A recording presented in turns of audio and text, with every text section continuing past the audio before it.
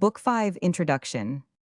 Throughout this book and the next, you will find passages taken from the writings of the best English authors. But the passages are not all equal, nor are they all such as we would call the best. And the more you read and are able to judge them for yourselves, the better you will be able to see what is the difference between the best and those that are not so good. By the best authors are meant those who have written most skillfully in prose and verse.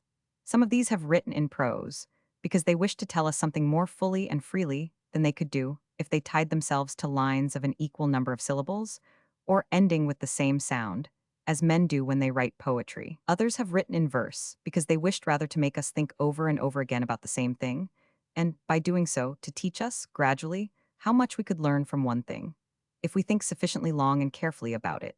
And besides this, they knew that rhythmical or musical language would keep longest in our memory anything which they wished to remain there, and by being stored up in our mind, would enrich us in all our lives after. In these books you will find pieces taken from authors both in prose and verse.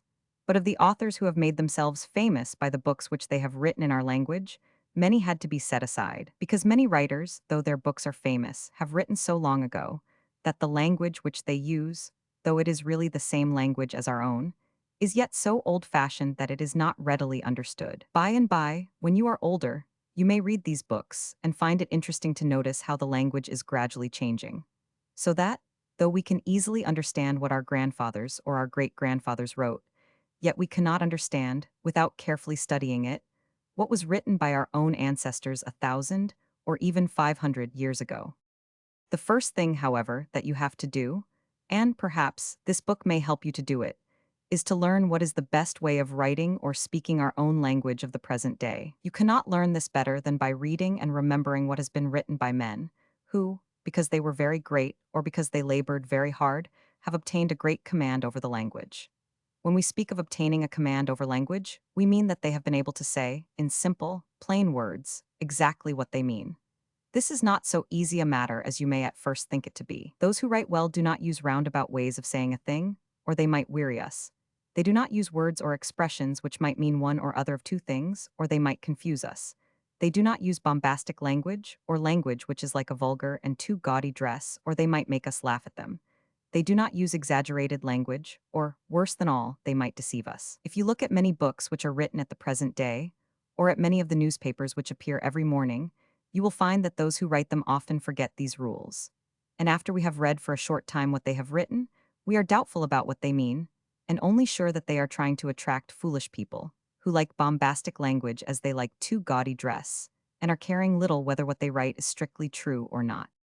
It is, therefore, very important that you should take as your examples those who have written very well and very carefully, and who have been afraid lest by any idle or careless expression they might either lead people to lose sight of what is true, or might injure our language, which has grown up so slowly, which is so dear to us, and the beauty of which we might, nevertheless, so easily throw away.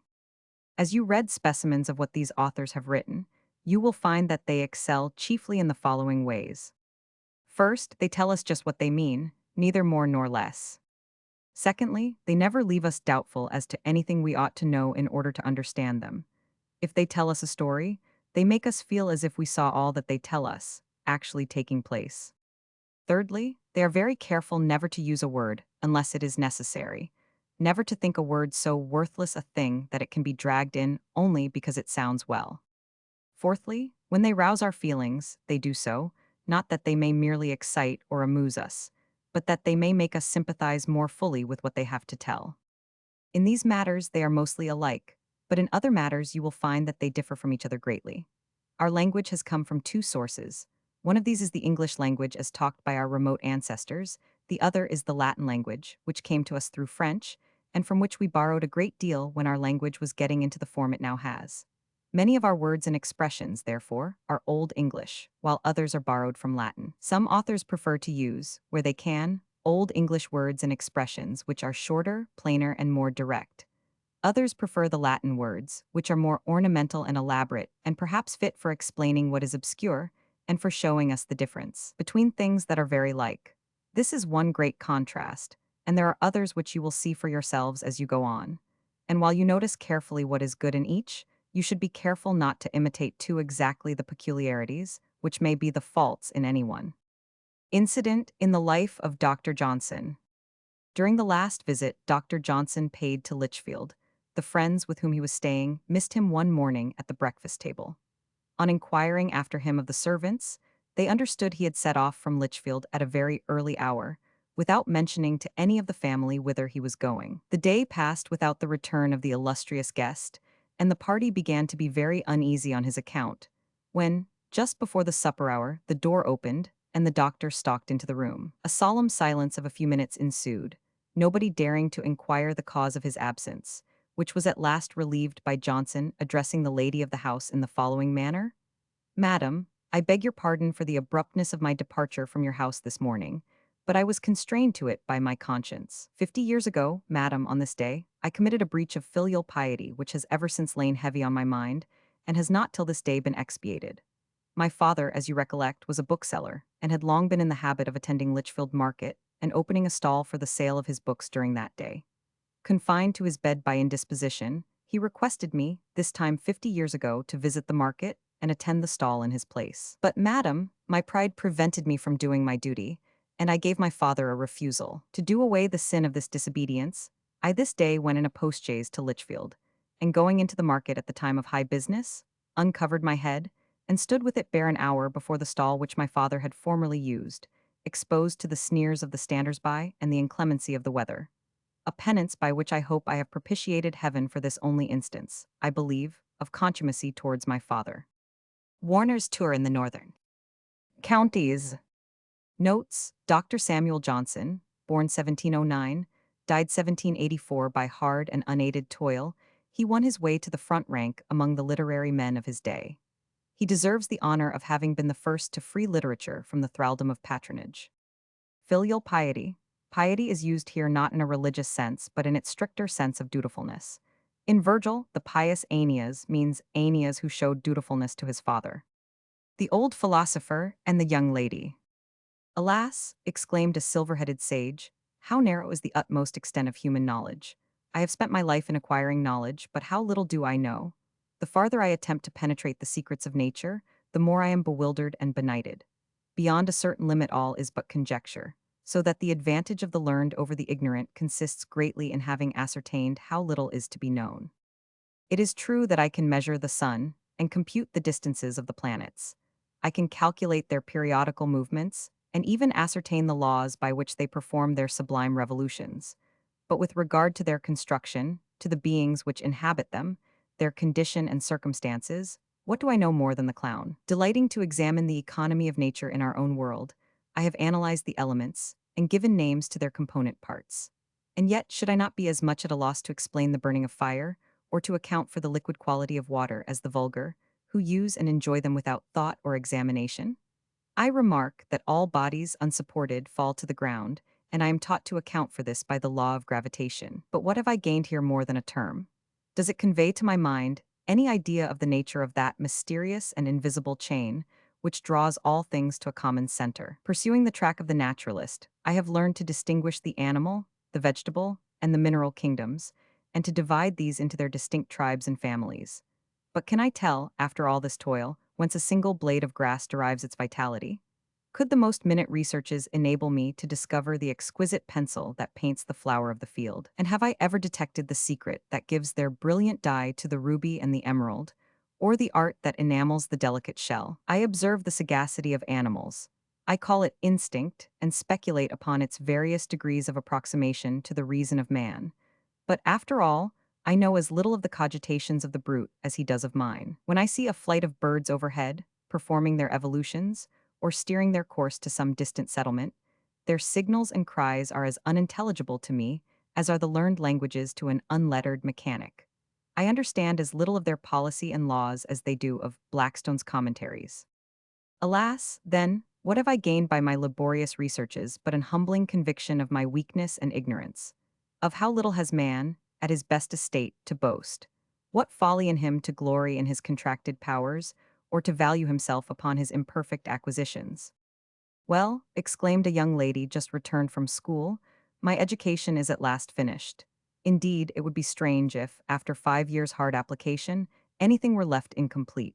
Happily, it is all over now, and I have nothing to do but exercise my various accomplishments. Let me see. As to French, I am mistress of that and speak it, if possible, with more fluency than English. Italian I can read with ease and pronounce very well at least, and better than any of my friends, and that is all one need wish for an Italian. Music I have learned till I am perfectly sick of it. But now that we have a grand piano, it will be delightful to play when we have company. And then there are my Italian songs, which everybody allows I sing with taste, and as it is what so few people can pretend to, I am particularly glad that I can. My drawings are universally admired, especially the shells and flowers, which are beautiful, certainly. Besides this, I have a decided taste in all kinds of fancy ornaments. And then, my dancing and waltzing, in which our master himself owned that he could take me no farther. Just the figure for it, certainly. It would be unpardonable if I did not excel. As to common things, geography and history and poetry and philosophy, thank my stars, I have got through them all, so that I may consider myself not only perfectly accomplished, but also thoroughly well informed. Well, to be sure, how much I have fagged through. The only wonder is that one head can contain it all. Jane Taylor. Note, Blackstone's Commentaries, the great standard work on the theory and practice of the English law, written by Sir William Blackstone, 1723-1780. The village blacksmith. Under a spreading chestnut tree, the village smithy stands. The smith, a mighty man is he, with large and sinewy hands, and the muscles of his brawny arms are strong as iron bands. His hair is crisp and black and long. His face is like the tan. His brow is wet with honest sweat. He earns whate'er he can, and looks the whole world in the face, for he owes not any man. Week in, week out, from morn till night, you can hear his bellows blow. You can hear him swing his heavy sledge, with measured beat and slow, like a sexton ringing the village bell. When the evening sun is low, and children coming home from school look in at the open door, they love to see the flaming forge, and hear the bellows roar, and catch the burning sparks that fly like chaff from a thrashing floor. He goes on Sunday to the church, and sits among his boys. He hears the parson pray and preach. He hears his daughter's voice, singing in the village choir, and it makes his heart rejoice. It sounds to him like her mother's voice, singing in paradise. He needs must think of her once more, how in the grave she lies, and with his hard, rough hand he wipes a tear out of his eyes.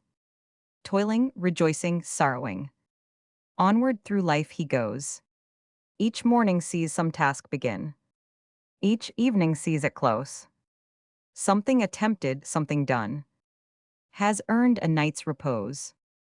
Thanks, thanks to thee, my worthy friend, for the lesson thou hast taught. Thus, at the flaming forge of life, our fortunes must be wrought.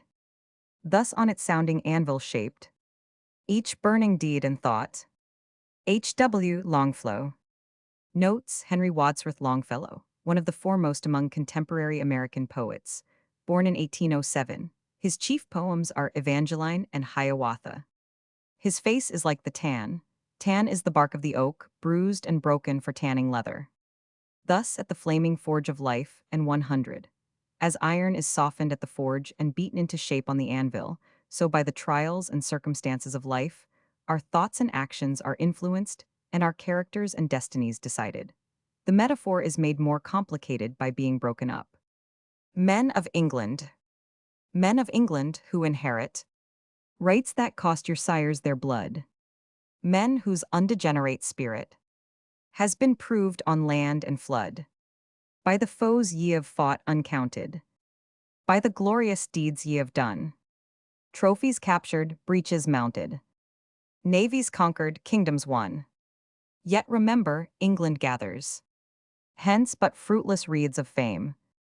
If the virtues of your fathers glow not in your hearts the same, what are monuments of bravery, where no public virtues bloom? What avail in lands of slavery? Trophied temples, arch and tomb. Pageants, let the world revere us. for our people's rights and laws, and the breasts of civic heroes, bared in freedom's holy cause. Yours are Hampton's Russell's glory. Sydney's matchless shade is your martyrs in heroic story, worth 1,000 Agincourts. We're the sons of sires that baffled, crowned and mitred tyranny. They defied the field and scaffold. For their birthrights, so will we. Campbell. Notes: Thomas Campbell, born 1777, died 1844. Author of The Pleasures of Hope, Gertrude of Wyoming, and many lyrics. His poetry is careful, scholarlike, and polished. Men whose undegenerate spirit and 100. In prose, this would run, ye men whose spirit has been proved to be undegenerate and 100. The word undegenerate, which is introduced only as an epithet, is the real predicate of the sentence. By the foes ye have fought uncounted, uncounted agreeing with foes. Fruitless reeds of fame, a poetical figure taken from the wreaths of laurel given as prizes in the ancient games of Greece. Past history will give fame to a country, but nothing more fruitful than fame, unless its virtues are kept alive. Trophied temples 1. Temples hung, after the fashion of the ancients, with trophies. Arch 1. The triumphal arch erected by the Romans in honor of victorious generals. Pageants, these are naught but pageants. And for the beasts of civic heroes. Civic heroes, those who have striven for the rights of their fellow citizens. Hampton 1. John Hampton, born 1594, died 1643, the maintainer of the rights of the people in the reign of Charles I. He resisted the imposition of ship money and died in a skirmish at Chalgrove during the Civil War. Russell 1. Lord William Russell, beheaded in 1683 in the reign of Charles II, on a charge of treason. He had resisted the court in its aims at establishing the doctrine of passive obedience. Sidney 1. Algernon Sidney, the friend of Russell who met with the same fate in the same year. Sidney's matchless shade, spirit or memory. Agincourt, the victory won by Henry V, in France in 1415. Crowned and mitred tyranny, explain this. Barbaba S. On the noon of the 14th of November, 1743, just as the clock had struck 1, Barbara S., with her accustomed punctuality, ascended the long, rabbling staircase with awkward interposed landing places, which led to the office, or rather a sort of box with a desk in it, whereat sat the then treasurer of the Old Bath Theatre. All over the island it was the custom, and remains so I believe to this day, for the players to receive their weekly stipend on the Saturday. It was not much that Barbara had to claim. This little maid had just entered her 11th year, but her important station at the theatre, as it seemed to her, with the benefits which she felt to accrue from her pious application of her small earnings, had given an air of womanhood her steps and to her behavior. You would have taken her to have been at least 5 years older. Till latterly she had merely been employed in choruses, or where children were wanted to fill up the scene. But the manager, observing a diligence and adroitness in her above her age, had for some few months past entrusted to her the performance of whole parts. You may guess the self-consequence of the promoted Barbara. The parents of Barbara had been in reputable circumstances. The father had practiced, I believe, as an apothecary in the town, but his practice, from causes for which he was himself to blame, or perhaps from that pure infelicity which accompanies some people in their walk through life, and which it is impossible to lay at the door of imprudence, was now reduced to nothing. They were, in fact, in the very teeth of starvation, when the manager, who knew and respected them in better days, took the little Barbara into his company. At the period I commenced with, her slender earnings were the sole support of the family, including 2 younger sisters. I must throw a veil over some mortifying circumstances. Enough to say that her Saturday's pittance was the only chance of a Sunday's meal of meat. This was the little starved, meritorious maid, stood before old Ravenscroft, the treasurer, for her Saturday's payment. Ravenscroft was a man, I have heard many old theatrical people besides herself say, of all men least calculated for a treasurer. He had no head for accounts, paid away at random, kept scarce any books, and summing up at the week's end, if he found himself a pound or so deficient, blessed himself that it was no more. Now Barbara's weekly stipend was a bare half-guinea. By mistake he popped into her hand a whole one. Barbara tripped away. She was entirely unconscious at first of the mistake, God knows. Ravenscroft would never have discovered it. But when she had got down to the first of those uncouth landing places, she became sensible of an unusual weight of metal pressing her little hand. Now mark the dilemma. She was by nature a good child. From her parents and those about her, she had imbibed no contrary influence. But then they had taught her nothing.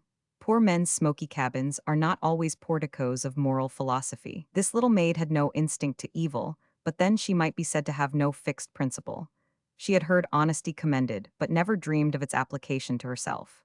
She thought of it as something which concerned grown-up people, men and women. She had never known temptation, or thought of preparing resistance against it. Her first impulse was to go back to the old treasurer and explain to him his blunder. He was already so confused with age, besides a natural want of punctuality, that she would have had some difficulty in making him understand it. She saw that in an instant, and then it was such a bit of money. And then the image of a larger allowance of butcher's meat on their table next day came across her, till her little eyes glistened and her mouth moistened. But then Mr. Ravenscroft had always been so good-natured, had stood her friend behind the scenes, and even recommended her promotion to some of her little parts. But again, the old man was reputed to be worth a world of money. He was supposed to have £50 a year clear of the theatre. And then came staring upon her the figures of her little stockingless and shoeless sisters. And when she looked at her own neat white cotton stockings, which her situation at the theatre had made it indispensable for her mother to provide for her, with hard straining and pinching from the family stock, and thought how glad she should be to cover their poor feet with the same, and how then they could accompany her to rehearsals, which they had hitherto been precluded from doing, by reason of their unfashionable attire.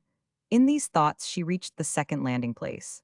The second, I mean, from the top, for there was still another left to traverse. Now virtue support Barbara. And that never-failing friend did step in.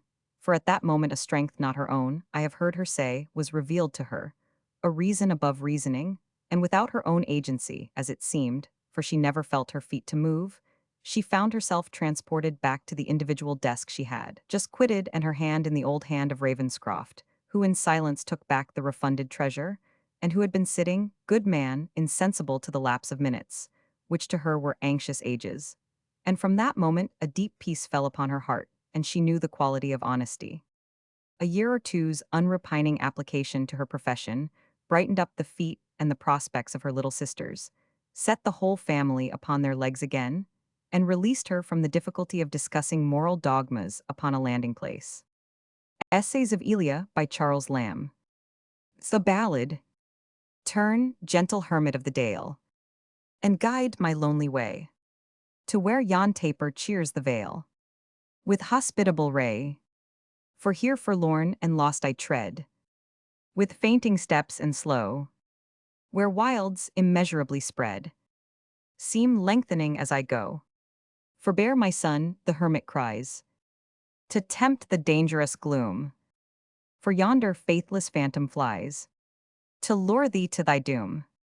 Here to the houseless child of want, my door is open still, and though my portion is but scant, I give it with good will. Then turn tonight and freely share whate'er my cell bestows, my rushy couch and frugal fare, my blessing and repose. No flocks that range the valley free, to slaughter I condemn.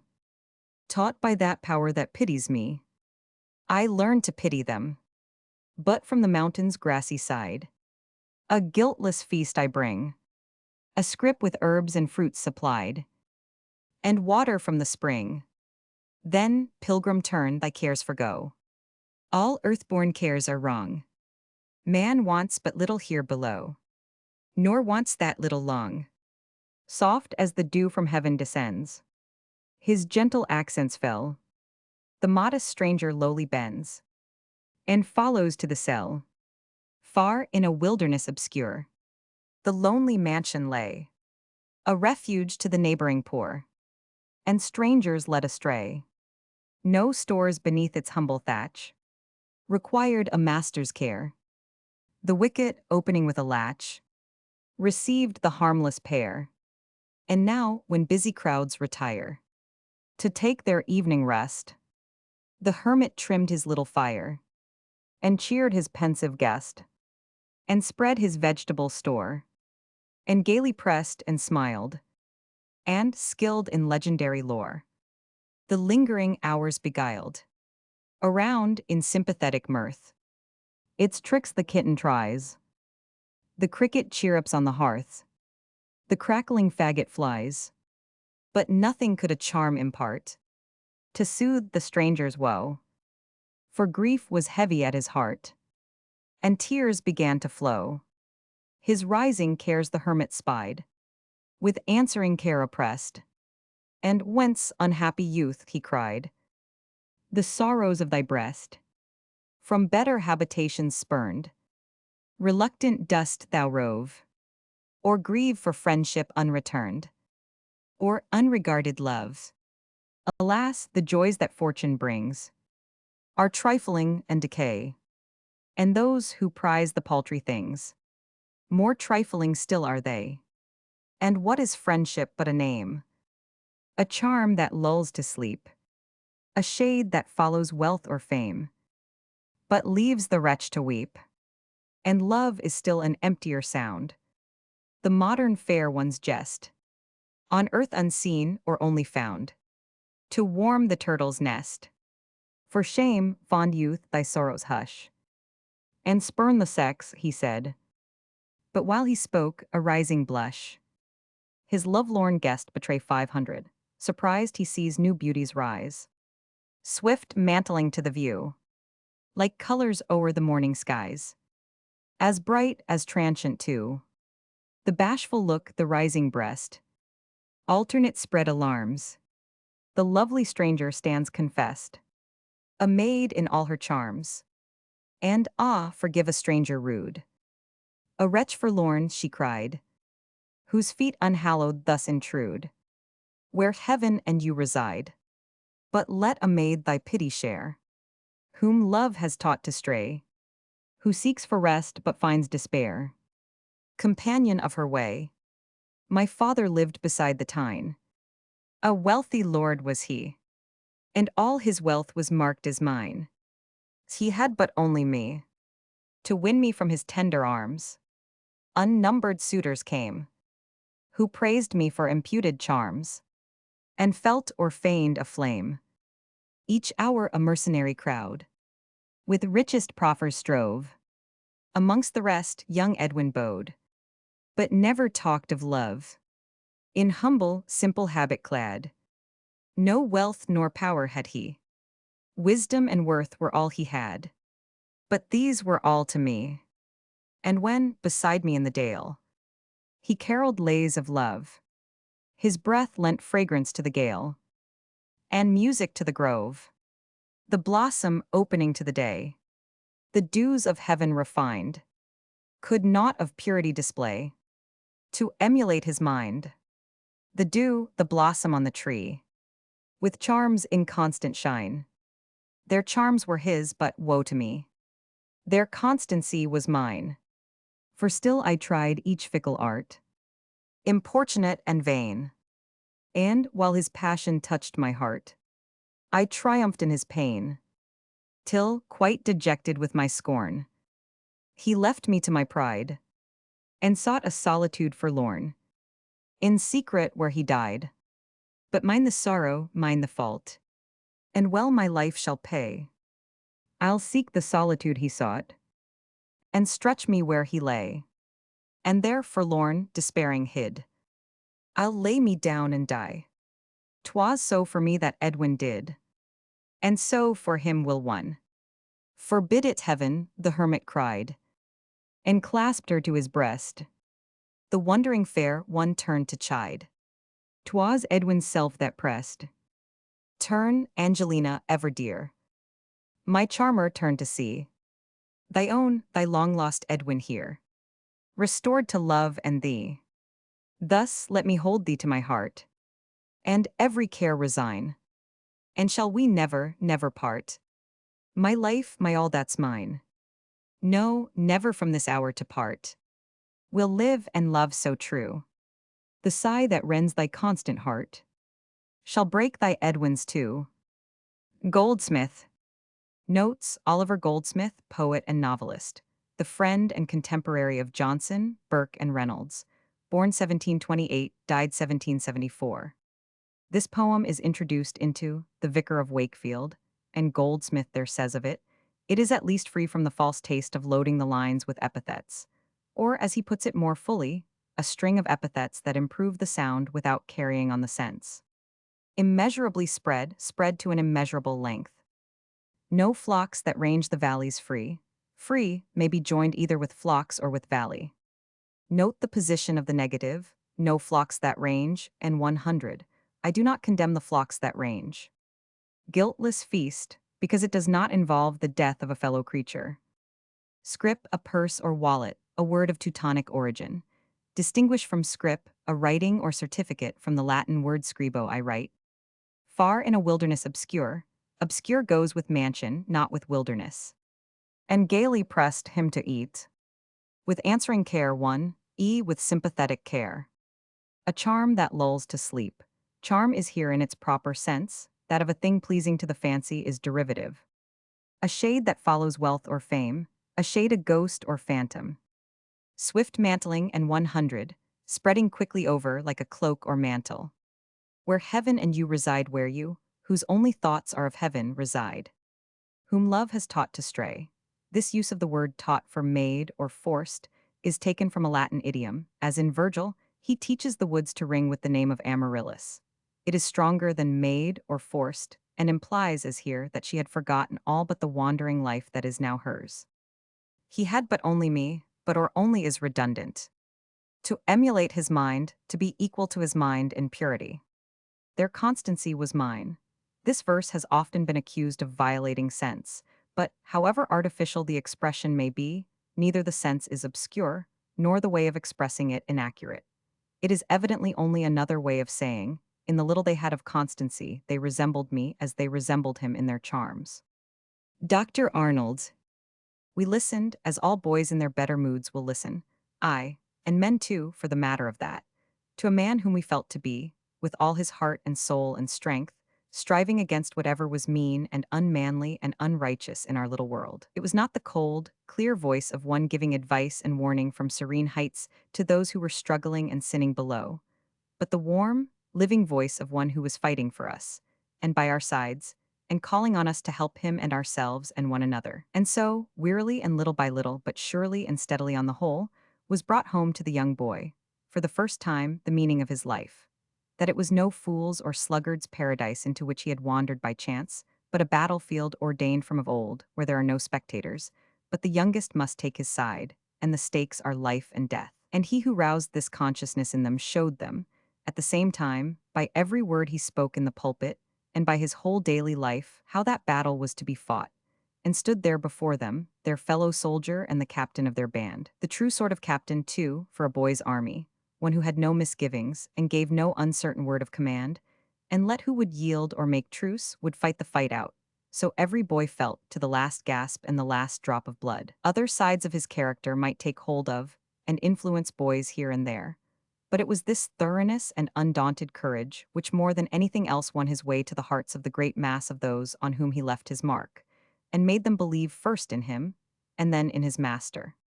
It was this quality, above all others, which moved such boys as Tom Brown, who had nothing whatever remarkable about him except excessive boyishness, by which I mean animal life in its fullest measure, good nature and honest impulses, hatred of injustice and meanness, and thoughtlessness enough to sink a three-decker. And so, during the next 2 years, in which it was more than doubtful whether he would get good or evil from the school, and before any steady purpose or principle grew up in him, whatever his weak sins and shortcomings might have been, he hardly ever left the chapel on Sunday evenings without a serious resolve to stand by and follow the doctor, and a feeling that it was only cowardice, the incarnation of all other sins in such a boy's mind, which hindered him from doing so with all his heart. Tom Brown's school days. Note, Dr. Arnold, the headmaster of Rugby School, died 1842. His life, which gives an account of the work done by him to promote education, has been written by Dean Stanley. Martyrs. Patriots have toiled and in their country's cause, bled nobly, and their deeds as they deserve. Receive proud recompense, we give in charge. Their names to the sweet lyre, the historic muse. Proud of the treasure, marches with it down to latest times, and sculpture in her turn. gives bond in stone and ever-during brass, to guard them and to immortalize her trust.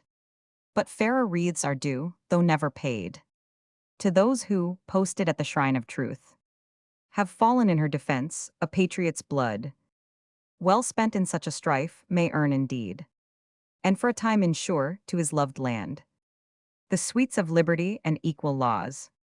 But martyrs struggle for a brighter prize, and win it with more pain, their blood is shed. In confirmation of the noblest claim, our claim to feed upon immortal truth, to walk with God, to be divinely free, to soar and to anticipate the skies. Yet few remember them, they lived unknown, till persecution dragged them into fame, and chased them up to heaven, their ashes flew. No marble tells us whither, with their names. No bard embalms and sanctifies his song. And history, so warm on meaner themes, is cold on this, she execrates indeed the tyranny that doomed them to the fire, but gives the glorious sufferers little praise. Cowper. Notes: William Cowper, born 1731, died 1800, the author of The Task, Progress of Error, Truth, and many other poems, all marked by the same pure thought and chaste language. This poem is written in what is called blank verse. 1. Verse in which the lines do not rhyme, the rhythm depending on the measure of the verse. To the sweet lyre to the poet, whose lyre or poetry is to keep their names alive. The historic muse. The ancients held that there were 9 muses or goddesses who presided over the arts and sciences, and of these, one was the muse of history. Gives bond in stone, and 100. Pledges herself. The pith of the phrase is in its almost homely simplicity, the more striking in its contrast with the classical allusions by which it is surrounded. Her trust 1. What is trusted to her? To anticipate the skies to ennoble our life, and so approach that higher life we hope for after death. Till persecution dragged them into fame, forced them by its cruelty to become famous against their will. No marble tells us whither, because they have no tombstone and no epitaph. A psalm of life. Tell me not in mournful numbers. Life is but an empty dream, for the soul is dead that slumbers, and things are not what they seem. Life is real, life is earnest, and the grave is not its goal. Dust thou art, to dust returnest, was not spoken of the soul. Not enjoyment and not sorrow is our destined end or way, but to act that each tomorrow finds us farther than today. Art is long and time is fleeting, and our hearts, though stout and brave, still like muffled drums are beating funeral marches to the grave. In the world's broad field of battle, in the bivouac of life, be not like dumb, driven cattle. Be a hero in the strife. Trust no future, howe'er pleasant. Let the dead past bury its dead. Act in the living present. Heart within and God o'erhead.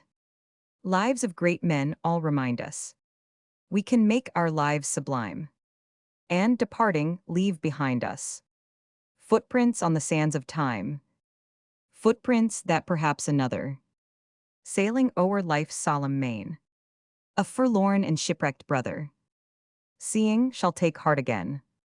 Let us then be up and doing, with a heart for any fate, still achieving, still pursuing. Learn to labor and to wait. H.W. Longfellow. Notes: art is long and time is fleeting, a translation from the Latin ars longa, vita brevis est. The metaphor in the last 2 stanzas in this page is strangely mixed. Footprints could hardly be seen by those sailing over the main. Boyhood's work. In no place in the world has individual character more weight than at a public school. Remember this, I beseech you, all you boys who are getting into the upper forms. Now is the time in all your lives, probably, when you may have more wide influence for good or evil in the society you live in than you ever can have again. Quit yourselves like men, then speak up and strike out if necessary, for whatsoever is true and manly and lovely and of good report. Never try to be popular, but only to do your duty and help others to do theirs, and you may leave the tone of feeling in the school higher than you found it, and so be doing good, which no living soul can measure. to generations of your countrymen yet unborn. For boys follow one another in herds like sheep, for good or evil. They hate thinking and have rarely any settled principles. Every school, indeed, has its own traditionary standard of right and wrong, which cannot be transgressed with impunity, marking certain things as low and blackguard, and certain others as lawful and right. This standard is ever varying, though it changes only slowly, and little by little. And, subject only to such standard, it is the leading boys for the time being who give the tone to all the rest, and make the school either a noble institution for the training of Christian Englishmen, or a place where a young boy will get more evil than he would if he were turned out to make his way in London streets, or anything between these two extremes. Work in the world.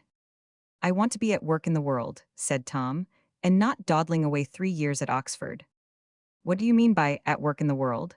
Said the master, pausing, with his lips close to his saucerful of tea, and peering at Tom over it. Well, I mean real work, one's profession, whatever one will have really to do, and make one's living by.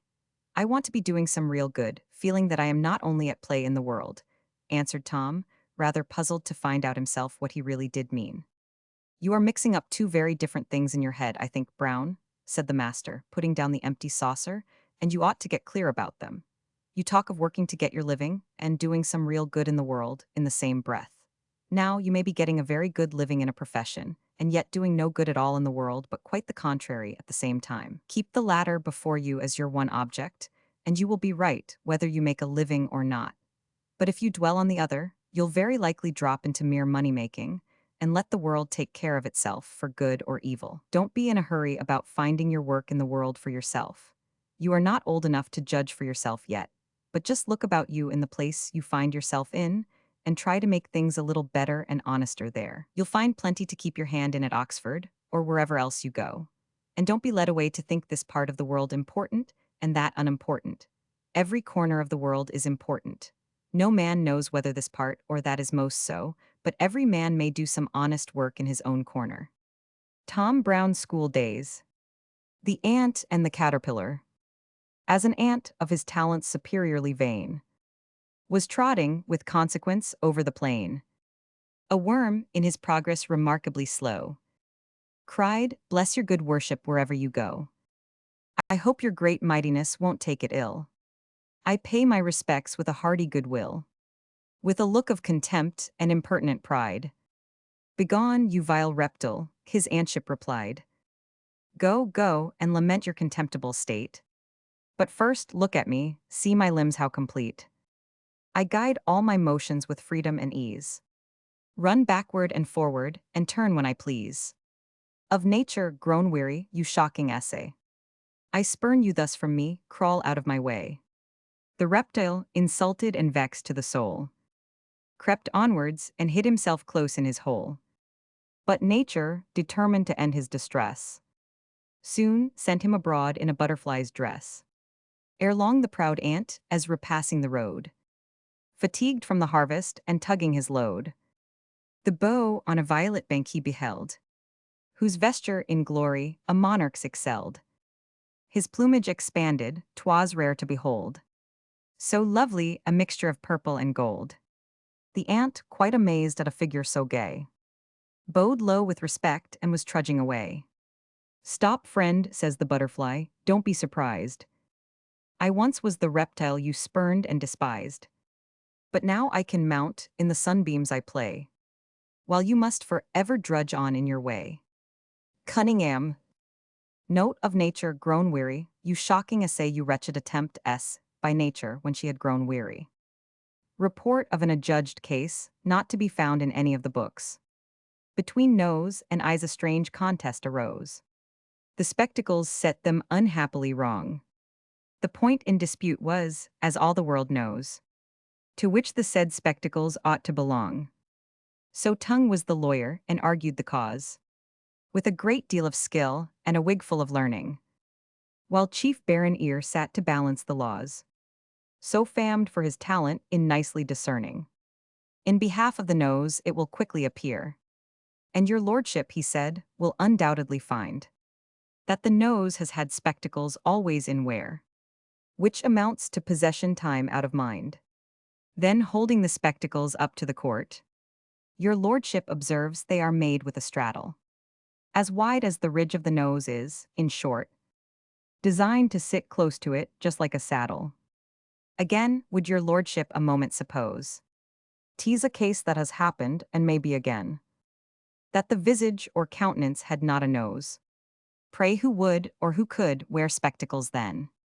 On the whole it appears, and my argument shows, with a reasoning the court will never condemn, that the spectacles plainly were made for the nose, and the nose was as plainly intended for them.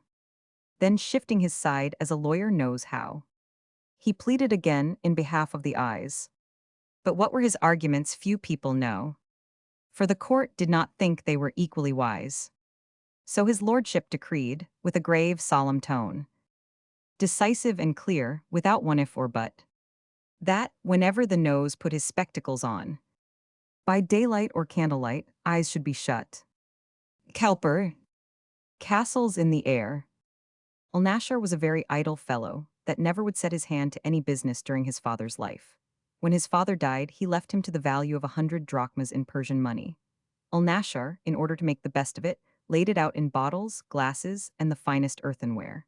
These he piled up in a large open basket, and having made choice of a very little shop, placed the basket at his feet, and leaned his back upon the wall in expectation of customers. As he sat in this posture, with his eyes upon the basket, he fell into a most amusing train of thought, and was overheard by one of his neighbors, as he talked to himself in the following manner: "This basket," says he, "cost me at the wholesale merchant's 100 drachmas, which is all I had in the world. I shall quickly make 200 of it by selling it in retail. These 200 drachmas will in a very little while rise to 400, which, of course, will amount in time to 4,000. 4,000 drachmas cannot fail of making 8,000. As soon as by these means I am master of 10,000, I will lay aside my trade of a glassman and turn jeweler. I shall then deal in diamonds, pearls, and all sorts of rich stones. When I have got together as much wealth as I can well desire, I will make a purchase of the finest house I can find, with lands, slaves, and horses. I shall then begin to enjoy myself and make a noise in the world. I will not, however, stop there, but still continue my traffic until I have got together 100,000 drachmas. When I have thus made myself master of 100,000 drachmas, I shall naturally set myself on the footing of a prince, and will demand the Grand Vizier's daughter in marriage, after having represented to that minister the information which I have received of the beauty, wit, discretion, and other high qualities which his daughter possesses. I will let him know at the same time that it is my intention to make him a present of 1,000 pieces of gold on our marriage day. As soon as I have married the Grand Vizier's daughter, I must make my father-in-law a visit, with a great train and equipage. And when I am placed at his right hand, which he will do of course, if it be only to honor his daughter, I will give him the 1,000 pieces of gold which I promised him, and afterwards, to his great surprise, will present him with another purse of the same value, with some short speech, as, "Sir, you see I am a man of my word, I always give more than I promise. When I have brought the princess to my house, I shall take particular care to breed her in due respect for me. To this end I shall confine her to her own apartments, make her a short visit, and talk but little to her. Her women will represent to me that she is inconsolable by reason of my unkindness, but I shall still remain inexorable. Her mother will then come and bring her daughter to me, as I am seated on a sofa. The daughter, with tears in her eyes, will fling herself at my feet and beg me to receive her into my favor. Then will I, to imprint her with a thorough veneration for my person, draw up my legs, and spurn her from me with my foot in such a manner that she shall fall down several paces from the sofa."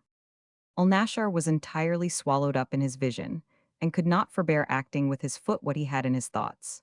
So that, unluckily striking his basket of brittle ware, which was the foundation of all his grandeur, he kicked his glasses to a great distance from him into the street, and broke them into 10,000 pieces.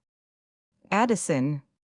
Note: Joseph Addison, born 1672, died 1719, chiefly famous as a critic and essayist. His calm sense and judgment, and the attraction of his style, have rendered his writings favorites from his own time to ours. The Inchcape Bell. No stir on the air, no swell on the sea.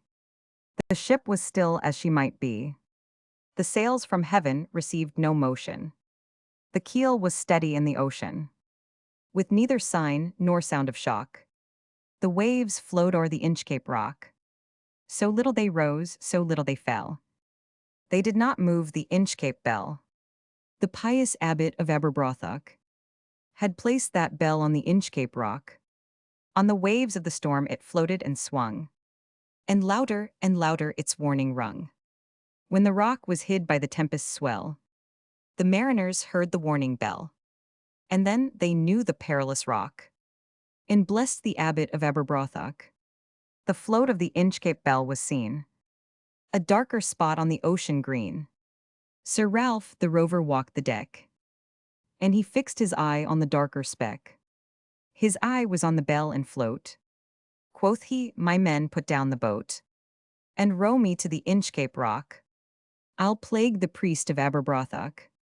The boat was lowered, the boatmen row, and to the Inchcape Rock they go. Sir Ralph leant over from the boat, and cut the bell from off the float. Down sunk the bell with a gurgling sound. The bubbles rose and burst around. Quoth he, who next comes to the rock won't bless the priest of Aberbrothock. Sir Ralph the rover sailed away.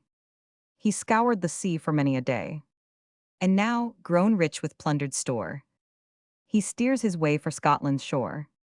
So thick a haze o'erspread the sky, they could not see the sun on high. The wind had blown a gale all day. At evening it hath died away. Canst hear, said one, the breakers roar? For yonder, methinks, should be the shore. Now, where we are I cannot tell. I wish we heard the Inchcape Bell. They heard no sound, the swell is strong. Though the wind hath fallen they drift along, till the vessel strikes with a shivering shock. O heavens, it is the Inchcape Rock. Sir Ralph the rover tore his hair, and cursed himself in his despair. And waves rush in on every side. The ship sinks fast beneath the tide. Southey. Notes: Robert Southey, born 1774, died 1848. Poet laureate and author of numerous works in prose and verse. Quoth, Saxon Seaweathan, to say, a perfect now used only in the first and third persons singular of the present indicative, the nominative following the verb. Till the vessel strikes with a shivering shock. Notice the effective use of alliteration. 1. E. The recurrence of words beginning with the same letter, which is the basis of Old English rhythm. The death of Nelson. It had been part of Nelson's prayer that the British fleet might be distinguished by humanity in the victory he expected. Setting an example himself, he twice gave orders to cease firing upon the Redoubtable, supposing that she had struck because her great guns were silent, for, as she carried no flag, there was no means of instantly ascertaining the fact. From this ship, which he had thus twice spared, he received his death. A ball, fired from her mizzen top, which, in the then situation of the two vessels, was not more than 15 yards from that part of the deck where he was standing, struck the epaulette on his left shoulder, about a quarter after one, just in the heat of action. He fell upon his face, on the spot which was covered with his poor secretary's blood. Hardy, his captain, who was a few steps from him, turning round, saw 3 men raising him up. They have done for me at last, Hardy, said he. I hope not, cried Hardy. Yes, he replied, my backbone is shot through. Yet even now, not for a moment losing his presence of mind, he observed, as they were carrying him down the ladder, that the tiller ropes which had been shot away were not yet replaced, and ordered that new ones should be rove immediately. Then, that he might not be seen by the crew, he took out his handkerchief and covered his face and his stars. Had he but concealed these badges of honor from the enemy, England, perhaps, would not have had cause to receive with sorrow the news of the Battle of Trafalgar. The cockpit was crowded with wounded and dying men, over whose bodies he was with some difficulty conveyed, and laid upon a pallet in the midshipmen's berth. It was soon perceived, upon examination, that the wound was mortal. This, however, was concealed from all except Captain Hardy, the chaplain, and the medical attendants. He himself being certain, from the sensation in his back, and the gush of blood he felt momently within his breast, that no human care could avail him, insisted that the surgeon should leave him, and attend to those to whom he might be useful. For, said he, you can do nothing for me. All that could be done was to fan him with paper, and frequently to give him lemonade to alleviate his intense thirst. He was in great pain, and expressed much anxiety for the event of the action, which now began to declare itself.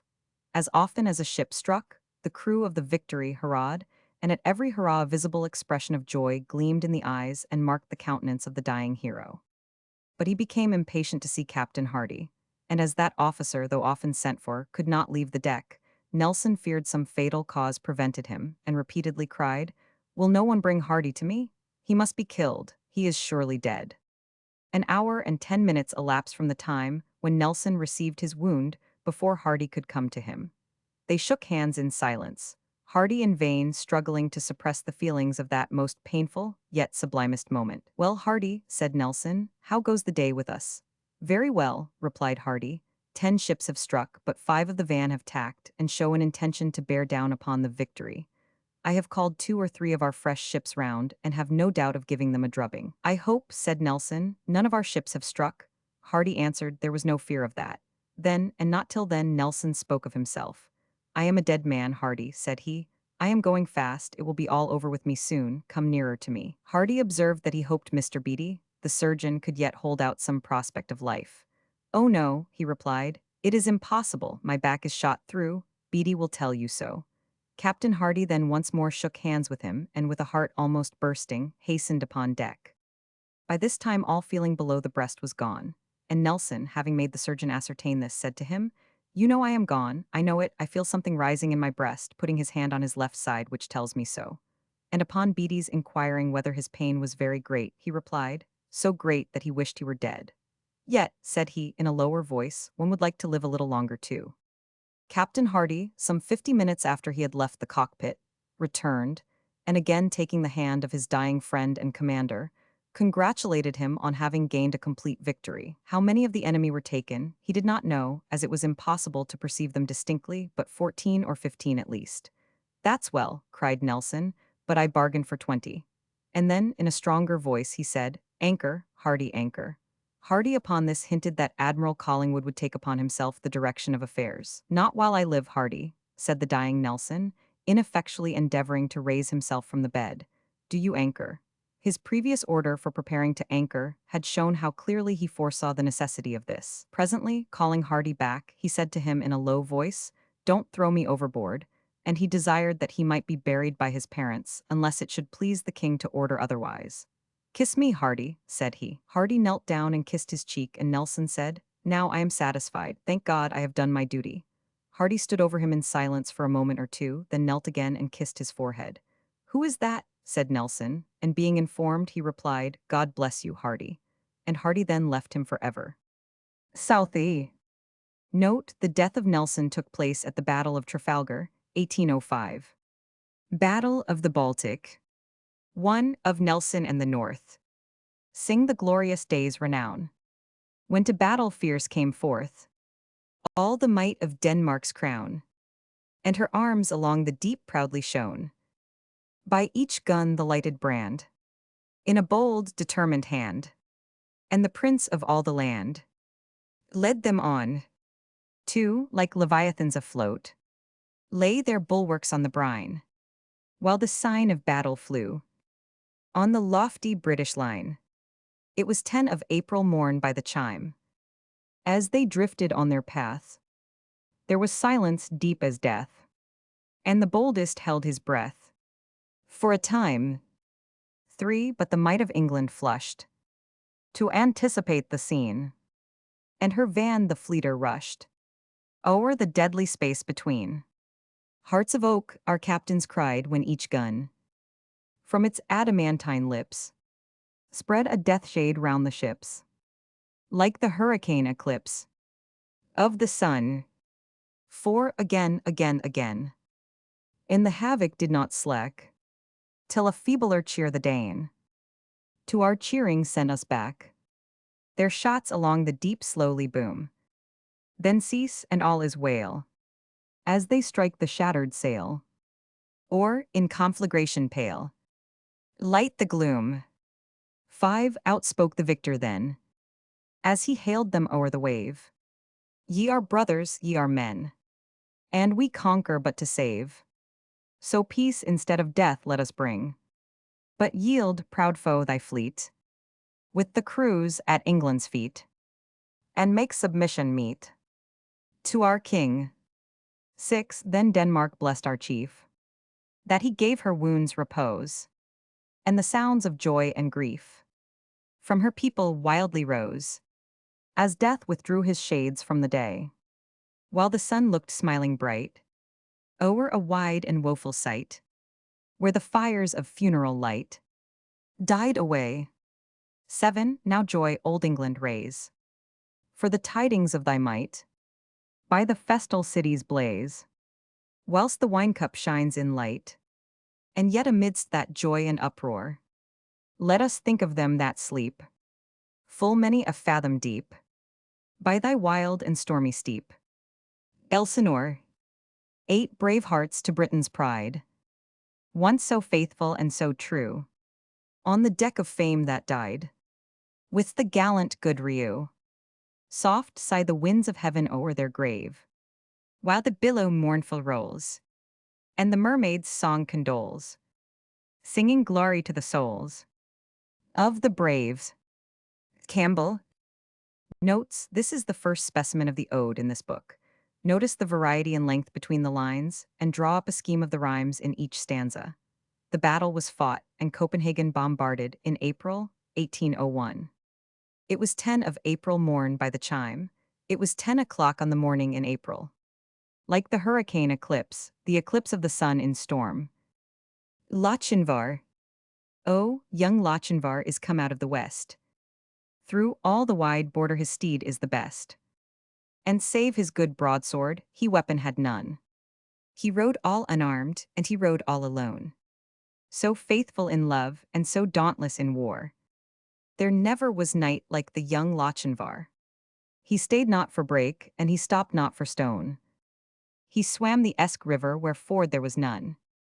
But, ere he alighted at Netherby gate, the bride had consented, the gallant came late.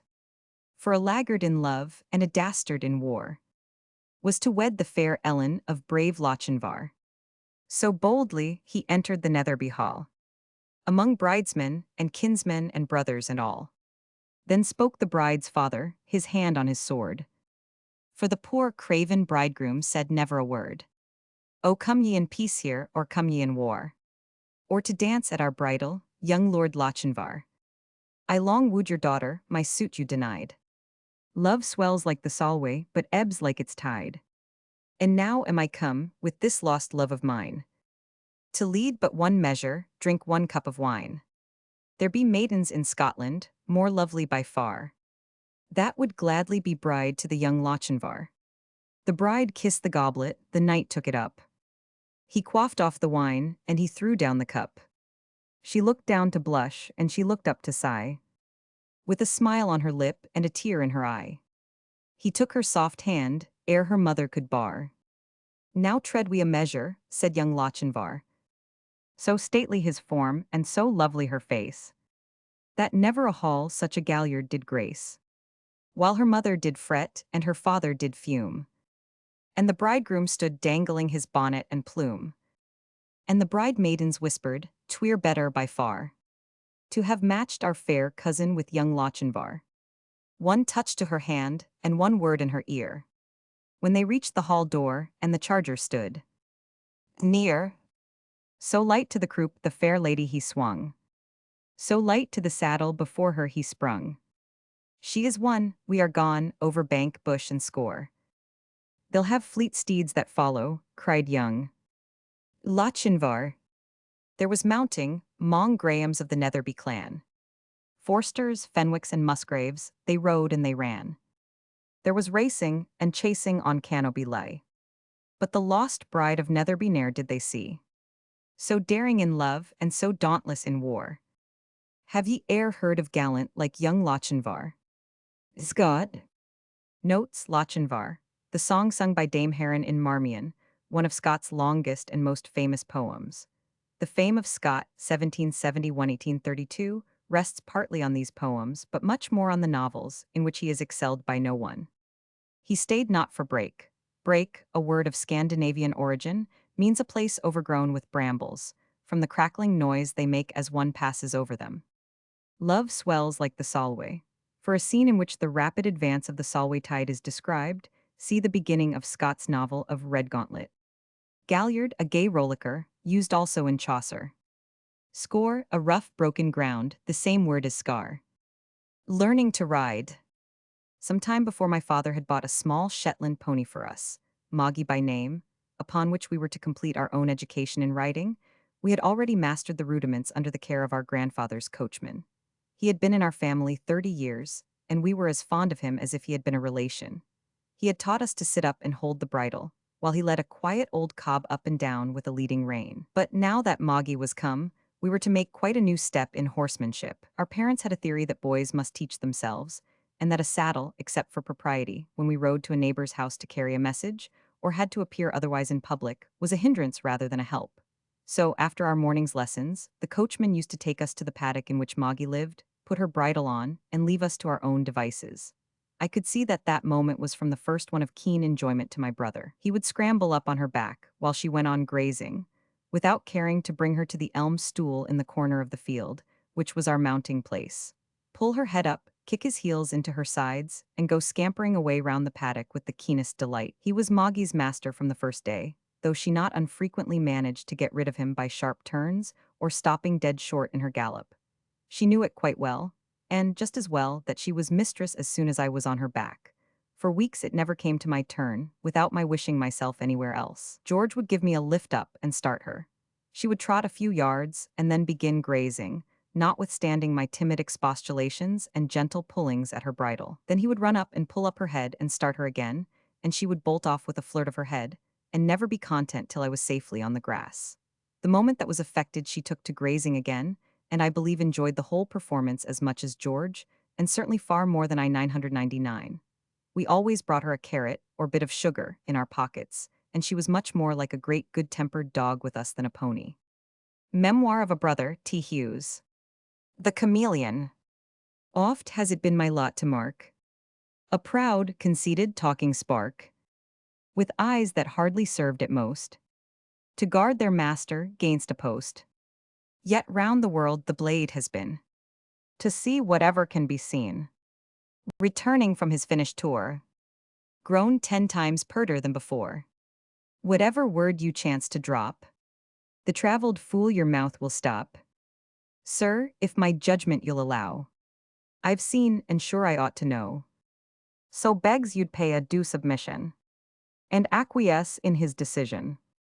2 travellers of such a cast, as o'er Arabia's wilds they passed, and on their way in friendly chat, now talked of this and now of that, discoursed awhile, mongst other matter, of the chameleon's form and nature. A stranger animal, cries one, sure never lived beneath the sun. A lizard's body, lean and long, a fish's head, a serpent's tongue, its foot with triple claw disjoined, and what a length of tail behind. How slow its pace, and then its hue. Who ever saw so fine a blue? Hold there, the other quick replies. 'Tis green, I saw it with these eyes. As late with open mouth it lay, and warmed it in the sunny ray. Stretched at its ease the beast I viewed, and saw it eat the air for food. I've seen it, sir, as well as you, and must again affirm it blue. At leisure I the beast surveyed, extended in the cooling shade. 'Tis green, sir, I assure you. Green, cried the other in a fury. Why do you think I've lost my eyes? 'Twere no great loss, the friend replies, for if they always serve you thus, you'll find them of but little use. So high at last the contest rose. From words they almost came to blows, when luckily came by a third. To him the question they referred, and begged he'd tell them if he knew whether the thing was green or blue. Sirs, cries the umpire, cease your pother. The creature's neither one nor t'other. I caught the animal last night, and viewed it o'er by candlelight. I marked it well, 'twas black as jet. You stare, but sirs, I've got it yet, and can produce it, pray sir do. I'll lay my life the thing is blue, and I'll be sworn that when you've seen the reptile you'll pronounce him green. Well then, at once to ease the doubt, replies the man, I'll turn him out, and when before your eyes I've set him, if you don't find him black, I'll eat him. He said, and full before their sight, produced the beast, and lo, 'twas white. Both stared, the man looked wondrous wise. My children, the chameleon cries. Then first the creature found a tongue, You all are right and all are wrong. When next you tell of what you view, think others see as well as you. Nor wonder if you find that none prefers your eyesight to his own. Merrick, Moses at the fair. All this conversation, however, was only preparatory to another scheme, and indeed I dreaded as much. This was nothing less than that, as we were now to hold up our heads a little higher in the world, it would be proper to sell the colt, which was grown old, at a neighboring fair, and buy us a horse that would carry us single or double upon an occasion, and make a pretty appearance at church or upon a visit. This at first I opposed stoutly, but it was stoutly defended. However, as I weakened, my antagonist gained strength, till at last it was resolved to part with him. As the fair happened on the following day, I had intentions of going myself, but my wife persuaded me that I had got a cold, and nothing could prevail upon her to permit me from home. No, my dear, said she. Our son Moses is a discreet boy, and can buy and sell to a very good advantage. You know all our great bargains are of his purchasing. He always stands out and higgles, and actually tires them till he gets a bargain. As I had some opinion of my son's prudence, I was willing enough to entrust him with this commission. And the next morning I perceived his sisters mighty busy in fitting out Moses for the fair, trimming his hair, brushing his buckles, and cocking his hat with pins. The business of the toilet being over, we had at last the satisfaction of seeing him mounted upon the colt, with a deal box before him to bring home groceries in. He had on a coat made of that cloth they call thunder and lightning, which, though grown too short, was much too good to be thrown away. His waistcoat was of gosling green, and his sisters had tied his hair with a broad black riband. We all followed him several paces from the door, bawling after him, good luck, till we could see him no longer. I changed the subject by seeming to wonder what could keep our son so long at the fair, as it was now almost nightfall. Never mind our son, cried my wife. Depend upon it, he knows what he is about. I'll warrant we'll never see him sell his hen of a rainy day. I have seen him bring such bargains as would amaze one. I'll tell you a good story about that will make you split your sides with laughing. But as I live, yonder comes Moses without a horse and the box on his back. As she spoke, Moses came slowly on foot and sweating under the deal box which he had strapped round his shoulders like a peddler. Welcome, welcome, Moses. Well, my boy, what have you brought us from the fair? I have brought you myself, cried Moses with a sly look and resting the box on the dresser. I, Moses, cried my wife, that we know, but where is the horse? I have sold him, cried Moses, for £3 5 shillings and twopence. Well done, my good boy, returned she. I knew you would touch them off. Between ourselves, £3 5 shillings and twopence is no bad day's work. Come, let us have it then. I have brought back no money, cried Moses again.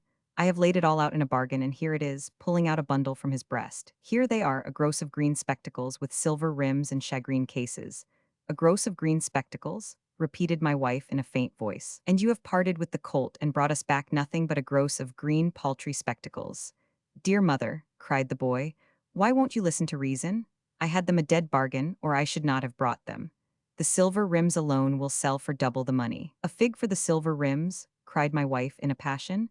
I dare swear they won't sell for above half the money at the rate of broken silver, 5 shillings an ounce.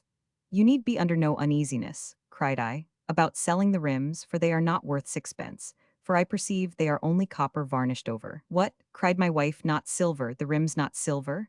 No, cried I, no more silver than your saucepan. And so, returned she, we have parted with the colt, and have only got a gross of green spectacles, with copper rims and shagreen cases? A murrain takes such trumpery. The blockhead has been imposed upon, and should have known his company better. There, my dear, cried I, you are wrong, he should not have known them at all. Marry, hang the idiot, returned she, to bring me such stuff, if I had them I would throw them in the fire. There again you are wrong, my dear, cried I, for though they be copper, we will keep them by us, as copper spectacles, you know, are better than nothing. By this time the unfortunate Moses was undeceived.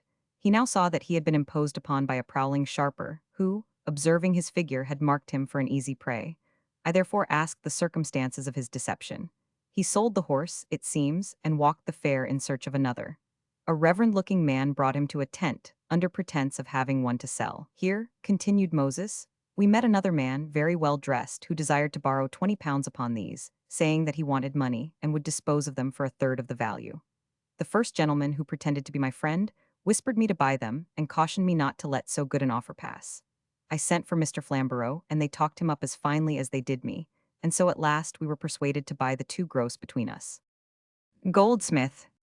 Note, Moses at the fair. This is an incident taken from Goldsmith's novel, The Vicar of Wakefield. The narrator throughout is the vicar himself, who tells us the simple joys and sorrows of his family and the foibles of each member of it. A wish. Happy the man whose wish and care a few paternal acres bound, content to breathe his native air. In his own ground, whose herds with milk, whose fields with bread, whose flocks supply him with attire, whose trees in summer yield him shade, in winter fire. Blessed who can unconcernedly find hours, days, and years glide soft away. In health of body, peace of mind, quiet by day, sound sleep by night, study and ease. Together mixed, sweet recreation, and innocence which most does please. With meditation, thus let me live, unseen, unknown. Thus unlamented let me die. Steal from the world and not a stone. Tell where I lie. Pope. Notes: Alexander Pope, born 1688, died 1744. The author of numerous poems and translations, all of them marked by the same lucid thought and polished versification. The essay on man, the satires and epistles, and the translations of Homer's Iliad and Odyssey are amongst the most important. Write a paraphrase of the first two stanzas. Wang the Miller. Wang the Miller was naturally avaricious. Nobody loved money better than he or more respected those that had it. When people would talk of a rich man in company, Wang would say, "I know him very well, he and I are intimate, he stood for a child of mine." But if ever a poor man was mentioned, he had not the least knowledge of the man. He might be very well for aught he knew, but he was not fond of many acquaintances, and loved to choose his company. Wang, however, with all his eagerness for riches, was in reality poor. He had nothing but the profits of his mill to support him. But though these were small, they were certain. While his mill stood and went, he was sure of eating, and his frugality was such that he every day laid some money by, which he would at intervals count and contemplate with much satisfaction. Yet still his acquisitions were not equal to his desires. He only found himself above want, whereas he desired to be possessed of affluence. One day, as he was indulging these wishes, he was informed that a neighbor of his had found a pan of money underground, having dreamed of it 3 nights running before. These tidings were daggers to the heart of poor Wang. "Here am I," says he, "toiling and moiling from morning till night for a few paltry farthings, while neighbor Hunks only goes quietly to bed and dreams himself into thousands before morning. Oh, that I could dream like him! With what pleasure would I dig round the pan? How slyly would I carry it home! Not even a wife should see me. And then, oh, the pleasure of thrusting one's hand into a heap of gold up to the elbow." Such reflections only served to make the miller unhappy. He discontinued his former assiduity. He was quite disgusted with small gains, and his customers began to forsake him. Every day he repeated the wish, and every night laid himself down in order to dream.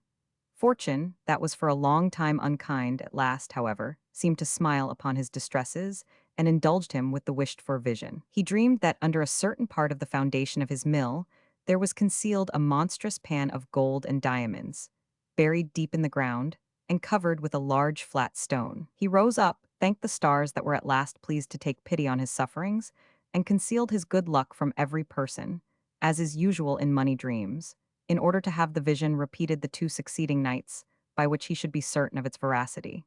His wishes in this also were answered. He still dreamed of the same pan of money, in the very same place. Now therefore it was past a doubt. So, getting up early the third morning, he repairs alone, with a mattock in his hand, to the mill, and began to undermine that part of the wall which the vision directed. The first omen of success that he met was a broken mug. Digging still deeper, he turns up a house tile, quite new and entire.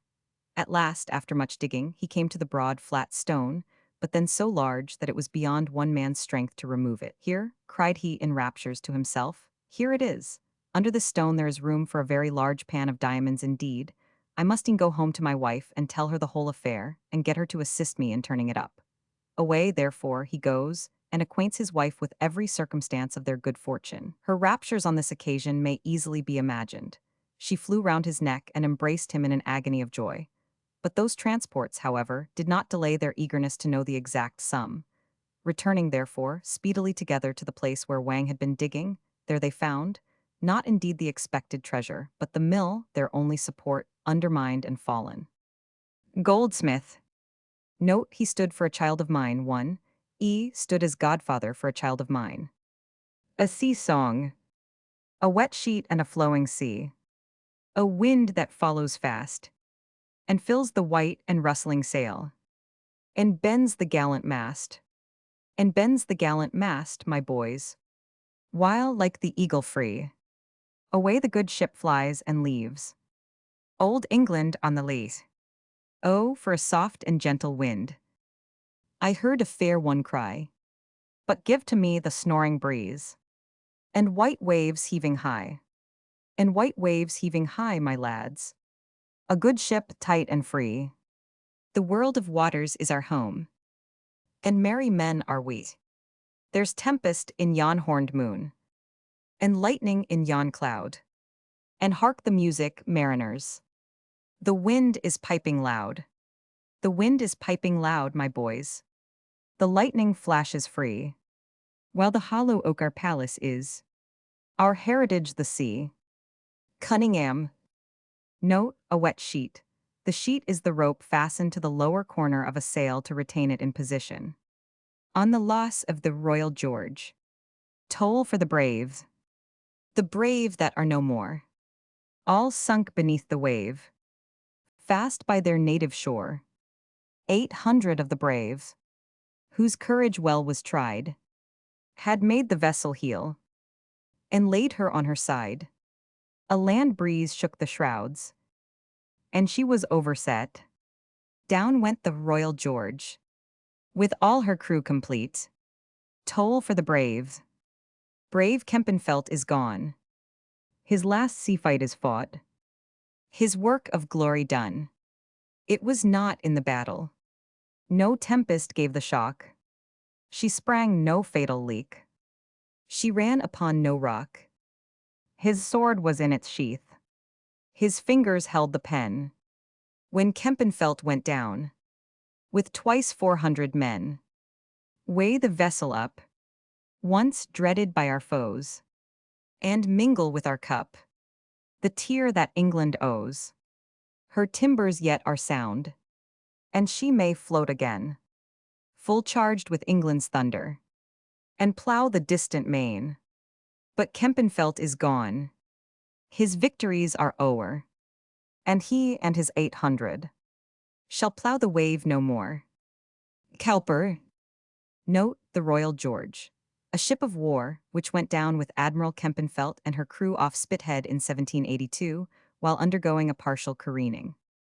An escape. After we had rowed, or rather driven, about a league and a half, as we reckoned it, a raging wave, mountain-like, came rolling astern of us and plainly bade us expect our end.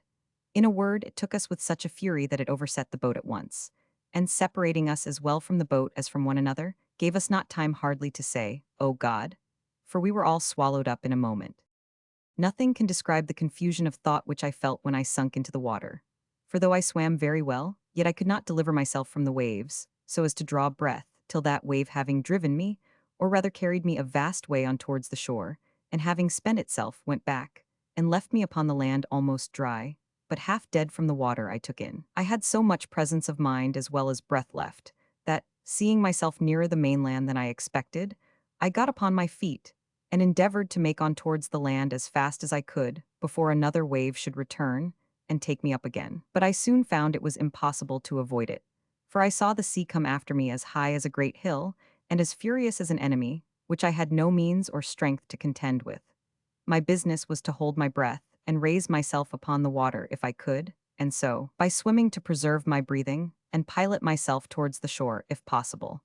My greatest concern now being, that the sea, as it would carry me a great way towards the shore when it came on, might not carry me back again with it when it gave back towards the sea. The wave that came upon me again buried me at once 20 or 30 feet deep in its own body, and I could feel myself carried with a mighty force and swiftness towards the shore a very great way. But I held my breath, and assisted myself to swim still forward with all my might. I was ready to burst with holding my breath, when, as I felt myself rising up, so, to my immediate relief, I found my head and hands shoot out above the surface of the water. And though it was not 2 seconds of time that I could keep myself so, yet it relieved me greatly, gave me breath and new courage. I was covered again with water a good while, but not so long but I held it out. And finding the water had spent itself, and began to return, I struck forward against the return of the waves, and felt ground again with my feet. I stood still a few moments to recover breath, until the water went from me, and then took to my heels and run with what strength I had farther towards the shore. But neither would this deliver me from the fury of the sea, which came pouring in after me again, and twice more I was lifted up by the waves, and carried forwards as before, the shore being very flat. The last time of these two had well near been fatal to me, for the sea having hurried me along as before, landed me, or rather dashed me against a piece of a rock, and that with such force as it left me senseless, and indeed helpless, as to my own deliverance.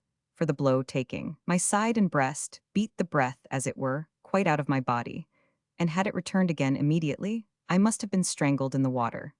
But I recovered a little before the return of the waves, and seeing I should be covered again with the water, I resolved to hold fast by a piece of the rock, and so to hold my breath, if possible, till the wave went back.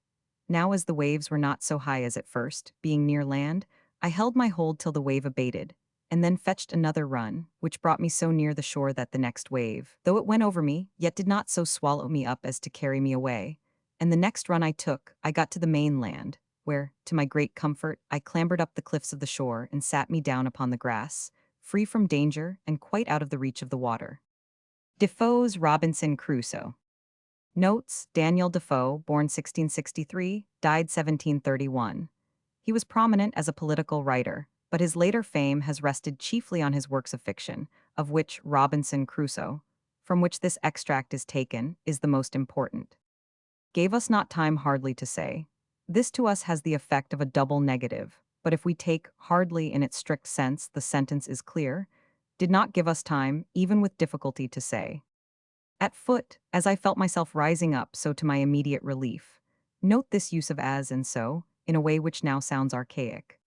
Run, the older form for which we would use ran. That with such force as it left me, in 100, for as, we would now use that. Cliffs of the shore, like clefts, broken openings in the shore. Rule Britannia. When Britain first, at heaven's command, arose from out the azure main. This was the charter of the land, and guardian angels sung this strain. Rule Britannia, rule the waves. Britons never will be slaves. The nations, not so blessed as thee, must in their turn to tyrants fall, while thou shalt flourish great and free. The dread and envy of them all. Still more majestic shalt thou rise, more dreadful from each foreign stroke, as the loud blast that tears the skies serves but to root thy native oak. The haughty tyrants ne'er shall tame.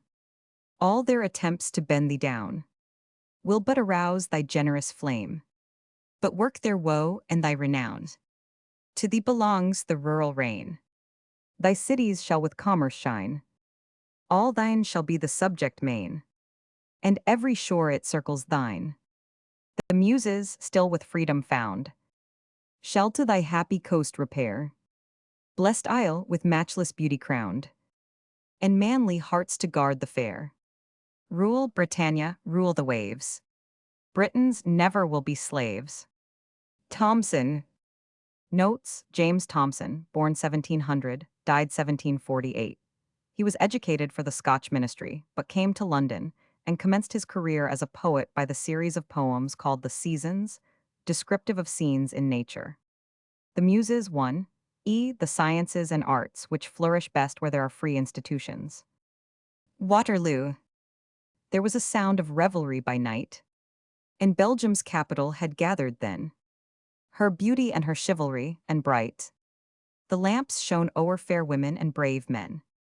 1,000 hearts beat happily, and when music arose with its voluptuous swell, soft eyes looked love to eyes which spake again, and all went merry as a marriage bell. But hush, hark, a deep sound strikes like a rising knell. Did ye not hear it? No, 'twas but the wind, or the car rattling o'er the stony street. On with the dance, let joy be unconfined. No sleep till morn, when youth and pleasure meet, to chase the glowing hours with flying feet. But hark, that heavy sound breaks in once more, as if the clouds its echo would repeat, and nearer, clearer, deadlier than before. Arm, arm, it is the cannon's opening roar. Ah, then and there was hurrying to and fro, and gathering tears and tremblings of distress, and cheeks all pale, which but an hour ago blushed at the praise of their own loveliness. And there were sudden partings, such as press the life from out young hearts and choking sighs, which ne'er might be repeated, who could guess, if evermore should meet those mutual eyes, since upon night so sweet such awful morn could rise. And there was mounting in hot haste the steed, the mustering squadron, and the clattering car, went pouring forward with impetuous speed, and swiftly forming in the ranks of war. And the deep thunder peal on peal afar, and near, the beat of the alarming drum, roused up the soldier ere the morning star, while thronged the citizens with terror dumb, or whispering with white lips, the foe they come. They come, and Ardennes waves above them her green leaves, dewy with nature's teardrops as they pass, grieving, if aught inanimate e'er grieves, over the unreturning brave, alas, ere evening to be trodden like the grass, which now beneath them, but above shall grow, in its next verdure, when this fiery mass of living valor, rolling on the foe, and burning with high hope, shall moulder cold and low. Last noon beheld them full of lusty life. Last eve in beauty's circle proudly gay. The midnight brought the signal sound of strife. The morn the marshalling in arms, the day battle's magnificently stern array. The thunderclouds close o'er it, which when rent, the earth is covered thick with other clay, which her own clay shall cover, heaped and pent. Rider and horse, friend foe, in one red burial blent. Byron. Notes: Waterloo. Fought 1815 between Napoleon on one side and Wellington and Blücher, the Prussian general, on the other. Its result was the defeat of Napoleon and his imprisonment by the Allies in St. Helena. The festivities held at Brussels, the headquarters of the British Army, on the eve of the battle, were rudely disturbed by the news that the action had already begun. Ardennes, a district on the frontier of France, bordering on Belgium. Ivry, the battle in which Henry IV, in the struggle for the crown of France, completely routed the forces of the Catholic Leg, 1590. My white plume shine. The white plume was the distinctive mark of the House of Bourbon. Oriflamme or oriflamme, lit, flame of gold, originally the banner of the Abbey of St. Denis, afterwards appropriated by the Crown of France. Let the helmet of Navarre, Henry's own country, be today the royal standard of France. Culverin, a piece of artillery of long range. The fiery Duke of Mayenne. Pricking fast, cf. A gentle knight was pricking o'er the plain, Spencer. With all the hireling chivalry of Gelders and Almain, the allies of the League. Almain or Almen, a district in the Netherlands. Givry. The king is come to marshal us, in all his armor dressed, and he has bound a snow-white plume upon his gallant crest. He looked upon his people, and a tear was in his eye. He looked upon the traitors, and his glance was stern and high. Right graciously he smiled on us, as rolled from wing to wing. Down all our line a deafening shout, God save our Lord the King.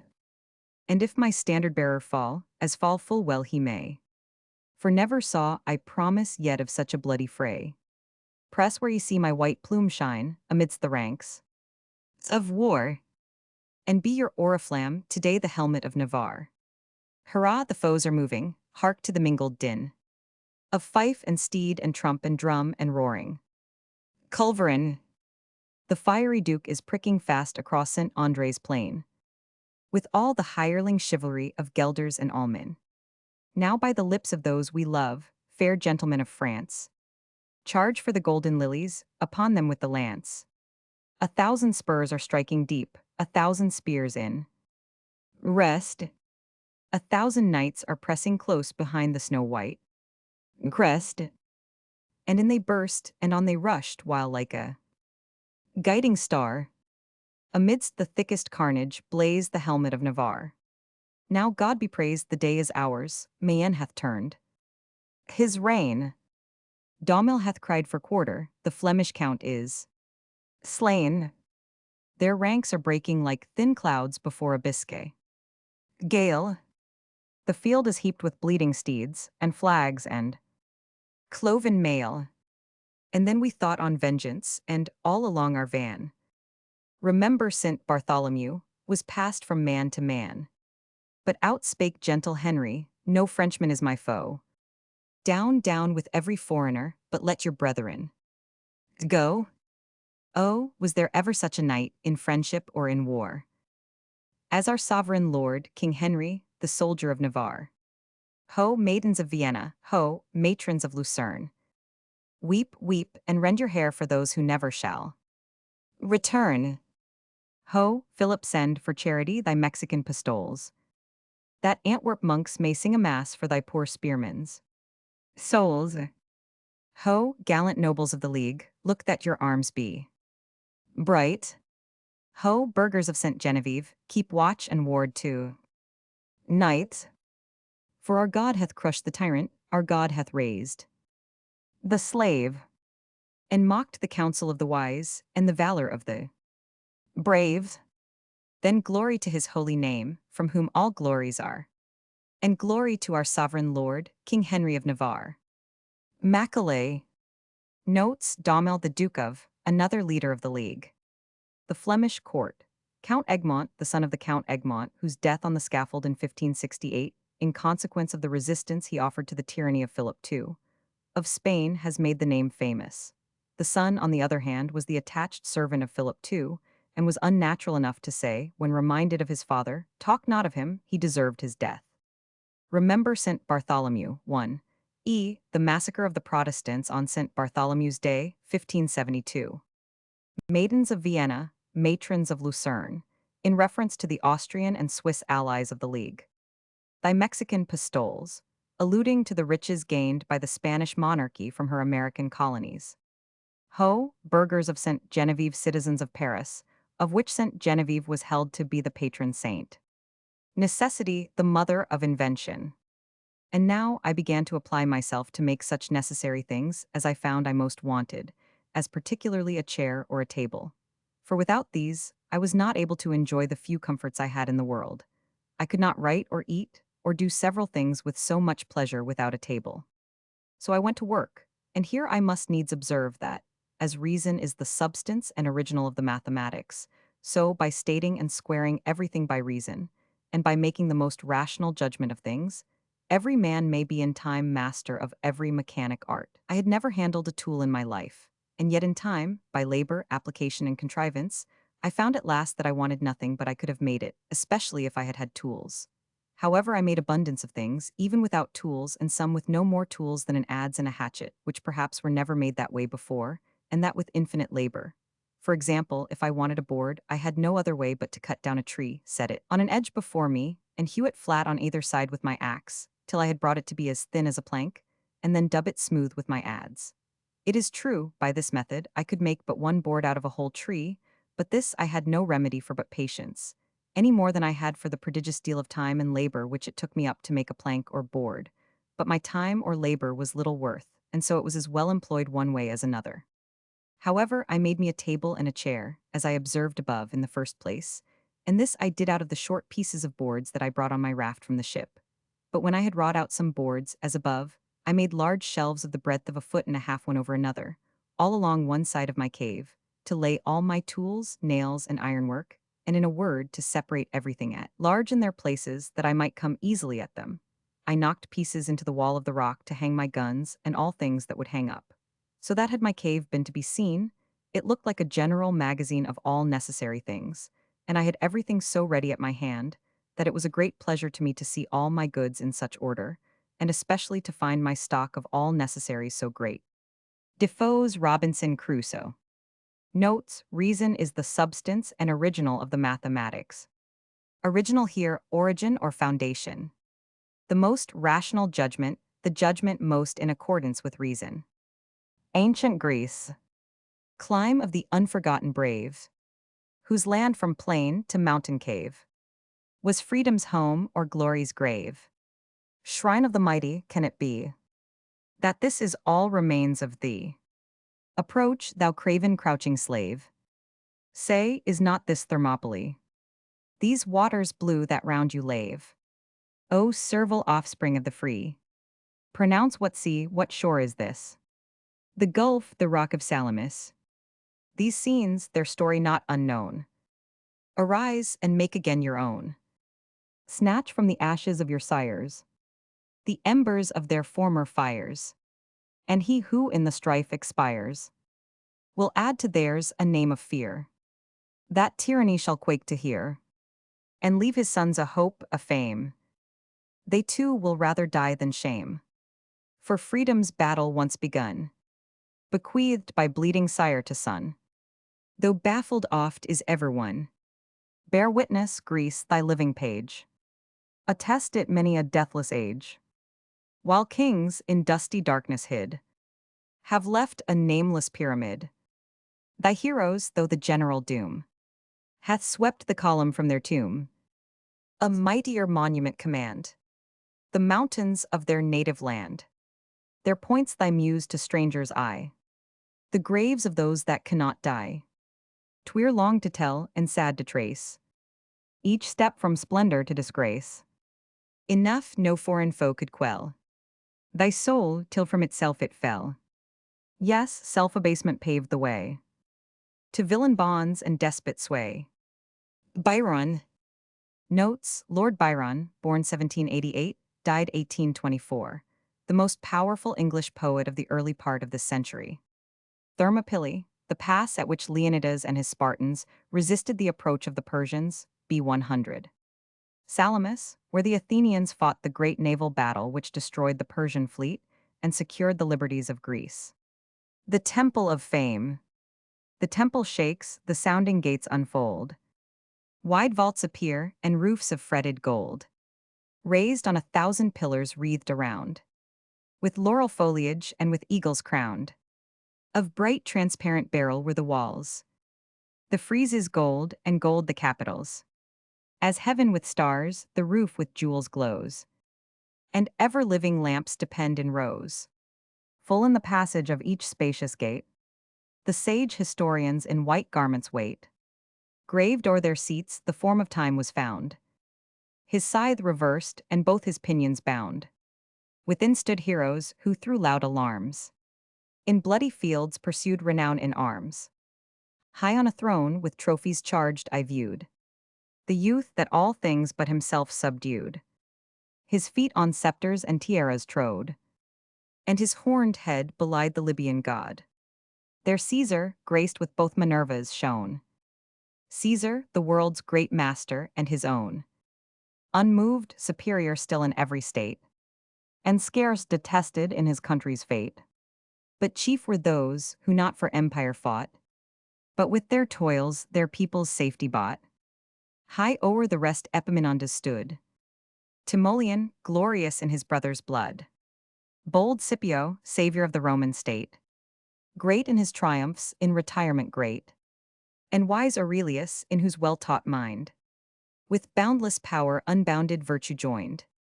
His own strict judge, and patron of mankind. Much suffering heroes next their honors claim, those of less noisy and less guilty fame.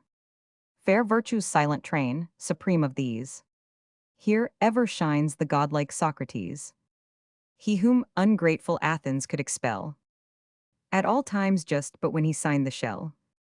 Here his abode the martyred Phocian claims. With Auges, not the last of Spartan names. Unconquered Cato shows the wound he tore, and Brutus his ill genius meets no more. But, in the center of the hallowed choir, 6 pompous columns o'er the rest aspire. Around the shrine itself of fame they stand, hold the chief honors and the fane command. High on the first the mighty Homer shone, eternal adamant composed his throne. Father of verse, in holy falaise dressed, his silver beard waved gently o'er his breast. Though blind, a boldness in his looks appears. In years he seemed, but not impaired by years. The wars of Troy were round the pillar seen. Here fierce Tydides wounds the Cyprian queen. Here Hector glorious from Patroclus fall.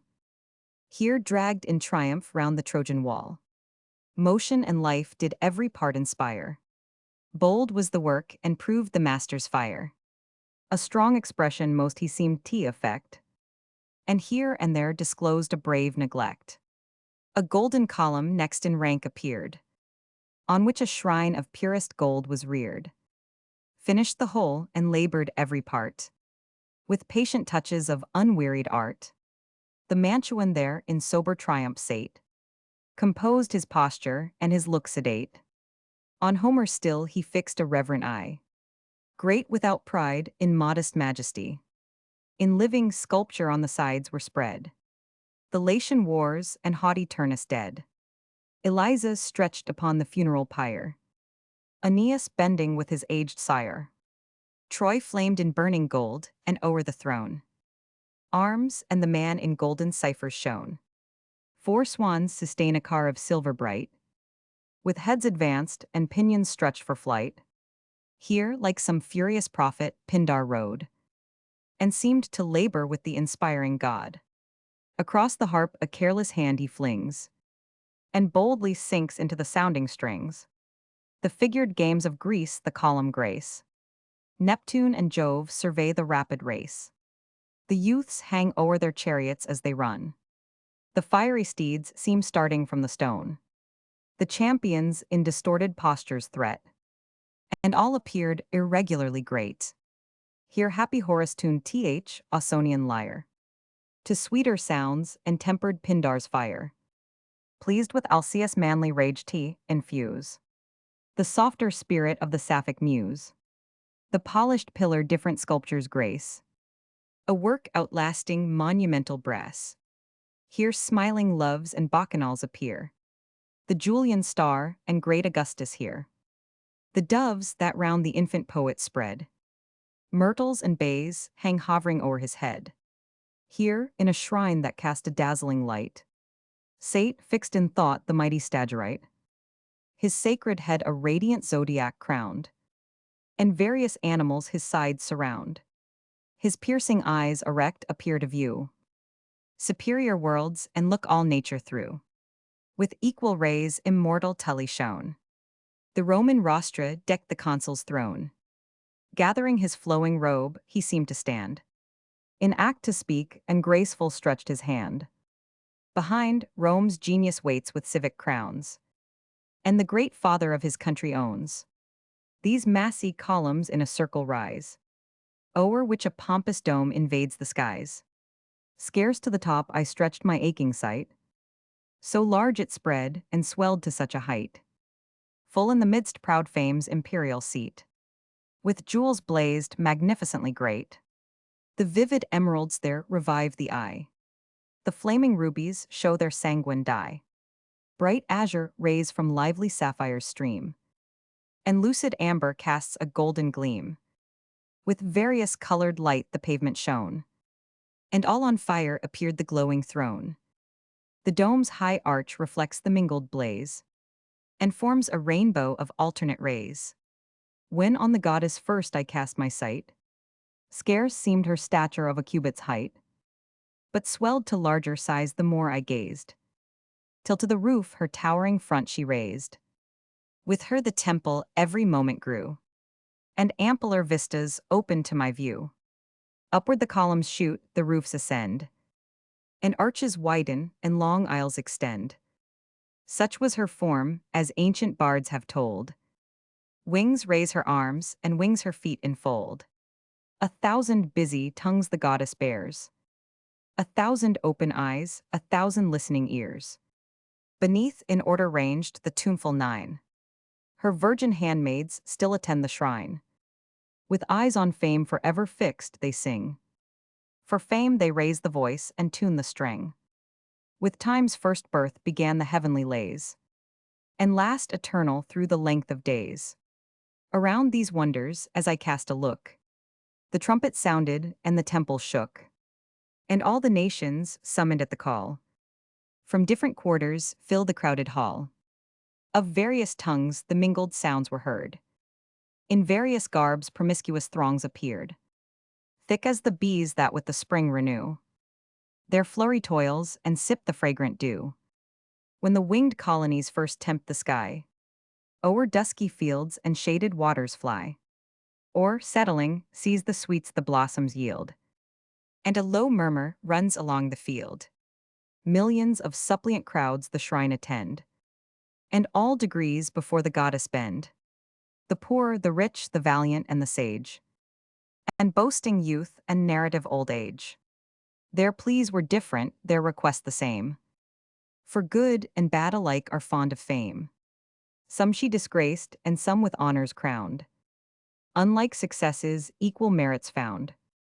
Thus her blind sister, fickle fortune, reigns, and, undiscerning, scatters crowns and chains. First at the shrine the learned world appear, and to the goddess thus prefer their prayer. Long have we sought tea, instruct and please mankind. With studies pale, with midnight vigils blind. But thanked by few, rewarded yet by none. We here appeal to thy superior throne. On wit and learning the just prize bestow. For fame is all we must expect below. The goddess heard and bade the muses raise the golden trumpet of eternal praise. From pole to pole the winds diffuse the sound that fills the circuit of the world around. Not all at once, as thunder breaks the cloud. The notes at first were rather sweet than loud. By just degrees they every moment rise, fill the wide earth and gain upon the skies. At every breath were balmy odors shed, which still grew sweeter as they wider spread. Less fragrant scents unfolding rose exhales, or spices breathing in Arabian gales. Next these the good and just and awful train, thus on their knees address the sacred fane.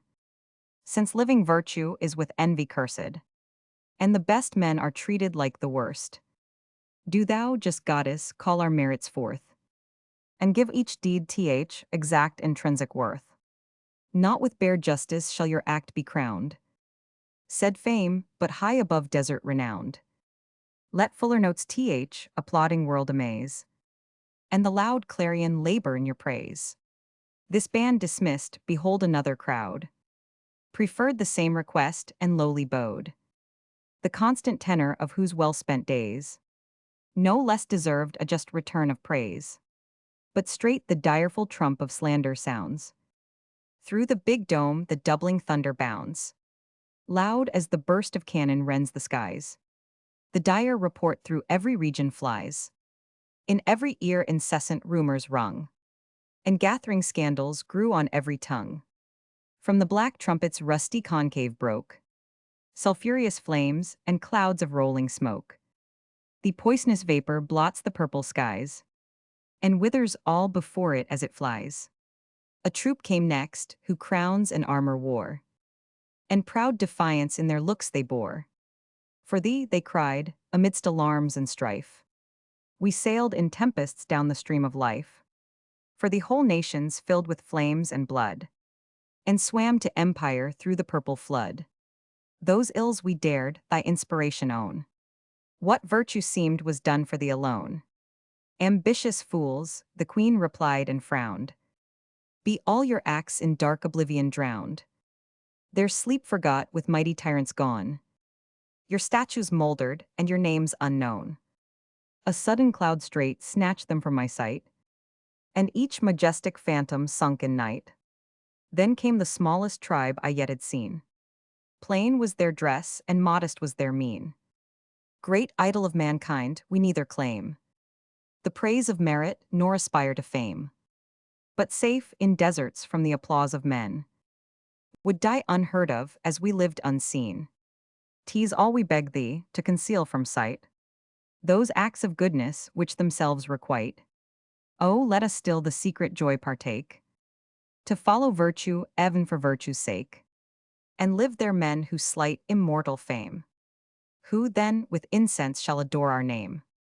But mortals know 'tis still our greatest pride, to blaze those virtues which the good would hide. Rise, muses, rise, add all your tuneful breath. These must not sleep in darkness and in death. She said, in air the trembling music floats, and on the winds triumphant swell the notes.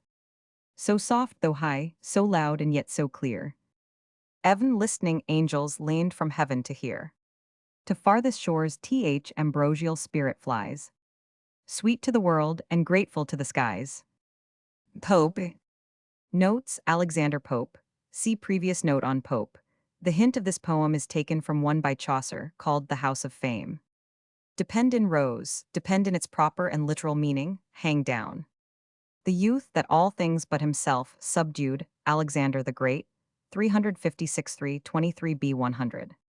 His feet on scepters and tiaras trod. Tiaras, in reference to his conquests over the Asiatic monarchies. His horned head belied the Libyan god. The desire to be thought the son of Jupiter Ammon caused him to wear the horns of that god and to represent the same upon his coins. Pope's note, Libyan African. Caesar graced with both Minervas, 1. By warlike and literary genius, as the conqueror of Gaul and the writer of the commentaries. Scarce detested in his country's fate, whom even the enslaving of his country scarce makes us detest. Epaminondas died 362 b 100, the maintainer of Theban independence. Timoleon of Corinth, who slew his brother when he found him aspiring to be tyrant in the state, died 337 b 100. Scipio, the conqueror of Carthage, which was long the rival of Rome. Aurelius 1. Marcus Aurelius Antoninus, 121-180 a 500. Emperor of Rome, one of the brightest characters in Roman history. Socrates, the great Greek philosopher, who, in maintaining truth, incurred the charge of infecting the young men of Athens with impiety, and was put to death by being made to drink hemlock. His life and teaching are known to us through the writings of his disciple, Plato. Phocion, an Athenian general and statesman, 400-318 b 100, put to death by Polysperchon. He injured rather than helped the liberties of Athens. Agis, king of Sparta, who endeavored to restore his state to greatness by a radical agrarian reform, was after a mock trial murdered in prison, b 100. Ward. Cato, who, to escape disgrace amid the evils which befell his country, stabbed himself in 46 b 100. Brutus his ill genius meets no more. See the account of the eve of Philippi in Book 4. The Wars of Troy, described by Homer in his Iliad. Tydides Diomed wounds the Cyprian queen Venus, a scene described in the Iliad. Hector slew Patroclus, the friend of Achilles, and in revenge was dragged by him round the walls of Troy. The Mantuan 1. The Roman poet Virgil, author of the Aeneid, born at Mantua, 1719 b 100. Eliza Alyssa, or Dido, whose misfortunes are described in the Aeneid. Aeneas bending with his aged sire. Aeneas carried his father, Anchises, from the flames of Troy on his shoulders. Arms and the man, the opening words of the Aeneid. Pindar, of Thebes, who holds the first place among the lyric poets of Greece. The character and subjects of his poetry, of which the portions remaining to us are the triumphal odes, celebrating victories gained in the great games of Greece, are indicated by the lines that follow. Happy Horace, 65-8 b 100. The epithet is used to describe the lightsome and genial tone of Horace's poetry. Ausonian lyre Italian song. Ausonia is a poetical name for Italy. Alcuus and Sappho, two of the early lyric poets of Greece. A work outlasting monumental brass. This line is suggested by one of Horace when he describes his work as a monument more lasting than brass. The Julian star and great Augustus here, referring to the imperial house and its representative, Augustus, Horace's chief patron. Stagirite, Aristotle, the great philosopher of Greece, 384-320 b 100, born at Stagira. Pope here shortens the second syllable by a poetical license. Tully, Marcus Tullius Cicero, the great orator, statesman, and writer of Rome. For saving the city from the conspiracy of Catiline, he was honored with the title of Father of his country. Narrative old age, talkative old age. Unlike successes, equal merits found the same desert found now success, now failure. Labrador. The following narrative is from the periodical account of the Moravian missions. It contains some of the most impressive descriptions I ever remember to have read. Brother Samuel Lebise was at the time of this occurrence entrusted with the general care of the Brethren's missions on the coast of Labrador. The duties of his office required a visit to Aukak, the most northern of our settlements, and about 150 English miles distant from Nain, the place where he resided. Brother William Turner being appointed to accompany him, they left Nain together on March the 11th, 1782. Early in the morning, with very clear weather, the the stars shining with uncommon luster. The sledge was driven by the baptized Esquimaux Mark, and another sledge with Esquimaux joined company. An Esquimaux sledge is drawn by a species of dogs, not unlike a wolf in shape. Like them, they never bark but howl disagreeably. They are kept by the Esquimaux in greater or larger packs or teams, in proportion to the affluence of the master. They quietly submit to be harnessed for their work, and are treated with little mercy by the heathen Esquimaux, who make them do hard duty for the small quantity of food they allow them. This consists chiefly in offal, old skins, entrails, such parts of whale flesh as are unfit for other use, rotten whale fins, and 100. And if they are not provided with this kind of dog's meat, they leave them to go and seek dead fish or mussels upon the beach. When pinched with hunger, they will swallow almost anything, and on a journey it is necessary to secure the harness within the snow house overnight, lest, by devouring it, they should render it impossible to proceed in the morning. When the travelers arrive at their night quarters and the dogs are unharnessed, they are left to burr on the snow, where they please, and in the morning are sure to come at their driver's call, when they receive some food. Their strength and speed, even with a hungry stomach, is astonishing. In fastening them to the sledge, care is taken not to let them go abreast. They are tied by separate thongs of unequal lengths to a horizontal bar in the forepart of the sledge. An old knowing one leads the way, running 10 or 20 paces ahead, directed by the driver's whip, which is of great length and can be well managed only by an Esquimaux. The other dogs follow like a flock of sheep. If one of them receives a lash, he generally bites his neighbor, and the bite goes round. To return to our travelers.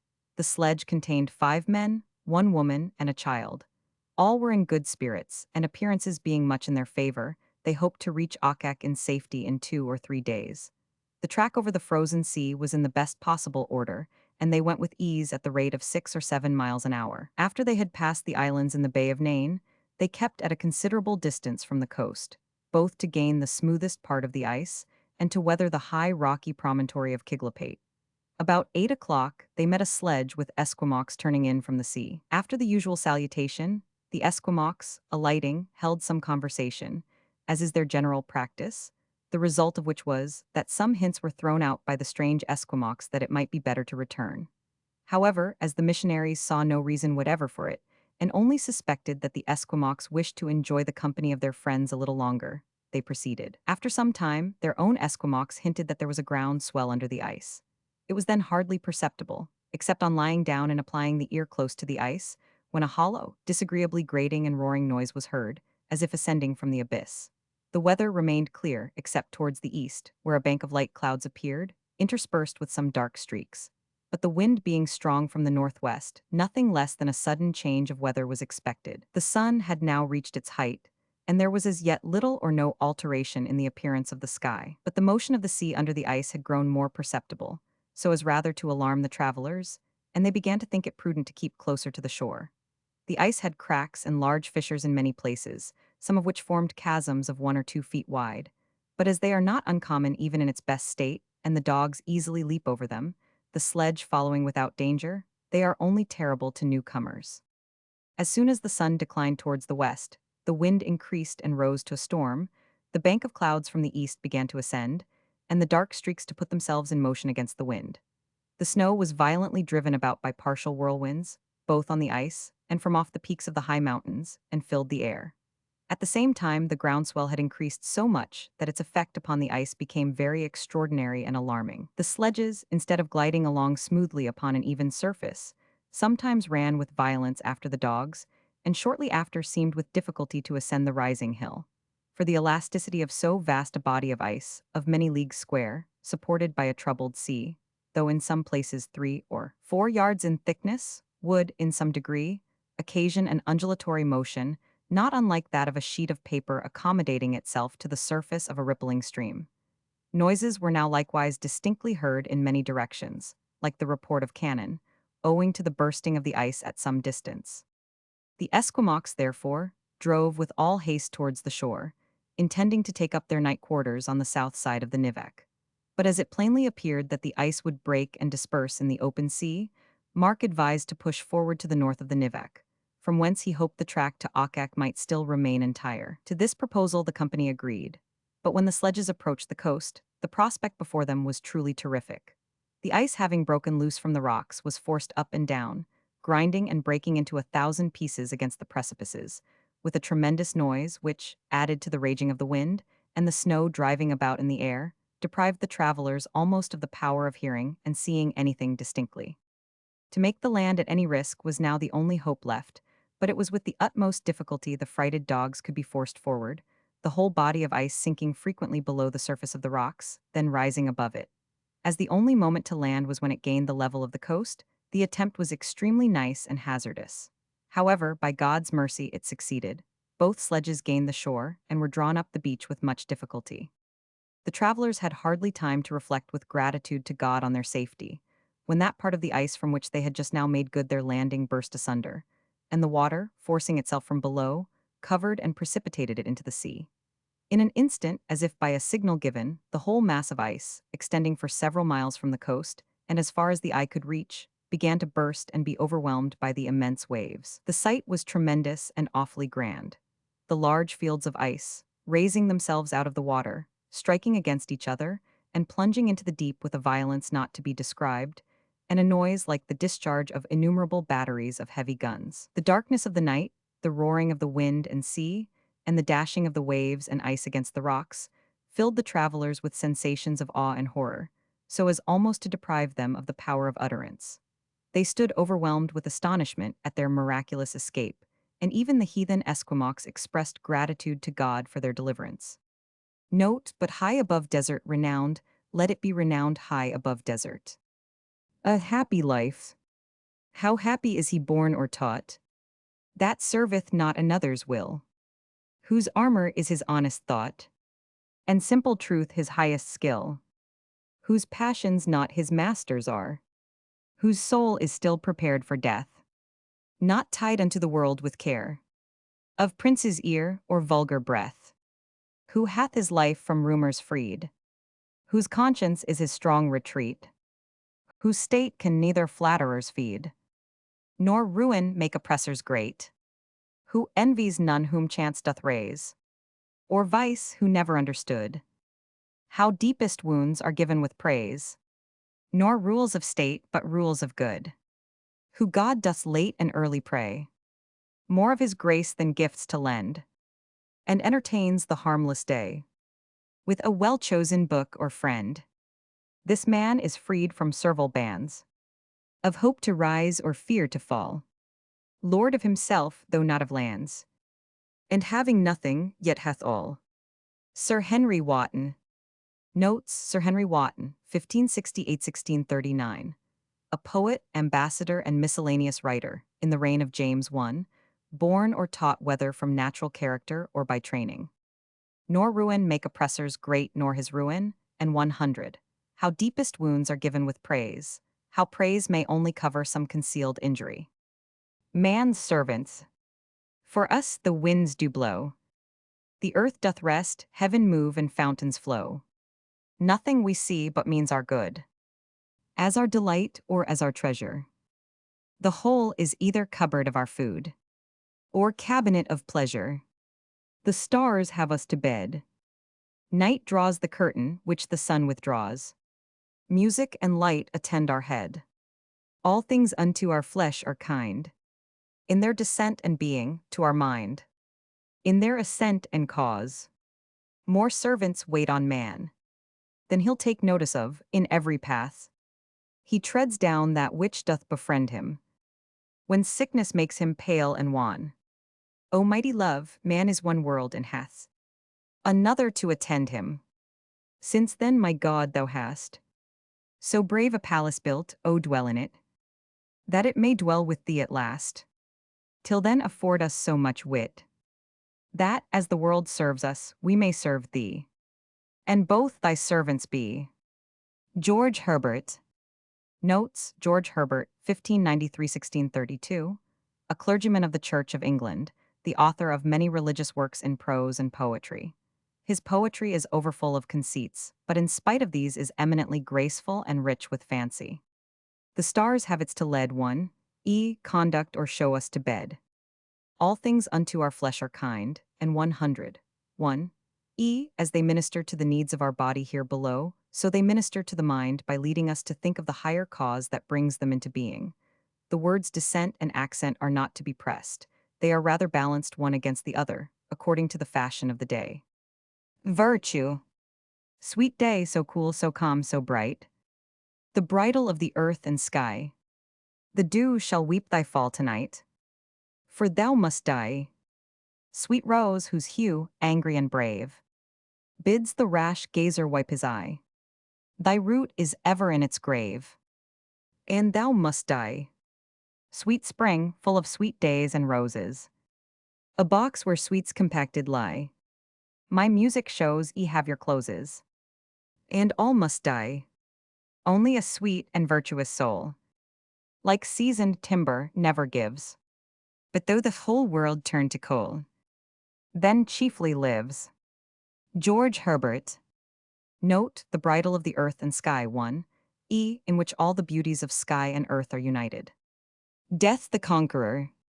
The glories of our blood and state are shadows, not substantial things. There is no armor against fate.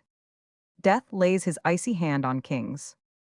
Scepter and crown must tumble down, and in the dust be equal made with the poor crooked scythe and spade. Some men with swords may reap the field, and plant fresh laurels where they kill, but their strong nerves at last must yield. They tame but one another still.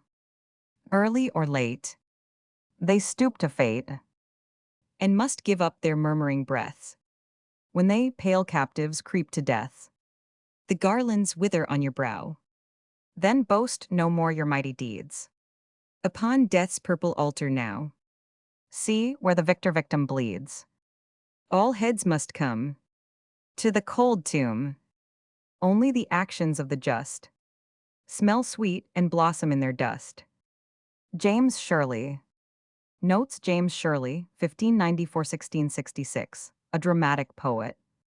And plant fresh laurels when they kill, even by the death they spread around them in war. They may win new laurel wreaths by victory. Purple as stained with blood.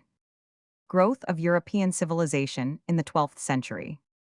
Various improvements in the system of jurisprudence and administration of justice occasioned a change in manners of great importance and of extensive effect. They gave rise to a distinction of professions. They obliged men to cultivate different talents and to aim at different accomplishments in order to qualify themselves for the various departments and functions which became necessary in society. Among uncivilized nations, there is but one profession honorable, that of arms. All the ingenuity and vigor of the human mind are exerted in acquiring military skill or address. The functions of peace are few and simple, and require no particular course of education or of study as a preparation for discharging them. This was the state of Europe during several centuries. Every gentleman, born a soldier, scorned any other occupation. He was taught no science but that of war. Even his exercises and pastimes were feats of martial prowess. Nor did the judicial character, which persons of noble birth were alone entitled to assume, demand any degree of knowledge beyond that which such untutored soldiers possessed. To recollect a few traditionary customs which time had confirmed and rendered respectable, to mark out the lists of battle with due formality, to observe the issue of the combat, and to pronounce whether it had been conducted according to the laws of arms, included everything that a baron, who acted as a judge, found it necessary to understand. But when the forms of legal proceedings were fixed, when the rules of decision were committed to writing, and collected into a body, law became a science, the knowledge of which required a regular course of study, together with long attention to the practice of courts. Martial and illiterate nobles had neither leisure nor inclination to undertake a task so laborious, as well as so foreign from all the occupations which they deemed entertaining or suitable to their rank. They gradually relinquished their places in courts of justice, where their ignorance exposed them to contempt. They became weary of attending to the discussion of cases, which grew too intricate for them to comprehend. Not only the judicial determination of points which were the subject of controversy, but the conduct of all legal business and transactions was committed to persons trained by previous study and application to the knowledge of law. An order of men, to whom their fellow citizens had daily recourse for advice, and to whom they looked up for decision in their most important concerns, naturally acquired consideration and influence in society. They were advanced to honors which had been considered hitherto as the peculiar rewards of military virtue. They were entrusted with offices of the highest dignity and most extensive power. Thus, another profession than that of arms came to be introduced among the laity and was reputed honorable. The functions of civil life were attended to. The talents requisite for discharging them were cultivated. A new road was opened to wealth and eminence. The arts and virtues of peace were placed in their proper rank and received their due recompense. While improvements, so important with respect to the state of society and the administration of justice, gradually made progress in Europe, sentiments more liberal and generous had begun to animate the nobles. These were inspired by the spirit of chivalry, which, though considered, commonly, as a wild institution, the effect of caprice, and the source of extravagance, arose naturally from the state of society at that period, and had a very serious influence in refining the manners of the European nations. The feudal state was a state of almost perpetual war, rapine, and anarchy, during which the weak and unarmed were exposed to insults or injuries. The power of the sovereign was too limited to prevent these wrongs, and the administration of justice too feeble to redress them. The most effectual protection against violence and oppression was often found to be that which the valor and generosity of private persons afforded. The same spirit of enterprise which had prompted so many gentlemen to take arms in defense of the oppressed pilgrims in Palestine incited others to declare themselves the patrons and avengers of injured innocents at home. When the final reduction of the Holy Land under the dominion of infidels put an end to these foreign expeditions, the latter was the only employment left for the activity and courage of adventurers. To check the insolence of overgrown oppressors, to rescue the helpless from captivity, to protect or to avenge women, orphans, and ecclesiastics who could not bear arms in their own defense, to redress wrongs and to remove grievances were deemed acts of the highest prowess and merit. Valor, humanity, courtesy, justice, honor were the characteristic qualities of chivalry. To these was added religion, which mingled itself with every passion and institution during the Middle Ages, and, by infusing a large proportion of enthusiastic zeal, gave them such force as carried them to romantic excess. Men were trained to knighthood by a long previous discipline. They were admitted into the order by solemnities no less devout than pompous. Every person of noble birth courted that honor. It was deemed a distinction superior to royalty, and monarchs were proud to receive it from the hands of private gentlemen. This singular institution, in which valor, gallantry, and religion were so strangely blended, was wonderfully adapted to the taste and genius of martial nobles, and its effects were soon visible in their manners. War was carried on with less ferocity, when humanity came to be deemed the ornament of knighthood, no less than courage. More gentle and polished manners were introduced, when courtesy was recommended as the most amiable of knightly virtues. Violence and oppression decreased when it was reckoned meritorious to check and to punish them. A scrupulous adherence to truth, with the most religious attention to fulfill every engagement, became the distinguishing characteristic of a gentleman, because chivalry was regarded as the school of honor, and inculcated the most delicate sensibility with respect to those points. The admiration of these qualities, together with the high distinctions and prerogatives conferred on knighthood in every part of Europe, inspired persons of noble birth on some occasions with a species of military fanaticism, and led them to extravagant enterprises, but they deeply imprinted on their minds the principles of generosity and honor. These were strengthened by everything that can affect the senses or touch the heart. The wild exploits of those romantic knights who sallied forth in quest of adventures are well known and have been treated with proper ridicule. The political and permanent effects of the spirit of chivalry have been less observed. Perhaps the humanity which accompanies all the operations of war, the refinements of gallantry, and the point of honor, the three chief circumstances which distinguished modern from ancient manners, may be ascribed in a great measure to this institution, which has appeared whimsical to superficial observers, but by its effects has proved of great benefit to mankind. The sentiments which chivalry inspired had a wonderful influence on manners and conduct during the 12th, 13th, 14th, and 15th centuries. They were so deeply rooted that they continued to operate after the vigor and reputation of the institution itself began to decline. Some considerable transactions recorded in the following history resemble the adventurous exploits of chivalry, rather than the well-regulated operations of sound policy. Some of the most eminent personages, whose characters will be delineated, were strongly tinctured with this romantic spirit. Francis I was ambitious to distinguish himself by all the qualities of an accomplished knight, and endeavored to imitate the enterprising genius of chivalry in war, as well as its pomp and courtesy during peace. The fame which the French monarch acquired by these splendid actions so far dazzled his more temperate rival, that he departed on some occasions from his usual prudence and moderation, and emulated Francis in deeds of prowess or of gallantry.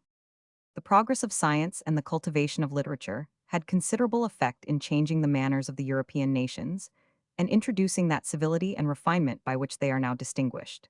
At the time when their empire was overturned, the Romans, though they had lost that correct taste which has rendered the productions of their ancestors standards of excellence and models of imitation for succeeding ages, still preserved their love of letters and cultivated the arts with great ardor. But rude barbarians were so far from being struck with any admiration of these unknown accomplishments that they despised them.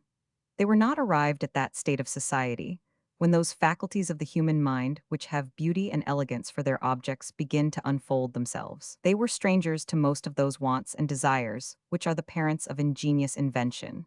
And as they did not comprehend either the merit or utility of the Roman arts, they destroyed the monuments of them, with an industry not inferior to that with which their posterity have since studied to preserve or to recover them. The convulsions occasioned by the settlement of so many unpolished tribes in the empire, the frequent as well as violent revolutions in every kingdom which they established, together with the interior defects in the form of government which they introduced, banished, security and leisure. They prevented the growth of taste or the culture of science and kept Europe, during several centuries, in that state of ignorance which has been already described. But the events and institutions which I have enumerated produced great alterations in society. As soon as their operation, in restoring liberty and independence to one part of the community, began to be felt, as soon as they began to communicate to all the members of society some taste of the advantages arising from commerce, from public order, and from personal security, the human mind became conscious of powers which it did not formerly perceive, and fond of occupations or pursuits of which it was formerly incapable. Towards the beginning of the 12th century, we discern the first symptoms of its awakening from that lethargy in which it had been long sunk, and observe it turning with curiosity and attention towards new objects. Robertson notes Francis I, 1494–1547, King of France, the contemporary of Henry VIII, and of Charles V, Emperor of the Holy Roman Empire. The constant rivalry and ever-recurring wars between Francis and the latter occupy a great part of European history during the first half of the 16th century. His more temperate rival, Charles V, at the time when their empire was overturned the Romans and 100, in 410 A 500, by the incursions of the Goths. The Passions, an ode for music. When music, heavenly maid, was young, while yet in early Greece she sung, the passions oft to hear her shell, thronged around her magic cell, exulting, trembling, raging, fainting, possessed beyond the muses' painting. By turns they felt the glowing mind, disturbed, delighted, raised, refined, till once, 'tis said when all were fired, filled with fury, rapt, inspired, from the supporting myrtles round, they snatched her instruments of sound, and, as they oft had heard apart, sweet lessons of her forceful art, each, for madness ruled the hour, would prove his own expressive power, first fear his hand, its skill to try, amid the chords bewildered laid, and back recoiled he knew not why, e'en at the sound himself had made. Next anger rushed, his eyes on fire, in lightnings owned his secret stings. In one rude clash he struck the lyre, and swept with hurried hand the strings. With woeful measures, wan despair, low sullen sounds his grief beguiled, a solemn, strange, and mingled air. 'Twas sad by fits, by starts 'twas wild. But thou, O hope, with eyes so fair, what was thy delighted measure? Still it whispered promised pleasure, and bade the lovely scenes at distance hail. Still would her touch the scene prolong, and from the rocks, the woods, the vale, she called on echo still through all the song. And where her sweetest theme she chose, a soft responsive voice was heard at every close, and hope, enchanted, smiled and waved her golden hair, and longer had she sung, but with a frown, revenge impatient rose, He threw his blood-stained sword in thunder down, and, with a withering look, the war-denouncing trumpet took, and blew a blast so loud and dread, were ne'er prophetic sounds so full of woe. And ever and anon he beat the doubling drum with furious heat, and though sometimes, each dreary pause between, dejected pity at his side, her soul-subduing voice applied, yet still he kept his wild, unaltered mien, while each strained ball of sight seemed bursting from his head. Thy numbers, jealousy, to naught were fixed, sad proof of thy distressful state. Of differing themes the veering song was mixed, and now it courted love, now raving called on hate. With eyes upraised as one inspired, pale melancholy sat retired, and from her wild sequestered seat, in notes by distance made more sweet, poured through the mellow horn her pensive soul, and dashing soft from rocks around, bubbling runnels joined the sound. Through glades and glooms the mingled measure stole, or o'er some haunted stream with fond delay, round a holy calm diffusing, love of peace and lonely musing, in hollow murmurs died away. But oh, how altered was its sprightlier tone, when cheerfulness, a nymph of healthiest hue, her bow across her shoulder flung, her buskins gemmed with morning dew, blew an inspiring air that dale and thicket rung, the hunter's call to fawn and dryad known, the oak-crowned sisters and their chaste-eyed queen, satyrs and sylvan boys were seen, peeping from forth their alleys green. Brown exercise rejoiced to hear, and sport leaped up and seized his beechen spear. Last came joy's ecstatic trial, he, with viny crown advancing, first to the lively pipe his hand addressed. But soon he saw the brisk awakening viol, whose sweet entrancing voice he loved the best. They would have thought, who heard the strain, they saw in Tempe's vale her native maids, amidst the festal sounding shades, to some unwearied minstrel dancing, while, as his flying fingers kissed the strings, love framed with mirth a gay fantastic round.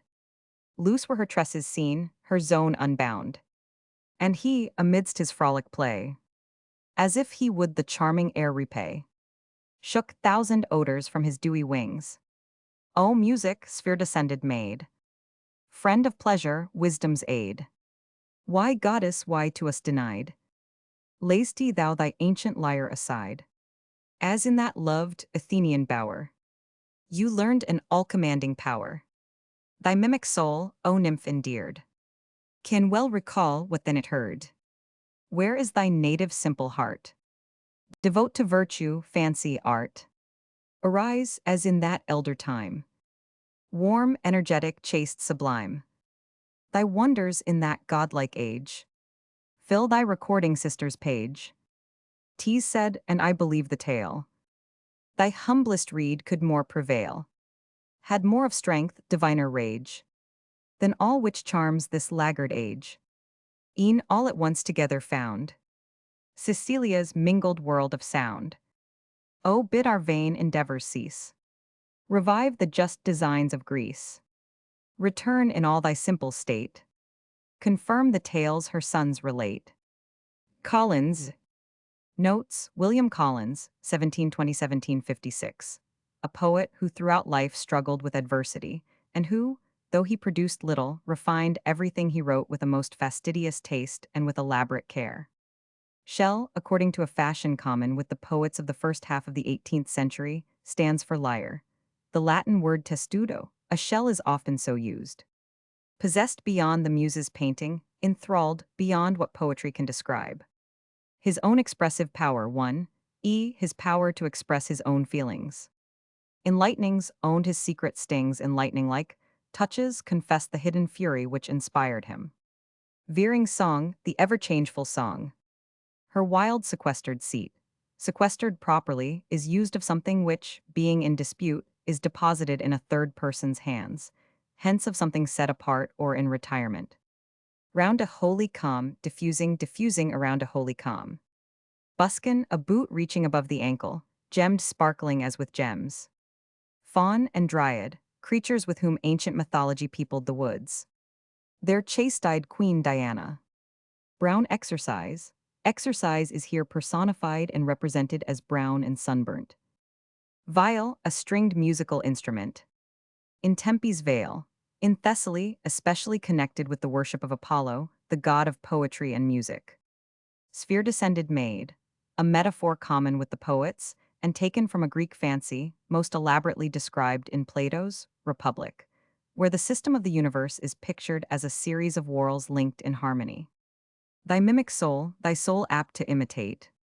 Devote, devoted, a form more close to that of the Latin participle from which it is derived. Thy recording sister, the muse of history. Cecilia's mingled world of sound, the organ. So St. Cecilia is called in Dryden's Ode, inventress of the vocal frame. The just designs the well-conceived, artistic designs. A whale hunt. A tide of unusual height had carried the whale over a large bar of sand, into the voe or creek in which he was now lying. So soon as he found the water ebbing, he became sensible of his danger, and had made desperate efforts to get over the shallow water, where the waves broke on the bar, but hitherto he had rather injured than mended his condition, having got himself partly aground, and lying therefore particularly exposed to the meditated attack. At this moment the enemy came down upon him.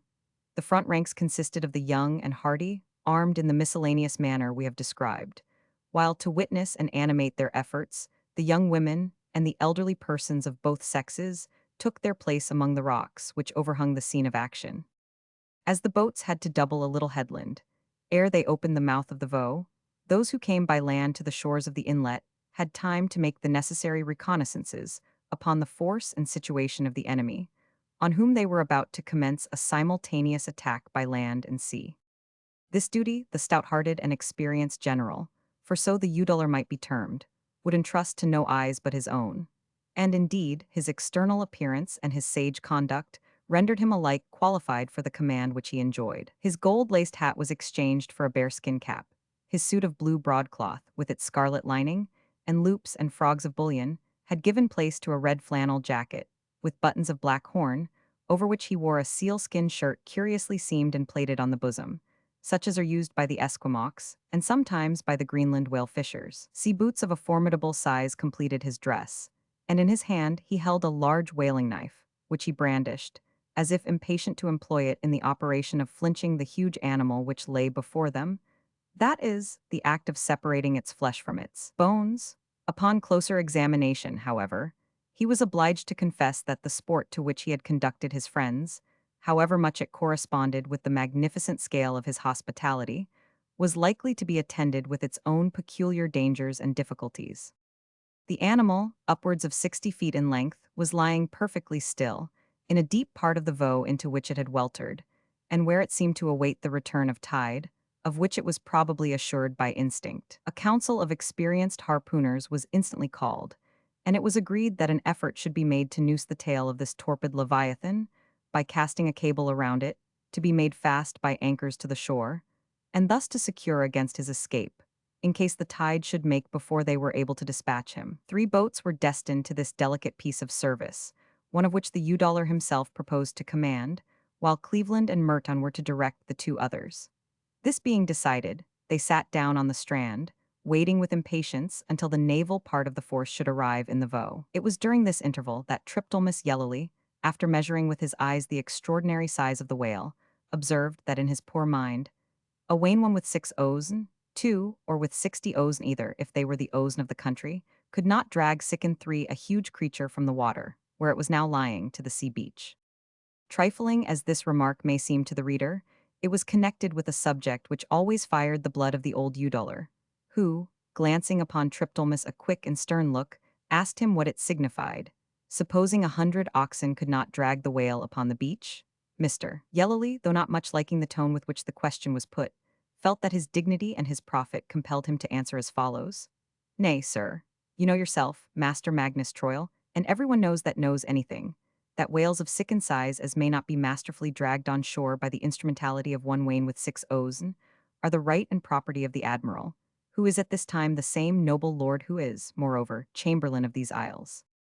And I tell you, Mr. Triptolemus Yellowly, said the Eudoler, As I would tell your master if he were here, that every man who risks his life to bring that fish ashore shall have an equal and partition, according to our ancient and lovable Norse custom and wont. Nay, if there is so much as a woman looking on, that will but touch the cable, she will be partner with us. All shall share that lend a hand, and never one else. So you, master factor, shall be busy as well as other folk, and think yourself lucky to share like other folk. Jump into that boat, for the boats had by this time pulled round the headland, and you, my lads, make way for the factor in the stern sheets. He shall be the first man this day that shall strike the fish. The three boats destined for this perilous service now approached the dark mass, which lay like an islet in the deepest part of the Voe, and suffered them to approach without showing any sign of animation. Silently and with such precaution as the extreme delicacy of the operation required, the intrepid adventurers, after the failure of their first attempt, and the expenditure of considerable time, succeeded in casting a cable around the body of the torpid monster, and in carrying the ends of it ashore, when 100 hands were instantly employed in securing them. But ere this was accomplished, the tide began to make fast, and the Udollar informed his assistants that either the fish must be killed, or at least greatly wounded ere the depth of water on the bar was sufficient to float him, or that he was not unlikely to escape from their joint prowess. Wherefore, said he, we must set to work, and the factor shall have the honor to make the first throw. The valiant Triptolemus caught the word, and it is necessary to say that the patience of the whale, in suffering himself to be noosed without resistance, had abated his terrors, and very much lowered the creature in his opinion. He protested the fish had no more wit, and scarcely more activity, than a black snail, and influenced by this undue contempt of the adversary, he waited neither for a farther signal, nor a better weapon, nor a more suitable position, but, rising in his energy, hurled his grape with all his force against the unfortunate monster. The boats had not yet retreated from him to the distance necessary to ensure safety, when this injudicious commencement of the war took place. Magnus Troil, who had only jested with the factor, and had reserved the launching the first spear against the whale to some much more skillful hand, had just time to exclaim, "Mind yourselves, lads, or we are all stamped."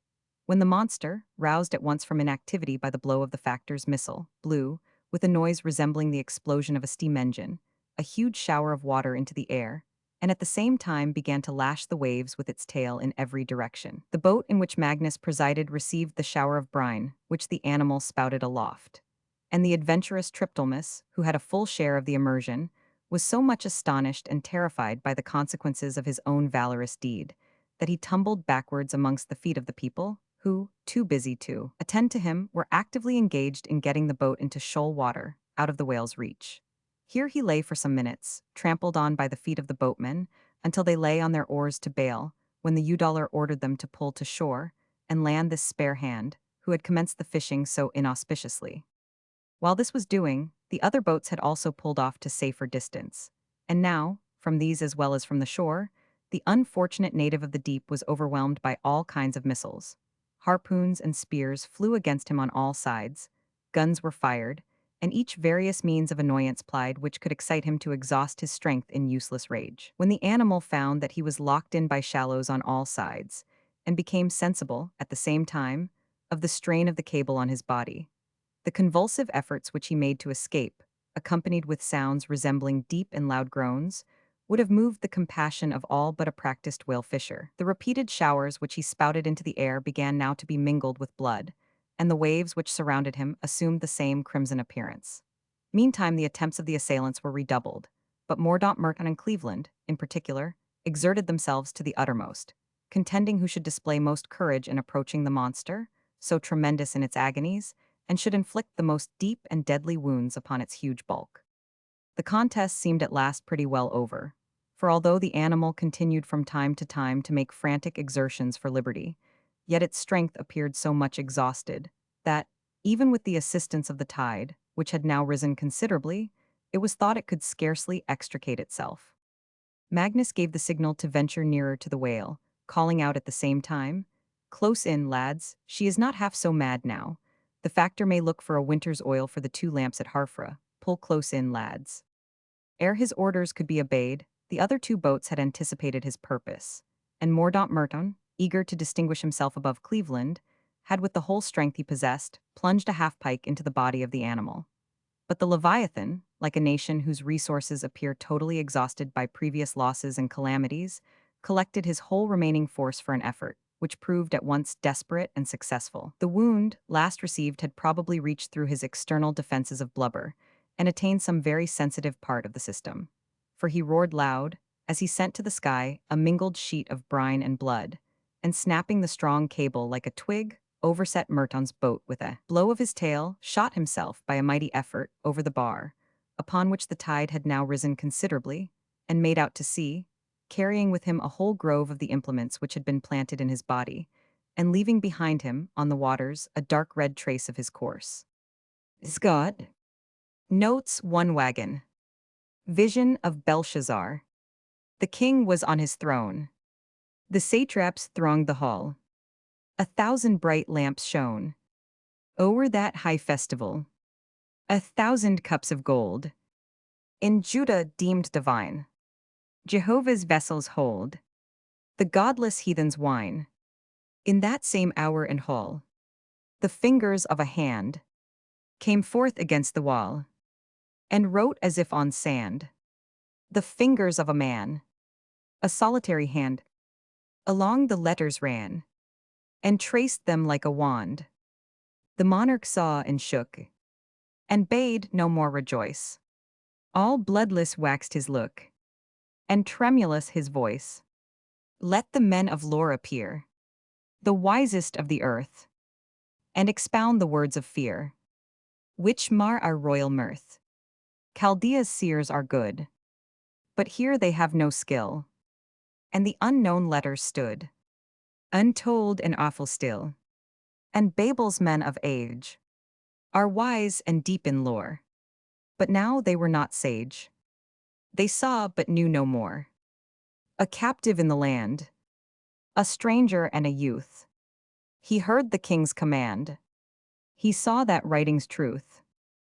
The lamps around were bright, the prophecy in view. He read it on that night. The morrow proved it true. Belshazzar's grave is made. His kingdom passed away. He, in the balance weighed, is light and worthless clay. The shroud his robe of state, his canopy the stone. The Mede is at his gate, the Persian on his throne. Byron. Notes, Belshazzar, the last king of Babylon, lived probably in the 6th century B100. He was defeated by the Medes and Persians combined. Satraps, the governors or magistrates of provinces. 1,000 cups of gold and 100, taken in the captivity of Judah. A captive in the land, the prophet Daniel. Ye mariners of England. Ye mariners of England, that guard our native seas, whose flag has braved 1,000 years. The battle and the breeze, your glorious standard launch again, to match another foe, and sweep through the deep, while the stormy winds do blow, and the battle rages loud and long, and the stormy winds do blow. The spirit of your fathers shall start from every wave, for the deck it was their field of fame, and ocean was their grave.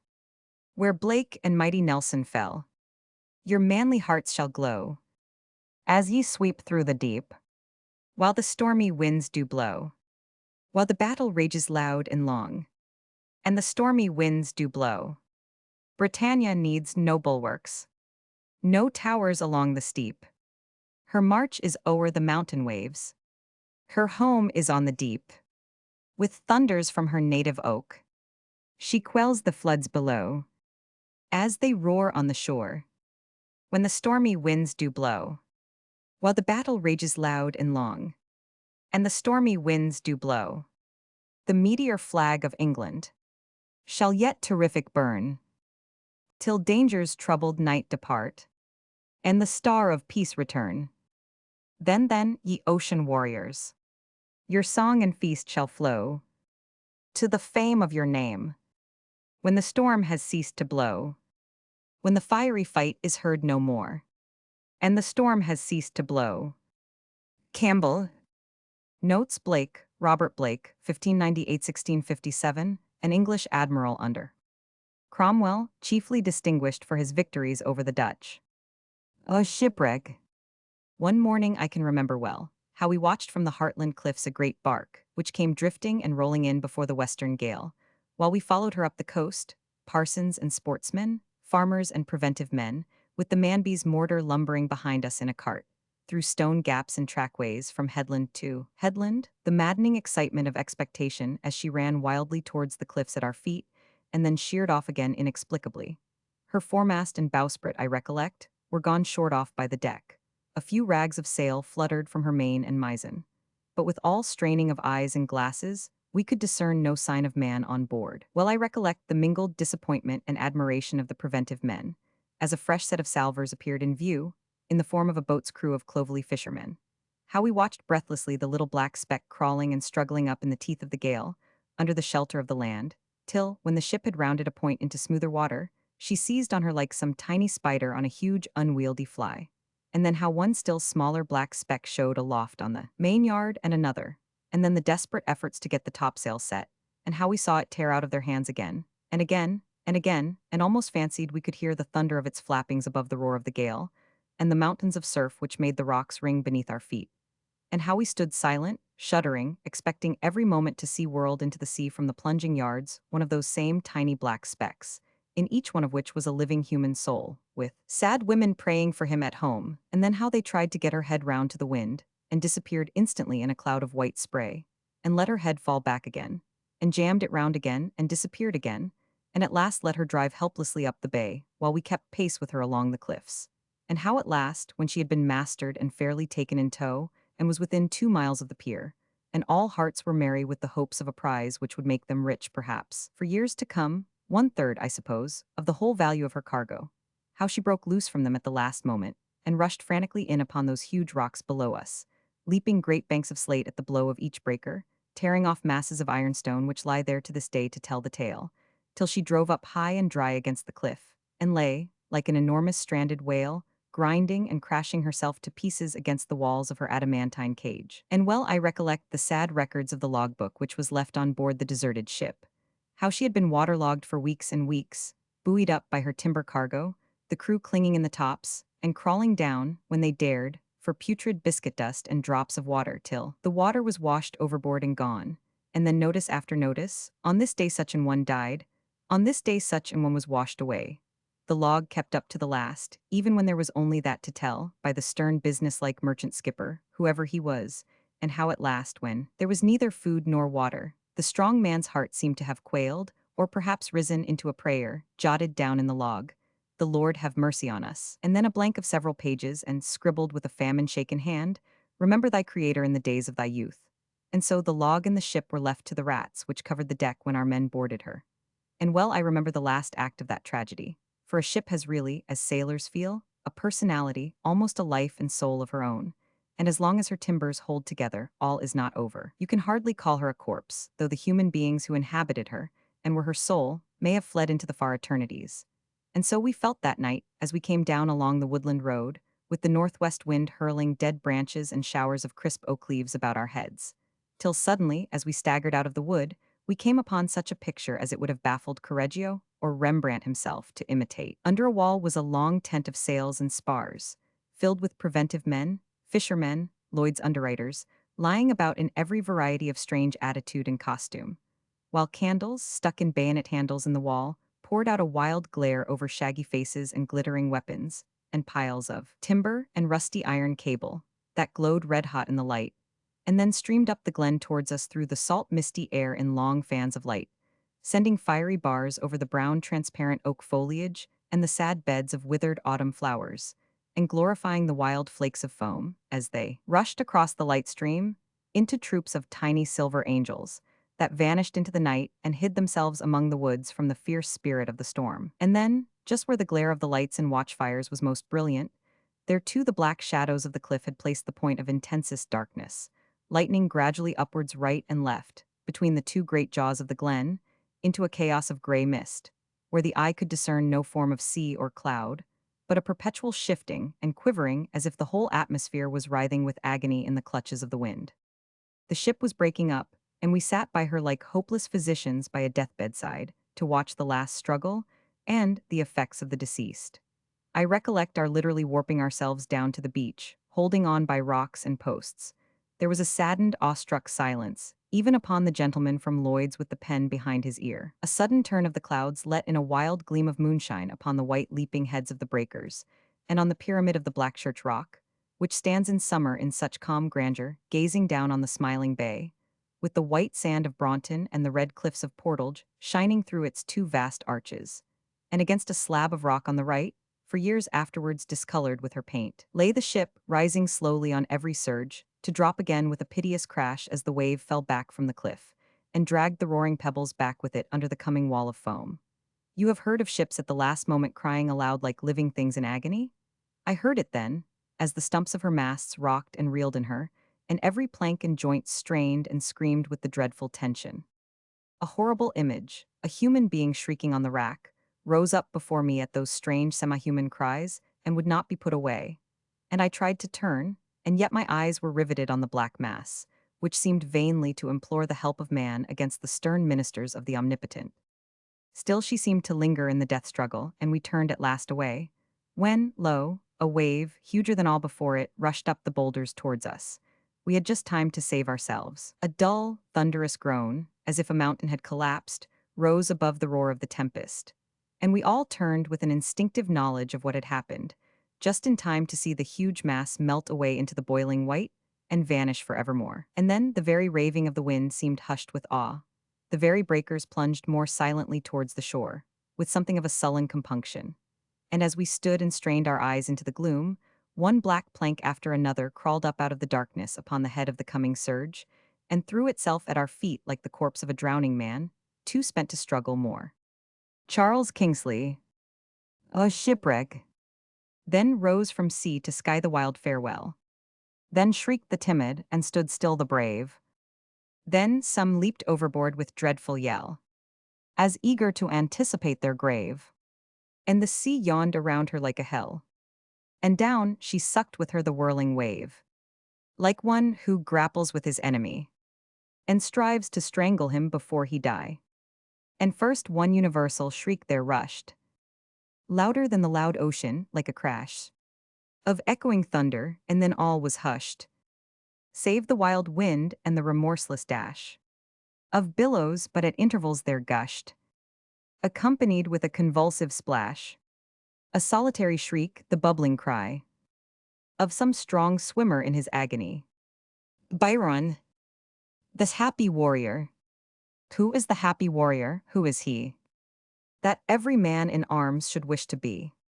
It is the generous spirit who, when brought among the tasks of real life, hath wrought upon the plan that pleased his boyish thought, whose high endeavors are an inward light that makes the path before him always bright, who, with a natural instinct to discern what knowledge can perform, is diligent to learn, abides by this resolve and stops not there, but makes his moral being his prime care, who, doomed to go in company with pain, and fear and bloodshed miserable train, turns his necessity to glorious gain. In face of these doth exercise a power, which is our human nature's highest dower, controls them and subdues, transmutes, bereaves, of their bad influence and their good receives, by objects which might force the soul to abate. Her feeling, rendered more compassionate, is placable because occasions rise, so often that demand such sacrifice, more skillful in self-knowledge, even more pure, as tempted more able to endure, as more exposed to suffering and distress, thence also more alive to tenderness. 'Tis he whose law is reason, who depends upon that law as on the best of friends. Whence, in a state where men are tempted still to evil for a guard against worse ill, and what in quality or act is best, doth seldom on a right foundation rest.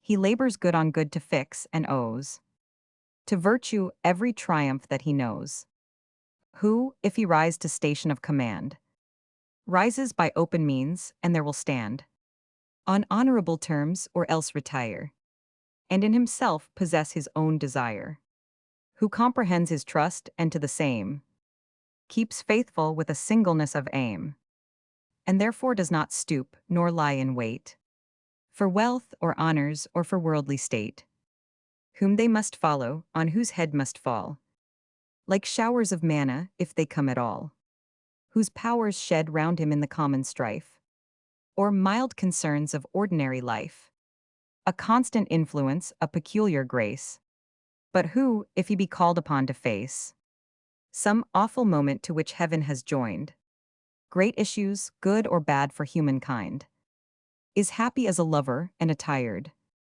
with sudden brightness like a man inspired, and, through the heat of conflict, keeps the law in calmness made, and sees what he foresaw. Or if an unexpected call succeed, come when it will, is equal to the need. He who, though thus endued as with a sense and faculty for storm and turbulence, is yet a soul whose master bias leans to home-felt pleasures and to gentle scenes, sweet images which, wheresoe'er he be, are at his heart in such fidelity. It is his darling passion to approve, more brave for this that he hath much to love.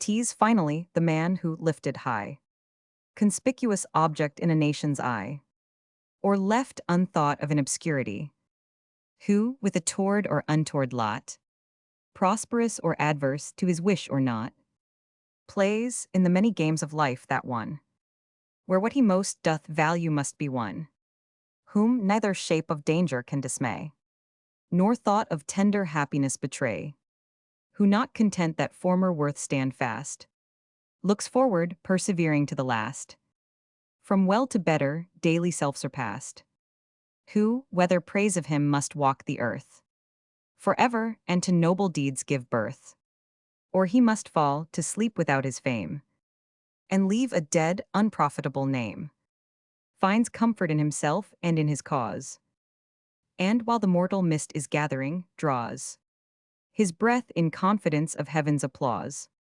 This is the happy warrior, this is he, that every man in arms should wish to be. Wordsworth notes, turns his necessity to glorious gain, turns the necessity which lies on him of fellowship with pain and fear and bloodshed into glorious gain. More skillful in self-knowledge, even more pure, as tempted more. His self-knowledge and his purity are all the greater because of the temptations he has had to withstand. Whose law is reason, whose every action is obedient to reason. In himself possess his own desire. According to Aristotle, virtuous activity is the highest reward the good man can attain. Virtue has no end beyond action. According to the modern proverb, virtue is its own reward. More brave for this that he hath much to love. Here also Wordsworth follows Aristotle in his description of the virtue of manliness. The good man, according to Aristotle, is most brave of all in encountering the awful moment of great issues, in that he has the most to lose by death. Not content that former worth stand fast, not content to rest on the foundation of accomplished good and worthy deeds, solid though it be, finds comfort in himself, compare, in himself possess his own desire. The Black Prince. He was the first great English captain, who showed what English soldiers were, and what they could do against Frenchmen, and against all the world. He was the first English prince who showed what it was to be a true gentleman. He was the first, but he was not the last. We have seen how, when he died, Englishmen thought that all their hopes had died with him. But we know that it was not so. We know that the life of a great nation is not bound up in the life of a single man. We know that the valor and the courtesy and the chivalry of England are not buried in the grave of the Plantagenet prince. It needs only a glance round the country to see that the high character of an English gentleman, of which the Black Prince was the noble pattern, is still to be found everywhere, and has since his time been spreading itself more and more through classes, which in his time seemed incapable of reaching it. It needs only a glance down the names of our own Cathedral of Canterbury, and the tablets on the walls with their tattered flags will tell you in a moment that he, as he lies up there aloft with his head resting on his helmet and his spurs on his feet, is but the first of a long line of English heroes, that the brave men who fought at Sabrian and Ferozesha are the true descendants of those who fought at Crécy and Poitiers. And not to soldiers only, but to all who are engaged in the long warfare of life, is his conduct an example. To unite in our lives the two qualities expressed in his motto, high spirit and reverent service, is to be, indeed, not only a true gentleman and a true soldier, but a true Christian also, to show to all who differ from us not only in war but in peace, that delicate forbearance, that fear of hurting another's feelings, that happy art of saying the right thing to the right person, which he showed to the captive king, would indeed add a grace and a charm to the whole course of this troublesome world, such as none can afford to lose, whether high or low. Happy are they who, having this gift by birth and station, use it for its highest purposes. Still more happy are they who, having it not by birth and station, have acquired it, as it may be acquired, by Christian gentleness and Christian charity. And lastly, to act in all the various difficulties of our everyday life, with that coolness and calmness and faith in a higher power than his own, which he showed when the appalling danger of his situation burst upon him at Poitiers, would smooth 100 difficulties and ensure 100 victories. We often think that we have no power in ourselves, no advantages of position, to help us against our many temptations, to overcome the many obstacles we encounter. Let us take our stand by the Black Prince's tomb and go back once more in thought to the distant fields of France. A slight rise in the wild upland plain, a steep lane through vineyards and underwood, this was all that he had, humanly speaking, on his side. But he turned it to the utmost use of which it could be made, and won the most glorious of battles. So in like manner our advantages may be slight, hardly perceptible to any but ourselves. Let us turn them to account, and the results will be 100-fold. We have only to adopt the Black Prince's bold and cheering words, when first he saw his enemies, God is my help. I must fight them as best I can. Adding that lofty, yet resigned and humble prayer which he uttered when the battle was announced to be inevitable, and which has since become a proverb, God defend the right. Dean Stanley's Memorials of Canterbury. Notes: the Black Prince. Edward, the son of Edward Roman III, and father of Richard II. He not only won for the English the renown of conquest, but befriended the early efforts after liberty. His untimely death plunged England into the evils of a long minority under his son. The one stain on his name is his massacre of the townsfolk of Limoges. Reverent service, or I serve, ich dien, the motto adopted by the Black Prince from the King of Bohemia, his defeated foe. Poitiers, his victory won over the French king, John, whom he took prisoner 1356. The Assembly of Uri. Let me ask you to follow me in spirit to the very home and birthplace of freedom, to the land where we need not myth or fable to add aught to the fresh and gladdening feeling with which we for the first time tread the soil and drink the air of the immemorial democracy of Uri. It is one of the opening days of May. It is the morning of Sunday, for men then deem that the better the day, the better the deed.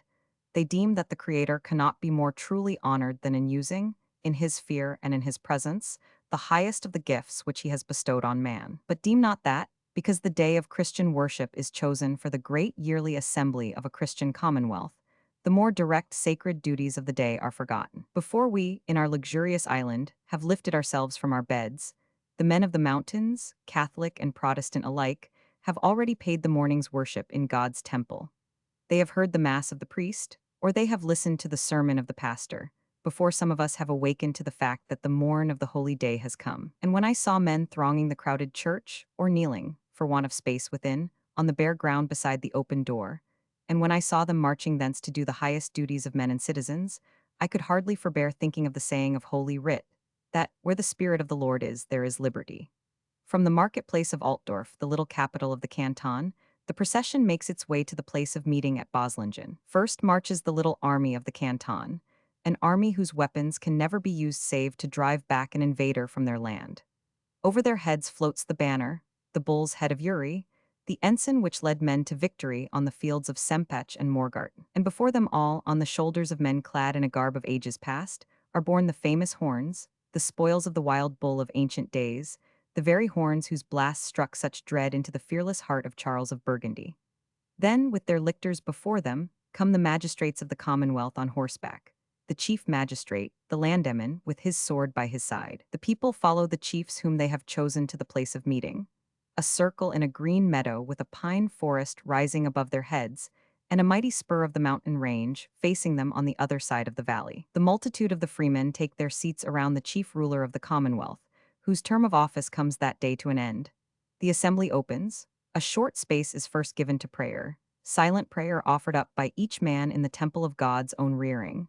Then comes the business of the day. If changes in the law are demanded, they are then laid before the vote of the assembly, in which each citizen of full age has an equal vote and an equal right of speech. The yearly magistrates have now discharged all their duties. their term of office is at an end, the trust which has been placed in their hands falls back into the hands of those by whom it was given, into the hands of the sovereign people. The chief of the Commonwealth, now such no longer, leaves his seat of office and takes his place as a simple citizen in the ranks of his fellows. It rests with the free will of the assembly to call him back to his chair of office or to set another there in his stead. Men who have neither looked into the history of the past, nor yet troubled themselves to learn what happens year by year in their own age, are fond of declaiming against the caprice and ingratitude of the people, and of telling us that under a democratic government, neither men nor measures can remain for an hour unchanged. The witness alike of the present and of the past is an answer to baseless theories like these. The spirit which made democratic Athens year by year bestow her highest offices on the patrician Pericles and the reactionary Phocion still lives in the democracies of Switzerland. The ministers of kings, whether despotic or constitutional, may vainly envy the sure tenure of office which falls to the lot of those who are chosen to rule by the voice of the people. Alike in the whole confederation and in the single canton, re-election is the rule. The rejection of the outgoing magistrate is the rare exception.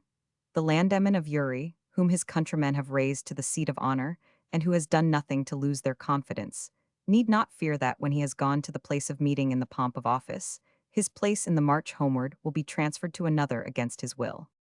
D. A. Freeman notes Uri, a Swiss canton which, early in the 14th century, united with Unterwalden and Schwyz to form the Swiss Confederation.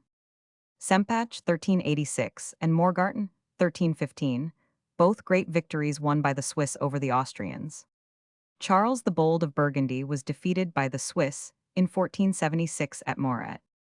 Pericles, a great orator and statesman, who, in the middle of the 5th century B100, guided the policy of Athens and made her the center of literature, philosophy, and art. Phocion, an Athenian statesman of the 4th century B100, who opposed Demosthenes in his efforts to resist Philip of Macedon. His reactionary policy was atoned for by the uprightness of his character. Liberty. 'Tis liberty alone that gives the flower of fleeting life its luster and perfume. And we are weeds without it, all constraint, except what wisdom lays on evil men. Is evil, hurts the faculties, impedes their progress in the road of science, blinds the eyesight of discovery, and begets, in those that suffer it, a sordid mind, bestial, a meager intellect unfit to be the tenant of man's noble form.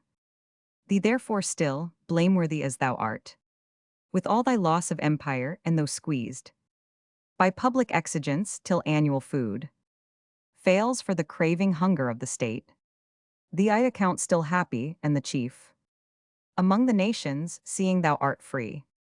My native nook of earth, thy clime is rude, replete with vapors and disposes much all hearts to sadness, and none more than mine. Thine unadulterate manners are less soft and plausible than social life requires, and thou hast need of discipline and art to give thee what politer France receives from nature's bounty, that humane address and sweetness without which no pleasure is. In converse, either starved by cold reserve or flushed with fierce dispute, a senseless brawl. Yet being free, I love thee, for the sake of that one feature can be well content. Discracked as thou hast been, poor as thou art, to seek no sublunary rest beside. But once enslaved, farewell, I could endure chains nowhere patiently, and chains at home, where I am free by birthright, not at all.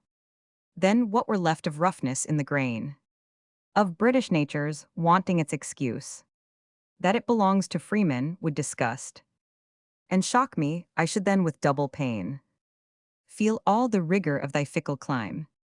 And, if I must bewail the blessing lost, for which our Hamptons and our Sydneys bled, I would at least bewail it under skies milder, among a people less austere, in scenes which, having never known me free, would not reproach me with the loss I felt. Do I forebode impossible events, and tremble at vain dreams? Heaven grant I may. But the age of virtuous politics is past, and we are deep in that of cold pretense. Patriots are grown too shrewd to be sincere, And we too wise to trust them, he that takes. Deep in his soft credulity the stamp, designed by loud declaimers on the part of liberty, themselves the slaves of lust, incurs derision for his easy faith, in lack of knowledge and with cause enough. For when was public virtue to be found? Where private was not, can he love the whole? Who loves no part, he be a nation's friend. Who is in truth the friend of no man there? Can he be strenuous in his country's cause? Who slights the charities, for whose dear sake? That country, if at all, must be beloved. Cowper. Notes Hampton Sidney, see previous note on them. He that takes deep in his soft credulity, and 100. 1. He that credulously takes in the impression which demagogues, who claim to speak on behalf of liberty, intend that he should take. Delude, a violent torrent, displacing earth in its course. Strid, a yawning chasm between rocks. The Battle of Culloden, 1746, closed the Jacobite rebellion of 1745 by the defeat of the Highlanders, and with it the last hopes of the Stuart cause. The Duke of Cumberland was the leader of the Hanoverian army. My winter garden. No one is less inclined to depreciate that magnificent winter garden at the Crystal Palace. Yet let me, if I choose, prefer my own. I argue that, in the first place, it is far larger. You may drive, I hear, through the grand one at Chatsworth for a quarter of a mile. You may ride through mine for 15 miles on end. I prefer, too, to any glass roof which Sir Joseph Paxton ever planned, that dome above my head some 3 miles high, of soft dappled gray and yellow cloud, through the vast latticework whereof the blue sky peeps, and sheds down tender gleams on yellow bogs, and softly rounded heather knolls, and pale chalk ranges gleaming far away. But above all, I glory in my evergreens. What winter garden can compare for them with mine?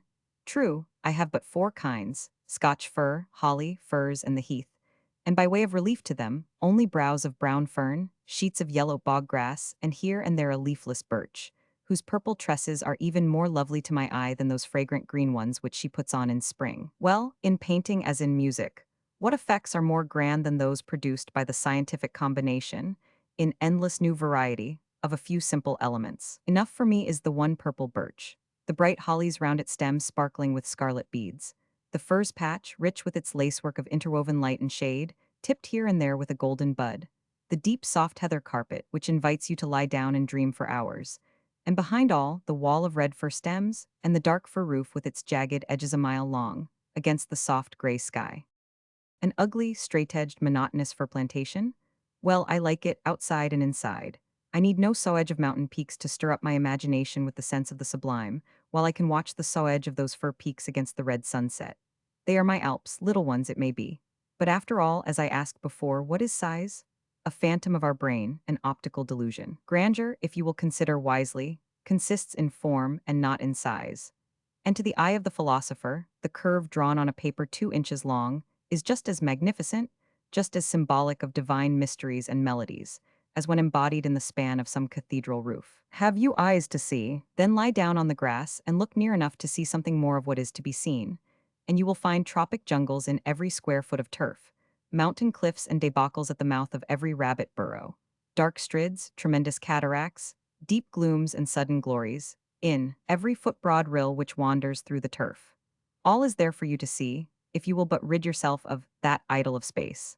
And nature, as everyone will tell you who has seen dissected an insect under the microscope, is as grand and graceful in her smallest as in her hugest forms. The March breeze is chilly, but I can be always warm if I like in my winter garden. I turn my horse's head to the red wall of fir stems, and leap over the furze-grown bank into my cathedral, wherein if there be no saints, there are likewise no priestcraft and no idols, but endless vistas of smooth red-green veined shafts holding up the warm dark roof, lessening away into endless gloom, paved with rich brown fir needle, a carpet at which nature has been at work for 40 years. Red shafts, green roof, and here and there a pane of blue sky. Neither Owen Jones nor Wilmot can improve upon that ecclesiastical ornamentation. While for incense I have the fresh healthy turpentine fragrance, far sweeter to my nostrils than the stifling narcotic odor which fills a Roman Catholic cathedral. There is not a breath of air within, but the breeze sighs over the roof above in a soft whisper. I shut my eyes and listen. Surely that is the murmur of the summer sea upon the summer sands in Devon far away. I hear the innumerable wavelets spend themselves gently upon the shore, and die away to rise again. And with the innumerable wave sighs come innumerable memories and faces which I shall never see again upon this earth. I will not tell even you of that, old friend. It has two notes, two keys rather, that Aeolian harp of fir needles above my head, according as the wind is east or west, the needles dry or wet. This easterly key of today is shriller, more cheerful, warmer in sound, though the day itself be colder. But grander still, as well as softer, is the sad soughing key in which the southwest wind roars on, rain-laden over the forest, and calls me forth, being a minute philosopher, to catch trout in the nearest chalk stream. The breeze is gone a while, and I am in perfect silence, a silence which may be heard. Not a sound and not a moving object, absolutely none.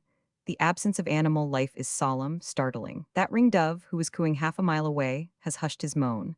That flock of long-tailed titmice, which were twinging and pecking about the fir cones a few minutes since, are gone, and now there is not even a gnat to quiver in the slant sun rays. Did a spider run over these dead leaves? I almost fancy I could hear his footfall. The creaking of the saddle, the soft step of the mare upon the fir needles jar my ears. I seem alone in a dead world, and yet so full of life if I had eyes to see. Above my head every fir needle is breathing, breathing forever. Currents unnumbered circulate in every bough, quickened by some undiscovered miracle. Around me every fir stem is distilling strange juices, which no laboratory of man can make, and where my dull eye sees only death, the eye of God sees boundless life and motion, health and use. Charles Kingsley. Aspects of Northern and Southern Countries. The charts of the world which have been drawn up by modern science have thrown into a narrow space the expression of a vast amount of knowledge. But I have never yet seen any pictorial enough to enable the spectator to imagine the kind of contrast in physical character which exists between northern and southern countries. We know the differences in detail, but we have not that broad glance or grasp which would enable us to feel them in their fullness. We know that gentians grow on the Alps and olives on the Apennines, but we do not enough conceive for ourselves that variegated mosaic of the world's surface which a bird sees in its migration, that difference between the district of the gentian and of the olive which the stork and the swallow see far off, as they lean upon the sirocco wind. Let us for a moment try to raise ourselves even above the level of their flight, and imagine the Mediterranean lying beneath us like an irregular lake, and all its ancient promontories sleeping in the sun. Here and there an angry spot of thunder, a gray stain of storm, moving upon the burning field, and here and there a fixed wreath of white volcano smoke, surrounded by its circle of ashes, but for the most part a great peacefulness of light. Syria and Greece, Italy and Spain, laid like pieces of a golden pavement into the sea blue, chaste, as we stoop nearer to them, with bossy beaten work of mountain chains, and glowing softly with terrace gardens, and flowers heavy with frankincense, mixed among masses of laurel and orange and plumy palm, that abate with their gray-green shadows the burning of the marble rocks, and of the ledges of the porphyry sloping under lucent sand. Then let us pass farther towards the north, until we see the orient colors change gradually into a vast belt of rainy green, where the pastures of Switzerland, and poplar valleys of France, and dark forests of the Danube and Carpathians stretch from the mouths of the Loire to those of the Volga, seen through clefts in gray swirls of rain cloud and flaky veils of the mist of the brooks, spreading low along the pasture lands. And then, farther north still, to see the earth heave into mighty masses of leaden rock, and heathy moor, bordering with a broad waste of gloomy purple that belt of field and wood, and splintering into irregular and grisly islands amidst the northern seas beaten by storm, and chilled by ice drift, and tormented by furious pulses of contending tide, until the roots of the last forests fail from among the hill ravines, and the hunger of the north wind bites their peaks into barrenness. And at last, the wall of ice, durable like iron, sets death-like, its white teeth against us out of the polar twilight. And having once traversed in thought this gradation of the zoned iris of the earth in all its material vastness, let us go down nearer to it, and watch the parallel change in the belt of animal life. The multitudes of swift and brilliant creatures that glance in the air and sea, or tread the sands of the southern zone. Striped zebras and spotted leopards, glistening serpents, and birds arrayed in purple and scarlet. Let us contrast their delicacy and brilliancy of color, and swiftness of motion, with the frost-cramped strength and shaggy covering and dusky plumage of the northern tribes. Contrast the Arabian horse with the Shetland, the tiger and leopard with the wolf and bear, the antelope with the elk, the bird of paradise with the osprey.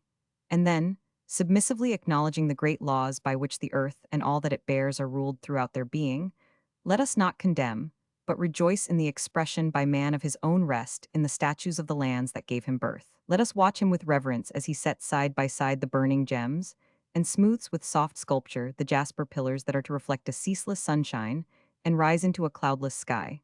But not with less reverence let us stand by him, when, with rough strength and hurried stroke, he smites an uncouth animation out of the rocks which he has torn from among the moss of the moorland, and heaves into the darkened air the pile of iron buttress and rugged wall, instinct with work of an imagination as wild and wayward as the northern sea.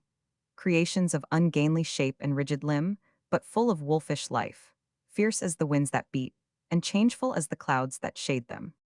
John Ruskin. The Trossachs.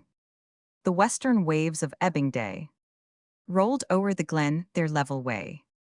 Each purple peak, each flinty spire, was bathed in floods of living fire.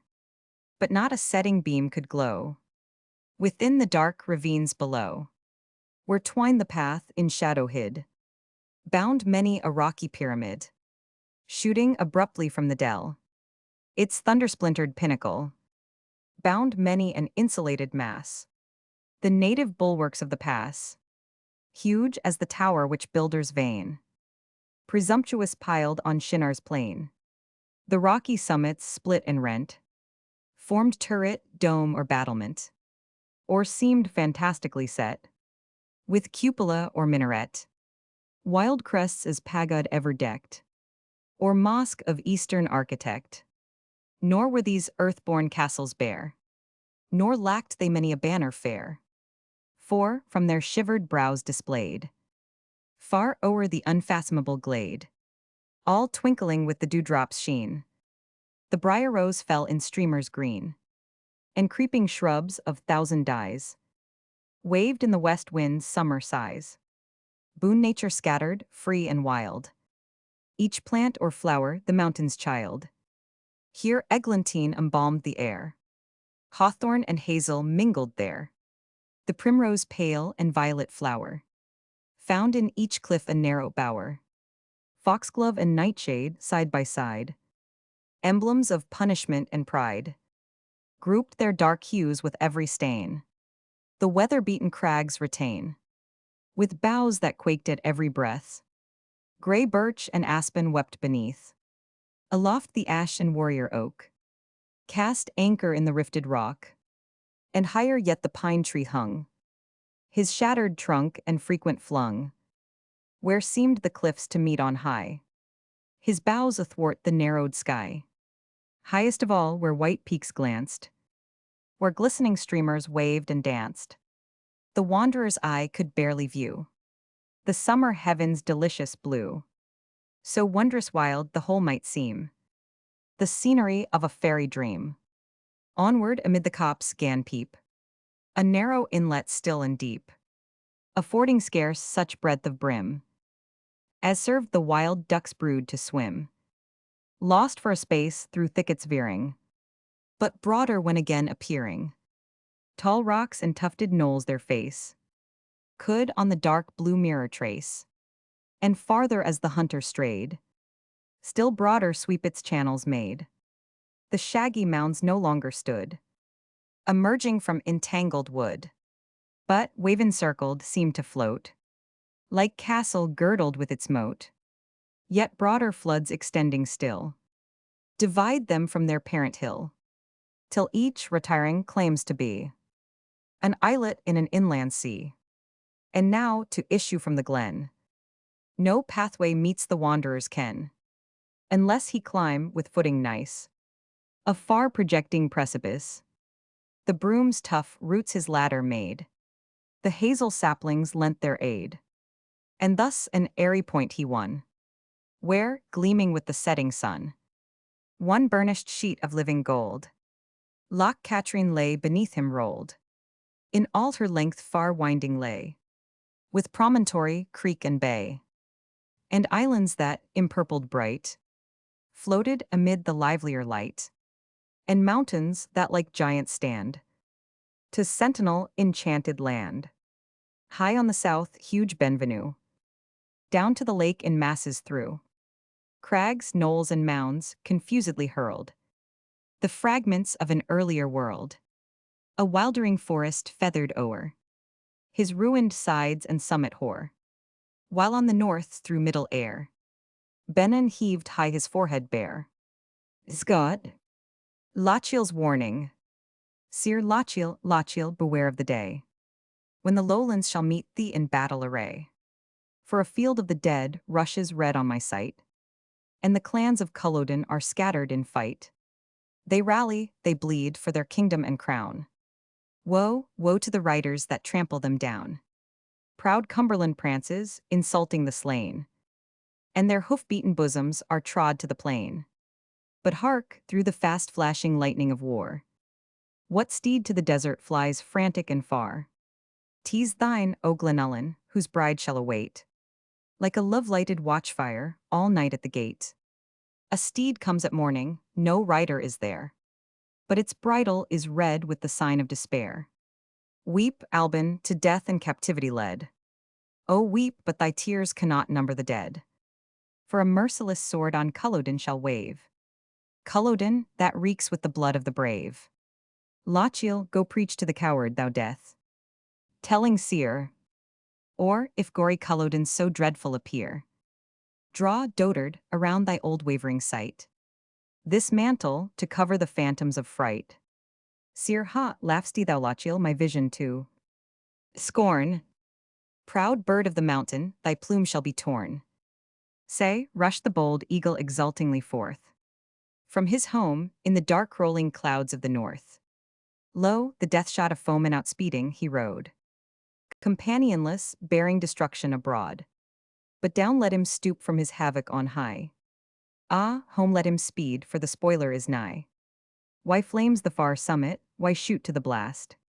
Those embers, like stars from the firmament cast, tease the fire shower of ruin, all dreadfully driven from his eyrie that beacons the darkness of heaven. O crested Lachiel, the peerless in might, whose banners arise on the battlement's height. Heaven's fire is around thee, to blast and to burn. Return to thy dwelling, all lonely return. For the blackness of ashes shall mark where it stood, and a wild mother scream o'er her famishing brood. Lachiel, false wizard, avaunt, I have marshalled my clan. Their swords are 1,000, their bosoms are one. They are true to the last of their blood and their breath, and like reapers descend to the harvest of death. Then welcome be Cumberland's steed to the shock. Let him dash his proud foam like a wave on the rock. But we to his kindred, and we to his cause, when Albin her claymore indignantly draws, when her bonneted chieftains to victory crowd, Clanranald the dauntless and Moray the proud, all plaided and plumed in their tartan array. Seer, Lachiel, Lachiel, beware of the day. For dark and despairing, my sight I may seal, but man cannot cover what God would reveal. 'Tis the sunset of life gives me mystical lore, and coming events cast their shadows before. I tell thee, Culloden's dread echoes shall ring, with the bloodhounds that bark for thy fugitive king. Lo, anointed by heaven with the vials of wrath, behold, where he flies on his desolate path. Now in darkness and billows he sweeps from my sight. Rise, rise, ye wild tempests, and cover his flight. 'Tis finished, their thunders are hushed on the moors. Culloden is lost, and my country deplores. But where is the iron-bound prisoner, where? For the red eye of battle is shut in despair. Say, mounts he the ocean wave, banished, forlorn, like a limb from his country cast, bleeding and torn? Ah, no, for a darker departure is near. The war drum is muffled, and black is the bier. His death bell is tolling, O mercy dispel yon sight that it freezes my spirit to tell. Life flutters convulsed in his quivering limbs, and his blood-streaming nostril in agony swims. Accursed be the faggots that blaze at his feet, where his heart shall be thrown ere it ceases to beat, with the smoke of its ashes to poison the gale. Lachiel, down, soothless insulter, I trust not the tale, for never shall Albin a destiny meet, so black with dishonor, so foul with retreat, though my perishing ranks should be strewed in there. Gore, like ocean weeds heaped on the surf-beaten shore, Lochiel untainted by flight or by chains, while the kindling of life in his bosom remains. Shall victor exult, or in death be laid low, with his back to the field and his feet to the foe, and leaving in battle no blot on his name. Look proudly to heaven from the deathbed of fame. Campbell. Note, life flutters convulsed and 100. Describes the barbarous death which awaited the traitor according to the Statute Book of England, as it then stood. This was the penalty dealt to the rebels of 1745. Columbus in sight of land. For 3 days they stood in this direction, and the further they went the more frequent and encouraging were the signs of land. Flights of small birds of various colors, some of them such as sing in the fields, came flying about the ships, and then continued towards the southwest, and others were heard also flying by in the night. Tunny fish played about the smooth sea, and a heron, a pelican, and a duck were seen, all bound in the same direction. The herbage which floated by was fresh and green, as if recently from land, and the air, Columbus observes, was sweet and fragrant as April breezes in Seville. All these, however, were regarded by the crews as so many delusions beguiling them on to destruction. And when, on the evening of the third day, they beheld the sun go down upon a shoreless horizon, they broke forth into turbulent clamor. They exclaimed against this obstinacy in tempting fate by continuing on into a boundless sea. They insisted upon turning home and abandoning the voyage as hopeless. Columbus endeavored to pacify them by gentle words and promises of large rewards, but finding that they only increased in clamor, he assumed a decided tone. He told them it was useless to murmur. The expedition had been sent by the sovereigns to seek the Indies, and, happen what might, he was determined to persevere, until, by the blessing of God, he should accomplish the enterprise. Columbus was now at open defiance with his crew, and his situation became desperate. Fortunately, the manifestations of the vicinity of land were such on the following day as no longer to admit a doubt. Beside a quantity of fresh weeds, such as grow in rivers, they saw a green fish of a kind which keeps about rocks.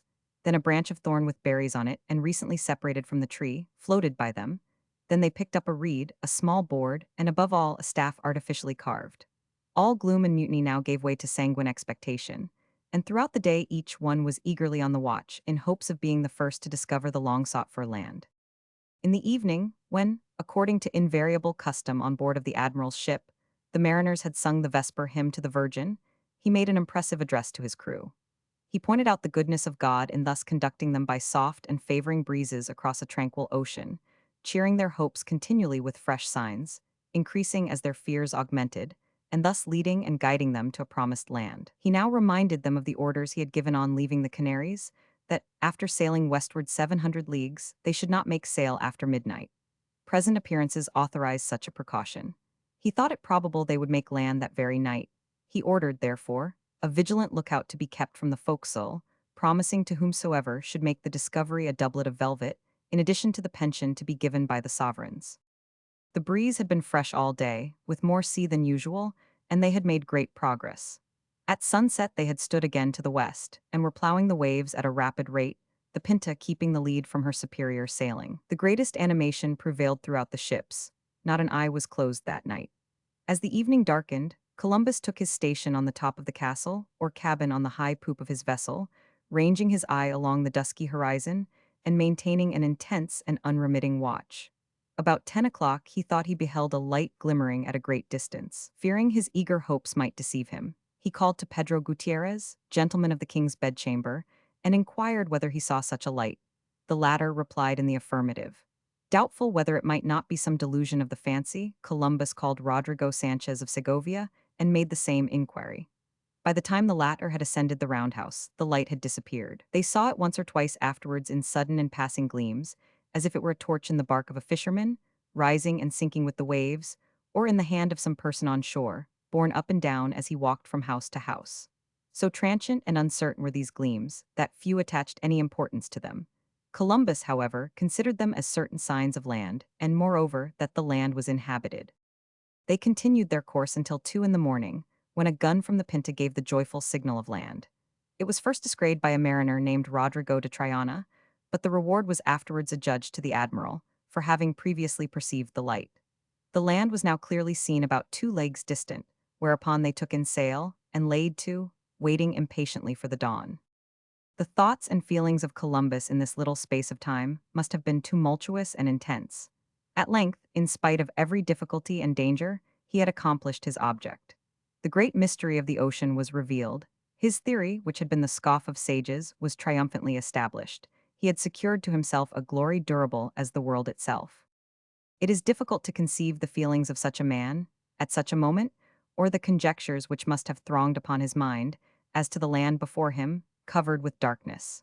That it was fruitful was evident from the vegetables which floated from its shores. He thought, too, that he perceived the fragrance of aromatic groves. The moving light he had beheld proved it the residence of man. But what were its inhabitants? Were they like those of the other parts of the globe, or were they some strange and monstrous race, such as the imagination was prone in those times to give to all remote and unknown regions? Had he come upon some wild island far in the Indian Sea, or was this the famed Cipango itself, the object of his golden fancies? 1,000 speculations of the kind must have swarmed upon him, as, with his anxious crews, he waited for the night to pass away, wondering whether the morning light would reveal a savage wilderness, or dawn upon spicy groves, and glittering fanes, and gilded cities, and all the splendor of Oriental civilization. It was on Friday morning, the 12th of October, that Columbus first beheld the New World. As the day dawned, he saw before him a level island, several leagues in extent, and covered with trees like a continual orchard. Though apparently uncultivated, it was populous, for the inhabitants were seen issuing from all parts of the woods and running to the shore. They were perfectly naked, and, as they stood gazing at the ships, appeared by their attitudes and gestures to be lost in astonishment. Columbus made signal for the ships to cast anchor, and the boats to be manned and armed. He entered his own boat, richly attired in scarlet and holding the royal standard, whilst Martin Alonso Pinzon and Vincent Yanez his brother put off in company in their boats, each with a banner of the enterprise emblazoned with a green cross, having on either side the letters F and Y, the initials of the Castilian monarchs Fernando and Eusebio, surmounted by crowns. As he approached the shore, Columbus, who was disposed for all kinds of agreeable impressions, was delighted with the purity and suavity of the atmosphere, the crystal transparency of the sea, and the extraordinary beauty of the vegetation. He beheld, also, fruits of an unknown kind upon the trees which overhung the shores. On landing, he threw himself on his knees, kissed the earth, and returned thanks to God with tears of joy. His example was followed by the rest, whose hearts indeed overflowed with the same feelings of gratitude. Columbus then rising, drew his sword, displayed the royal standard, and assembling round him the two captains, with Rodrigo de Escobedo, notary of the armament, Rodrigo Sanchez, and the rest who had landed, he took solemn possession in the name of the Castilian sovereigns, giving the island the name of San Salvador. Having complied with the requisite forms and ceremonies, he called upon all present to take the oath of obedience to him, as admiral and viceroy, representing the persons of the sovereigns. The feelings of the crew now burst forth in the most extravagant transports. They had recently considered themselves devoted men, hurrying forward to destruction. They now looked upon themselves as favorites of fortune, and gave themselves up to the most unbounded joy. They thronged around the admiral with overflowing zeal, some embracing him, others kissing his hands. Those who had been most mutinous and turbulent during the voyage were now most devoted and enthusiastic. Some begged favors of him, as if he had already wealth and honors in his gift. Many abject spirits who had outraged him by their insolence now crouched at his feet, begging pardon for all the trouble they had caused him, and promising the blindest obedience for the future. Washington Irving. Notes: Columbus. Christopher Columbus of Genoa, born 1430, died 1506, the discoverer of America.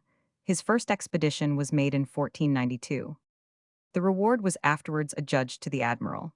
This has often been alleged, and apparently with considerable reason, as a stain upon the name of Columbus. Columbus shipwrecked. On the morning of the 24th of December, Columbus set sail from Port St. Thomas before sunrise and steered to the eastward, with an intention of anchoring at the harbor of the Cacique Guacanagari. The wind was from the land, but so light as scarcely to fill the sails, and the ships made but little progress. At 11 o'clock at night, being Christmas Eve, they were within a league or a league and a half of the residence of the cacique. And Columbus, who had hitherto kept watch, finding the sea calm and smooth, and the ship almost motionless, retired to rest, not having slept the preceding night. He was, in general, extremely wakeful on his coasting voyages, passing whole nights upon deck in all weathers, never trusting to the watchfulness of others where there was any difficulty or danger to be provided against. In the present instance he felt perfectly secure, not merely on account of profound calm, but because the boats on the preceding day, in their visit to the cacique, had reconnoitered the coast and had reported that there were neither rocks nor shoals in their course. No sooner had he retired than the steersman gave the helm in charge to one of the ship boys and went to sleep. This was in direct violation of an invariable order of the admiral that the helm should never be entrusted to the boys. The rest of the mariners who had the watch took like advantage of the absence of Columbus, and in a little while the whole crew was buried in sleep. In the meantime, the treacherous currents, which run swiftly along this coast, carried the vessel quietly, but with force, upon a sandbank. The heedless boy had not noticed the breakers, although they made a roaring that might have been heard a league. No sooner, however, did he feel the rudder strike and hear the tumult of the rushing sea than he began to cry for aid. Columbus, whose careful thoughts never permitted him to sleep profoundly, was the first on deck. The master of the ship, whose duty it was to have been on watch, next made his appearance, followed by others of the crew, half awake. The admiral ordered them to take the boat and carry out an anchor astern, to warp the vessel off. The master and the sailors sprang into the boat, but confused as men are apt to be when suddenly awakened by an alarm, instead of obeying the commands of Columbus, they rowed off to the other caravel, about half a league to windward. In the meantime, the master had reached the caravel and made known the perilous state in which he had left the vessel. He was reproached with his pusillanimous desertion. The commander of the caravel manned his boat and hastened to the relief of the admiral, followed by the recreant master, covered with shame and confusion. It was too late to save the ship, the current having set her moor upon the bank. The admiral, seeing that his boat had deserted him, that the ship had swung across the stream, and that the water was continually gaining upon her, ordered the mast to be cut away in the hope of lightening her sufficiently to float her off. Every effort was in vain. The keel was firmly bedded in the sand. The shock had opened several seams, while the swell of the breakers, striking her broadside, left her each moment more and more aground, until she fell over on one side. Fortunately, the weather continued calm, otherwise the ship must have gone to pieces, and the whole crew might have perished amidst the currents and breakers. The admiral and her men took refuge on board the caravel. Diego de Arana, chief judge of the armament, and Pedro Gutierrez, the king's butler, were immediately sent on shore as envoys to the cacique Guaynagari to inform him of the intended visit of the admiral and of his disastrous shipwreck. In the meantime, as a light wind had sprung up from shore, and the admiral was ignorant of his situation, and of the rocks and banks that might be lurking around him, he lay to until daylight. The habitation of the cacique was about a league and a half from the wreck. When he heard of the misfortune of his guest, he manifested the utmost affliction, and even shed tears. He immediately sent all his people, with all the canoes, large and small, that could be mustered, and so active were they in their assistance, that in a little while the vessel was unloaded. The cacique himself and his brothers and relatives rendered all the aid in their power, both on sea and land, keeping vigilant guard that everything should be conducted with order, and the property secured from injury or theft. From time to time, he sent some one of his family, or some principal person of his attendants, to console and cheer the admiral, assuring him that everything he possessed should be at his disposal. Never, in a civilized country, were the vaunted rights of hospitality more scrupulously observed than by this uncultivated savage. All the effects landed from the ships were deposited near his dwelling, and an armed guard surrounded them all night, until houses could be prepared in which to store them. There seemed, however, even among the common people, no disposition to take advantage of the misfortune of the stranger. Although they beheld what must in their eyes have been inestimable treasures, cast, as it were, upon their shores and open to depredation, yet there was not the least attempt to pilfer, nor, in transporting the effects from the ships, had they appropriated the most trifling article. On the contrary, a general sympathy was visible in their countenances and actions, and to have witnessed their concern, one would have supposed the misfortune to have happened to themselves. So loving, so tractable, so peaceable are these people, says Columbus in his journal, that I swear to your majesties there is not in the world a better nation, nor a better land. They love their neighbors as themselves, and their discourse is ever sweet and gentle, and accompanied with a smile. And though it is true that they are naked, yet their manners are decorous and praiseworthy. Washington Irving. Note, cacique, the chief of an Indian tribe. The word was adopted by the Spaniards from the language of the natives of San Domingo. Robbed in the desert. I departed from Kuma, accompanied by 2 shepherds who were going towards Cibadulu. The road was very steep and rocky, and as my horse had hurt his feet much, he traveled slowly and with great difficulty, for in many places the ascent was so sharp, and the declivities so great, that if he had made one false step, he must inevitably have been dashed to pieces. The herds, being anxious to proceed, gave themselves little trouble about me or my horse, and kept walking on at a considerable distance. It was about 11 o'clock, as I stopped to drink a little water at a rivulet, my companions being near a quarter of a mile before me, that I heard some people calling to each other, and presently a loud screaming, as from a person in great distress. I immediately conjectured that a lion had taken one of the shepherds, and mounted my horse to have a better view of what had happened. The noise, however, ceased, and I rode slowly towards the place from whence I thought it proceeded, calling out, but without receiving any answer. In a little time, however, I perceived one of the shepherds lying among the long grass near the road, and though I could see no blood upon him, concluded he was dead. But when I came close to him, he whispered to me to stop, telling me that a party of armed men had seized upon his companion and shot 2 arrows at himself as he was making his escape. I stopped to consider what course to take, and looking round, saw at a little distance a man sitting upon the stump of a tree. I distinguished also the heads of 6 or 7 more, sitting among the grass with muskets in their hands. I had now no hopes of escaping, and therefore determined to ride forward towards them. As I approached them, I was in hopes they were elephant hunters, and by way of opening the conversation, inquired if they had shot anything. But without returning an answer, one of them ordered me to dismount, and then, as if recollecting himself, waved with his hand for me to proceed. I accordingly rode past, and had with some difficulty crossed a deep rivulet, when I heard somebody halloa, and looking back, saw those I took for elephant hunters now running after me, and calling out to me to turn back. I stopped until they were all come up, when they informed me that the king of the Fulas had sent them on purpose to bring me, my horse, and everything that belonged to me, to Fuladu, and that therefore I must turn back and go along with them. Without hesitating a moment, I turned round and followed them, and we traveled together near a quarter of a mile without exchanging a word. When coming to a dark place of the wood, one of them said, in the Mandingo language, "This place will do," and immediately snatched my hat from my head. Though I was by no means free of apprehension, yet I resolved to show as few signs of fear as possible, and therefore told them, unless my hat was returned to me, I should go no farther. But before I had time to receive an answer, another drew his knife, and seizing upon a metal button which remained upon my waistcoat, cut it off and put it in his pocket. Their intention was now obvious, and I thought that the more easily they were permitted to rob me of everything, the less I had to fear. I therefore allowed them to search my pockets without resistance and examine every part of my apparel, which they did with scrupulous exactness. But observing that I had one waistcoat under another, they insisted that I should cast them both off, and at last, to make sure work, stripped me quite naked. Even my half-boots, though the sole of one of them was tied to my foot with a broken bridle rein, were narrowly inspected. Whilst they were examining the plunder, I begged them with great earnestness to return my pocket compass.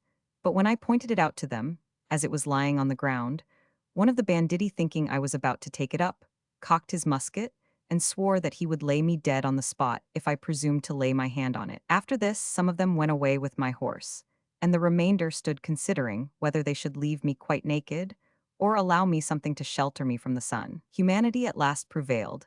They returned me the worst of the 2 shirts and a pair of trousers, and as they went away, one of them threw back my hat, in the crown of which I kept my memorandums, and this was probably the reason they did not wish to keep it. After they were gone, I sat for some time looking around me with amazement and terror. Whichever way I turned, nothing appeared but danger and difficulty. I saw myself in the midst of a vast wilderness in the depth of the rainy season, naked and alone, surrounded by savage animals, and men still more savage. I was 500 miles from the nearest European settlement. All these circumstances crowded at once to my recollection, and I confess that my spirits began to fail me. I considered my fate as certain, and that I had no alternative but to lie down and perish. At this moment, painful as my reflections were, the extraordinary beauty of a small moss irresistibly caught my eye. I mention this to show from what trifling circumstances the mind will sometimes derive consolation. For though the whole plant was not larger than the tip of one of my fingers, I could not contemplate the delicate conformation of its roots, leaves, and capsule without admiration. Can that being, thought I, who planted, watered, and brought to perfection, in this obscure part of the world, a thing which appears of so small importance, look with unconcern upon the situation and sufferings of creatures formed after his own image? Surely not. Reflections like these would not allow me to despair.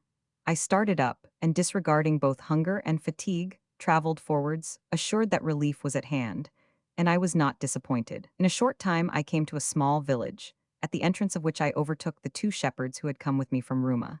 They were much surprised to see me, for they said they never doubted that the Fulas, when they had robbed, had murdered me. Departing from this village, we traveled over several rocky ridges, and at sunset arrived at Sibidulu, the frontier town of the Kingdom of Manding. Mungo Park. Note, Mungo Park, born in Selkirkshire in 1771, set out on his first African exploration in 1795. His object was to explore the Niger, and this he had done to a great extent when he was murdered, as is supposed, by the natives in 1805. Rest from battle. Now deep in ocean sunk the lamp of light, and drew behind the cloudy veil of night. The conquering Trojans mourn his beams decayed. The Greeks, rejoicing, bless the friendly shade. The victors keep the field, and Hector calls a martial council near the navy walls. These to Scamander's bank apart he led, where thinly scattered lay the heaps of dead. The assembled chiefs, descending on the ground, attend his order and their prince surround. A massy spear he bore of mighty strength. Of full 10 cubits was the lance's length. The point was brass, refulgent to behold, fixed to the wood with circling rings of gold. The noble Hector on his lance reclined, and bending forward, thus revealed his mind. Ye valiant Trojans, with attention hear. Ye Dardan bands and generous aids give ear. This day we hoped would wrap in conquering flame Greece with her ships and crown our toils with fame. But darkness now, to save the cowards, falls, and guards them trembling in their wooden walls. Obey the night and use her peaceful hours, our steeds to forage and refresh our powers. Straight from the town be sheep and oxen sought, and strengthening bread and generous wine be brought. Wide o'er the field, high blazing to the sky, let numerous fires the absent sun supply. The flaming piles with plenteous fuel raise, till the bright morn her purple beam displays. Lest, in the silence and the shades of night, Greece on her sable ships attempt her flight. Not unmolested let the wretches gain their lofty decks or safely cleave the main. Some hostile wound let every dart bestow, some lasting token of the Phrygian foe. Wounds that long hence may ask their spouses' care, and warn their children from a Trojan war. Now, through the circuit of our Ilian wall, let sacred heralds sound the solemn call, to bid the sires with hoary honors crowned, and beardless youths our battlements surround. Firm be the guard, while distant lie our powers, and let the matrons hang with lights the towers. Lest, under covert of the midnight shade, the insidious foe the naked town invade. Suffice, tonight, these orders to obey. A nobler charge shall rouse the dawning day. The gods, I trust, shall give to Hector's hand, from these detested foes to free the land, who plowed with fates averse the watery way. For Trojan vultures a predestined prey. Our common safety must be now the care. But soon as morning paints the fields of air, sheathed in bright arms let every troop engage, and the fired fleet behold the battle rage. Then shall Hector and Tydides prove, whose fates are heaviest in the scale of Jove. Tomorrow's light, oh haste the glorious morn, shall see his bloody spoils in triumph borne. With this keen javelin shall his breast be gored, and prostrate heroes bleed around their lord. Certain as this, oh, might my days endure, from age inglorious and black death secure. So might my life and glory know no bound, like Pallas worshipped, like the sun renowned. As the next dawn, the last they shall enjoy, shall crush the Greeks and end the woes of Troy. The leader spoke from all his host around. Shouts of applause along the shores resound. Each from the yoke the smoking steeds untied, and fixed their headstalls to his chariot side. Fat sheep and oxen from the town are led, with generous wine and all-sustaining bread. Full hecatombs lay burning on the shore. The winds to heaven the curling vapors bore. Ungrateful offering to the immortal powers, whose wrath hung heavy o'er the Trojan towers. Nor Priam nor his sons obtained their grace. Proud Troy they hated, and her guilty race. The troops exulting sat in order round, and beaming fires illumined all the ground. As when the moon, refulgent lamp of night, o'er heaven's clear azure spreads her sacred light, when not a breath disturbs the deep serene, and not a cloud o'ercasts the solemn scene. Around her throne the vivid planets roll, and stars unnumbered gild the glowing pole. O'er the dark trees a yellower verdure shed, and tip with silver every mountain's head. Then shine the vales, the rocks in prospect rise. A flood of glory bursts from all the skies.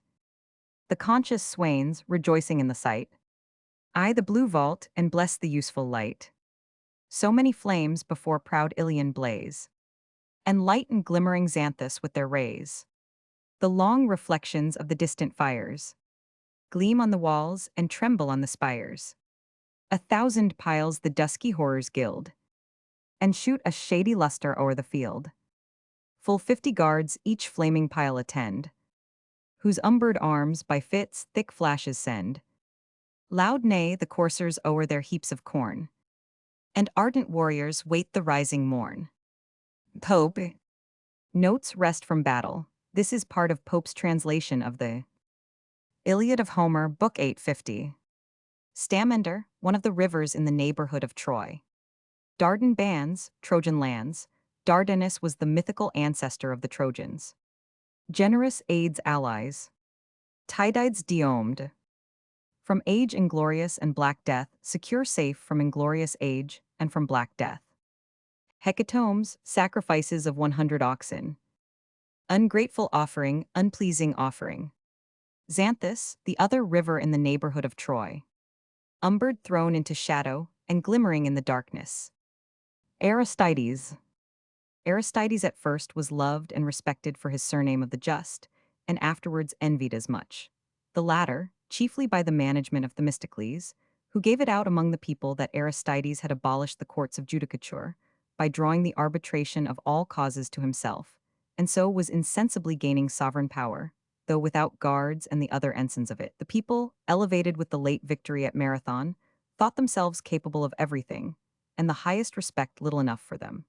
Uneasy, therefore, at finding any one citizen rose to such extraordinary honor and distinction, they assembled at Athens from all the towns in Attica, and banished Aristides by the ostracism, disguising their envy of his character under the specious pretense of guarding against tyranny.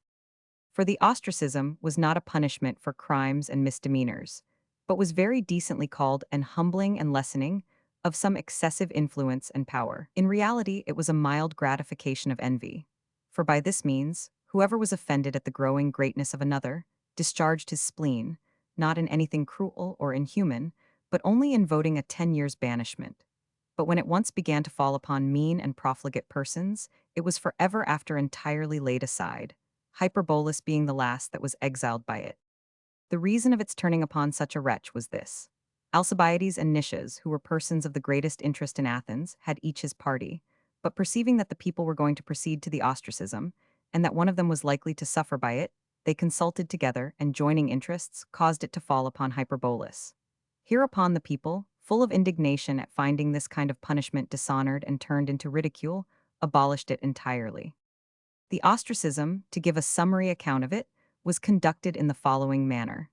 Every citizen took a piece of a broken pot, or a shell, on which he wrote the name of the person he wanted to have banished, and carried it to a part of the marketplace that was enclosed with wooden rails. The magistrates then counted the number of the shells, and if it amounted not to 6,000, the ostracism stood for nothing.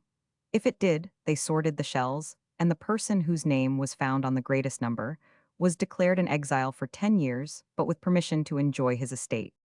At the time that Aristides was banished, when the people were inscribing the names on the shells, it is reported that an illiterate burgher came to Aristides, whom he took for some ordinary person, and, giving him his shell, desired him to write Aristides upon it. The good man, surprised at the adventure, asked him whether Aristides had ever injured him. "No," said he, "nor do I even know him, but it vexes me to hear him everywhere called the Just." Aristides made no answer, but took the shell, and having written his own name upon it, returned it to the man.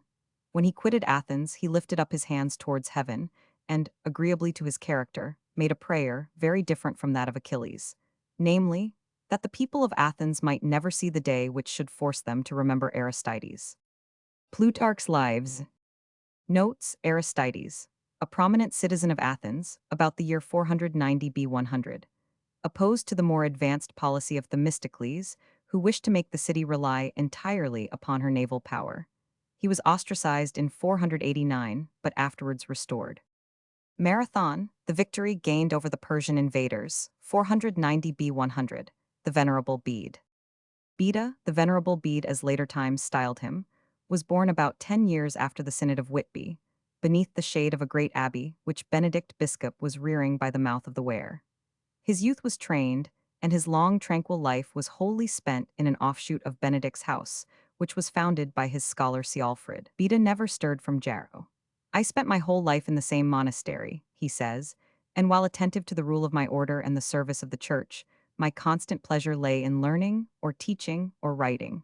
The words sketch for us a scholar's life, the more touching in its simplicity that it is the life of the first great English scholar. The quiet grandeur of a life consecrated to knowledge, the tranquil pleasure that lies in learning and teaching and writing, dawned for Englishmen in the story of Beda. While still young, he became teacher, and 600 monks, besides strangers that flocked thither for instruction, formed his school of Jarrow. It is hard to imagine how, among the toils of the schoolmaster and the duties of the monk, Beda could have found time for the composition of the numerous works that made his name famous in the West. But materials for study had accumulated in Northumbria through the journeys of Wilfrith and Benedict Biscop, and Archbishop Egbert was forming the first English library at York. The tradition of the older Irish teachers still lingered to direct the young scholar into that path of scriptural interpretation to which he chiefly owed his fame. Greek, a rare accomplishment in the West, came to him from the school which the Greek Archbishop Theodore founded beneath the walls of Canterbury. His skill in the ecclesiastical chant was derived from a Roman cantor, whom Pope Valerian sent in the train of Benedict Biscop. Little by little the young scholar thus made himself master of the whole range of the science of his time. He became, as Burke rightly styled him, the father of English learning. The tradition of the older classic culture was first revived for England in his quotations of Plato and Aristotle, of Seneca and Cicero, of Lucretius and Ovid. Virgil cast over him the same spell that he cast over Dante. Verses from the Aeneid break his narratives of martyrdoms, and the disciple ventures on the track of the great master in a little eclogue descriptive of the approach of spring. His work was done with small aid from others. I am my own secretary, he writes. I make my own notes, I am my own librarian. But 45 works remained after his death to attest his prodigious industry. In his own eyes and those of his contemporaries, the most important among these were the commentaries and homilies upon various books of the Bible which he had drawn from the writings of the Fathers.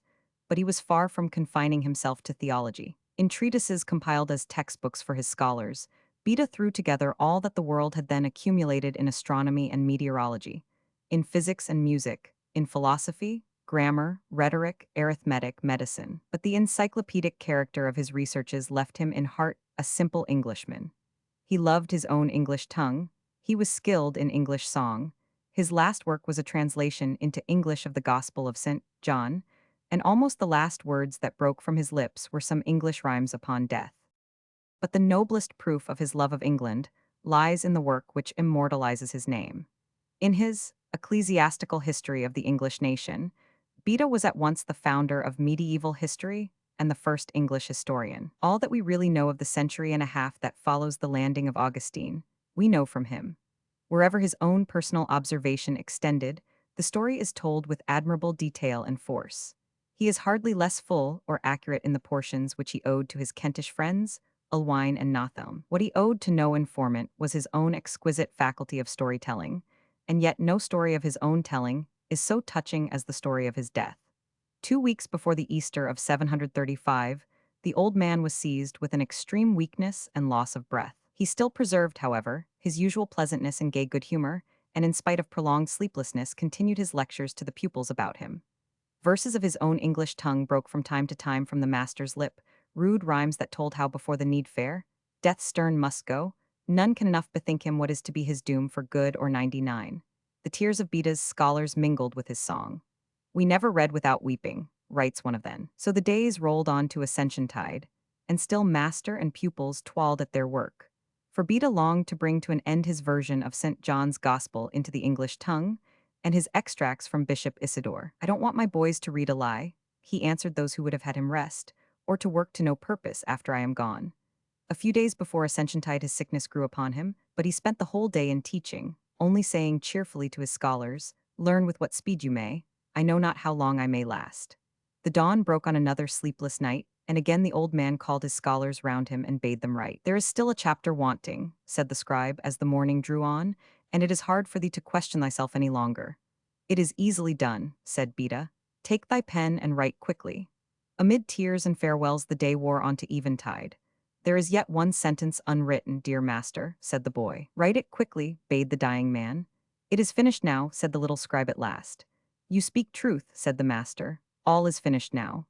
Placed upon the pavement, his head supported in his scholar's arms, his face turned to the spot where he was wont to pray, Beta chaunted the solemn "Glory to God." As his voice reached the close of his song, he passed quietly away. J.R. Green. Note: Beta, the father of literature and learning in England, 656-7, 35a 500. The death of Anselm. Anselm's life was drawing to its close. The reenactment and confirmation by the authority of the Great Whitsuntide Assembly of the canons of the Synod of London against clerical marriage, and a dispute with two of the northern bishops, his old friend Ralph Flambard, and the Archbishop-elect of York, who, apparently reckoning on Anselm's age and bad health, was scheming to evade the odious obligation of acknowledging the paramount claims of the See of Canterbury, were all. That marked the last year of his life. A little more than a year before his own death, he had to bury his old and faithful friend, a friend first in the cloister of B, and then in the troubled days of his English primacy, the great builder, Gundulf, Bishop of Rochester. Anselm's last days shall be told in the words of one who had the best right to record the end of him whom he had loved so simply and so loyally, his attendant Eadmer. During these events of the last 2 years of his life, he wrote a treatise concerning the agreement of foreknowledge, predestination, and the grace of God with free will, in which, contrary to his wont, he found difficulty in composition, for after his illness at Bury St. Edmunds, as long as he was spared to this life, he was weaker than before, so that, when he was moving from place to place, he was from that time carried in a litter instead of riding on horseback. He was tried also by frequent and sharp sicknesses, so that we scarce dared promise him life. He, however, never left off his old way of living, but was always engaged in godly meditations, or holy exhortations, or other good work. In the 3rd year after King Henry had recalled him from his second banishment, every kind of food by which nature is sustained became loathsome to him. He used to eat, however, putting force on himself, knowing that he could not live without food, and in this way he somehow or another dragged on life through half a year, gradually failing day by day in body, though in vigor of mind he was still the same as he used to be. So being strong in spirit, though but very feeble in the flesh, he could not go to his oratory on foot, but from his strong desire to attend the consecration of the Lord's body, which he venerated with a special feeling of devotion, he caused himself to be carried thither every day in a chair. We who attended on him tried to prevail on him to desist, because it fatigued him so much, but we succeeded, and that with difficulty, only 4 days before he died. From that time he took to his bed, and with gasping breath continued to exhort all who had the privilege of drawing near him to live to God, each in his own order. Palm Sunday had dawned, and we, as usual, were sitting round him. One of us said to him, "Lord Father, we are given to understand that you are going to leave the world for your Lord's Easter court." He answered, "If his will be so, I shall gladly obey his will. But if he willed rather that I should yet remain amongst you, at least till I have solved a question which I am turning in my mind, about the origin of the soul, I should receive it thankfully, for I know not whether anyone will finish it after I am gone. Indeed, I hope that if I could take food I might yet get well. For I feel no pain anywhere, only from weakness of my stomach, which cannot take food, I am failing altogether." On the following Tuesday, towards evening, he was no longer able to speak intelligibly. Ralph, Bishop of Rochester, asked him to bestow his absolution and blessing on us who were present, and on his other children, and also on the king and queen with their children, and the people of the land who had kept themselves under God in his obedience. He raised his right hand, as if he was suffering nothing, and made the sign of the Holy Cross, and then dropped his head and sank down. The congregation of the brethren were already chanting matins in the great church, when one of those who watched about our father the book of the Gospels, and read before him the history of the Passion, which was to be read that day at the Mass. When he came to our Lord's words, "Ye are they which have continued with me in my temptations, and I appoint unto you a kingdom, as my Father hath appointed unto me, that ye may eat and drink at my table," he began to draw his breath more slowly. We saw that he was just going, so he was removed from his bed and laid upon sackcloth and ashes. And thus, the whole family of his children being collected round him, He gave up his last breath into the hands of his Creator and slept in peace. Dean Church.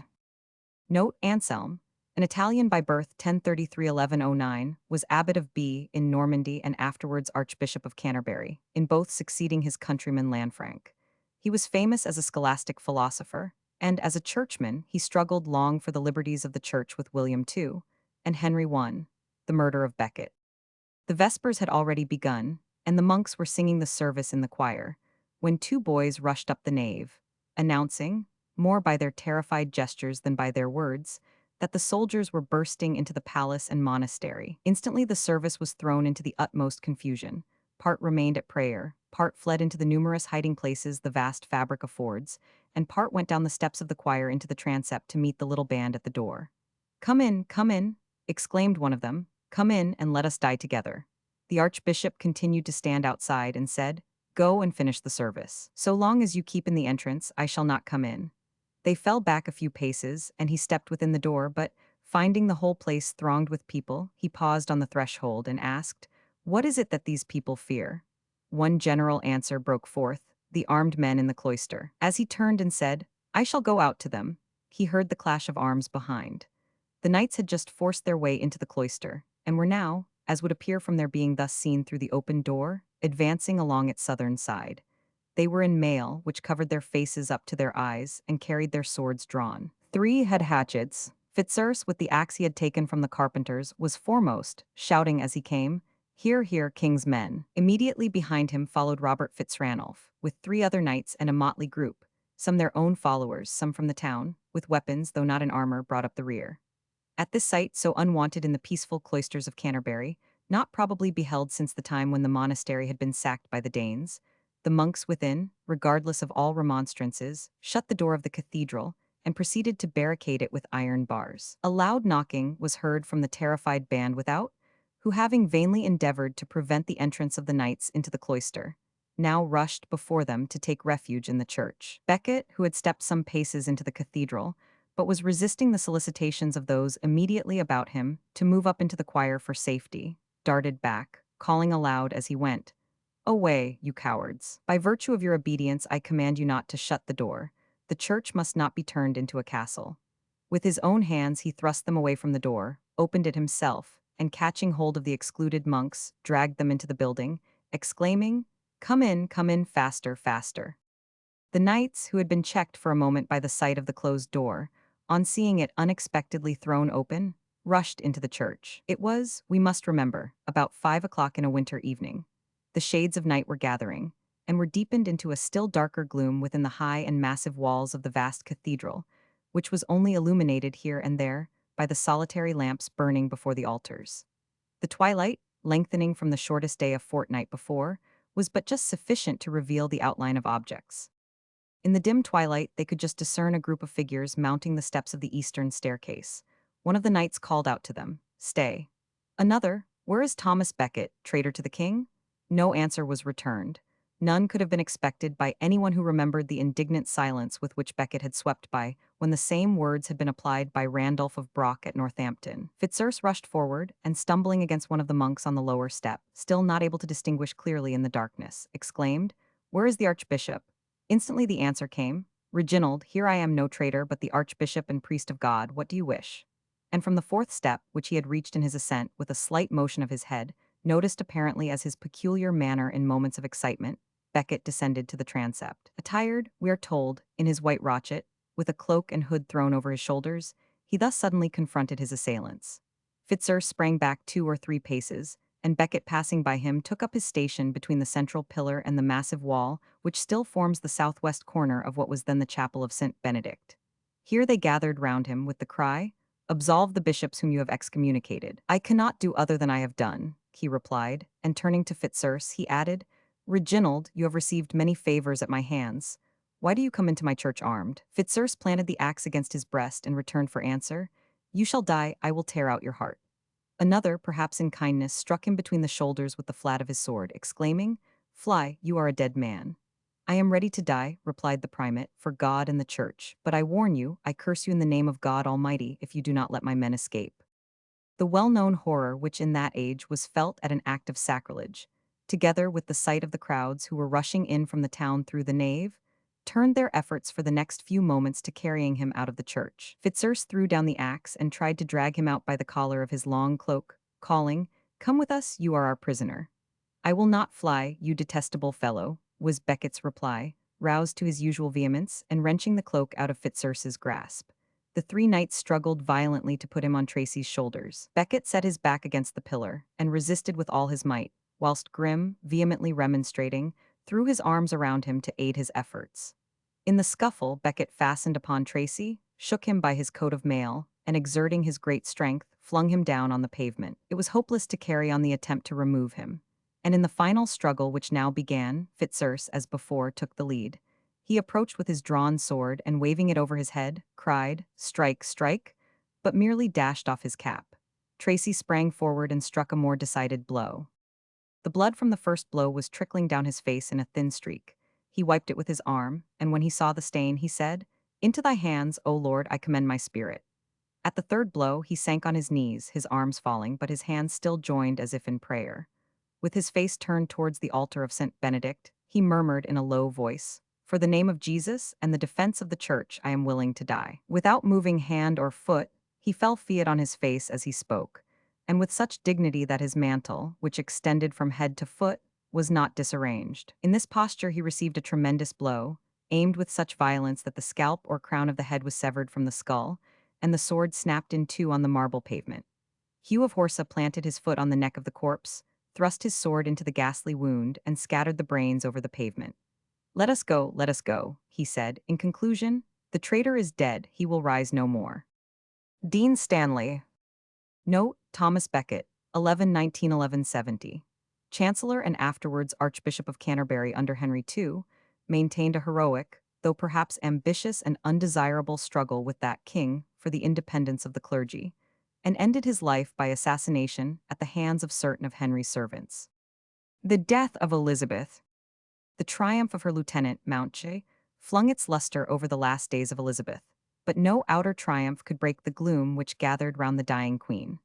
Lonely as she had always been, her loneliness deepened as she drew towards the grave. The statesmen and warriors of her earlier days had dropped one by one from her council board, and their successors were watching her last moments and intriguing for favor in the coming reign.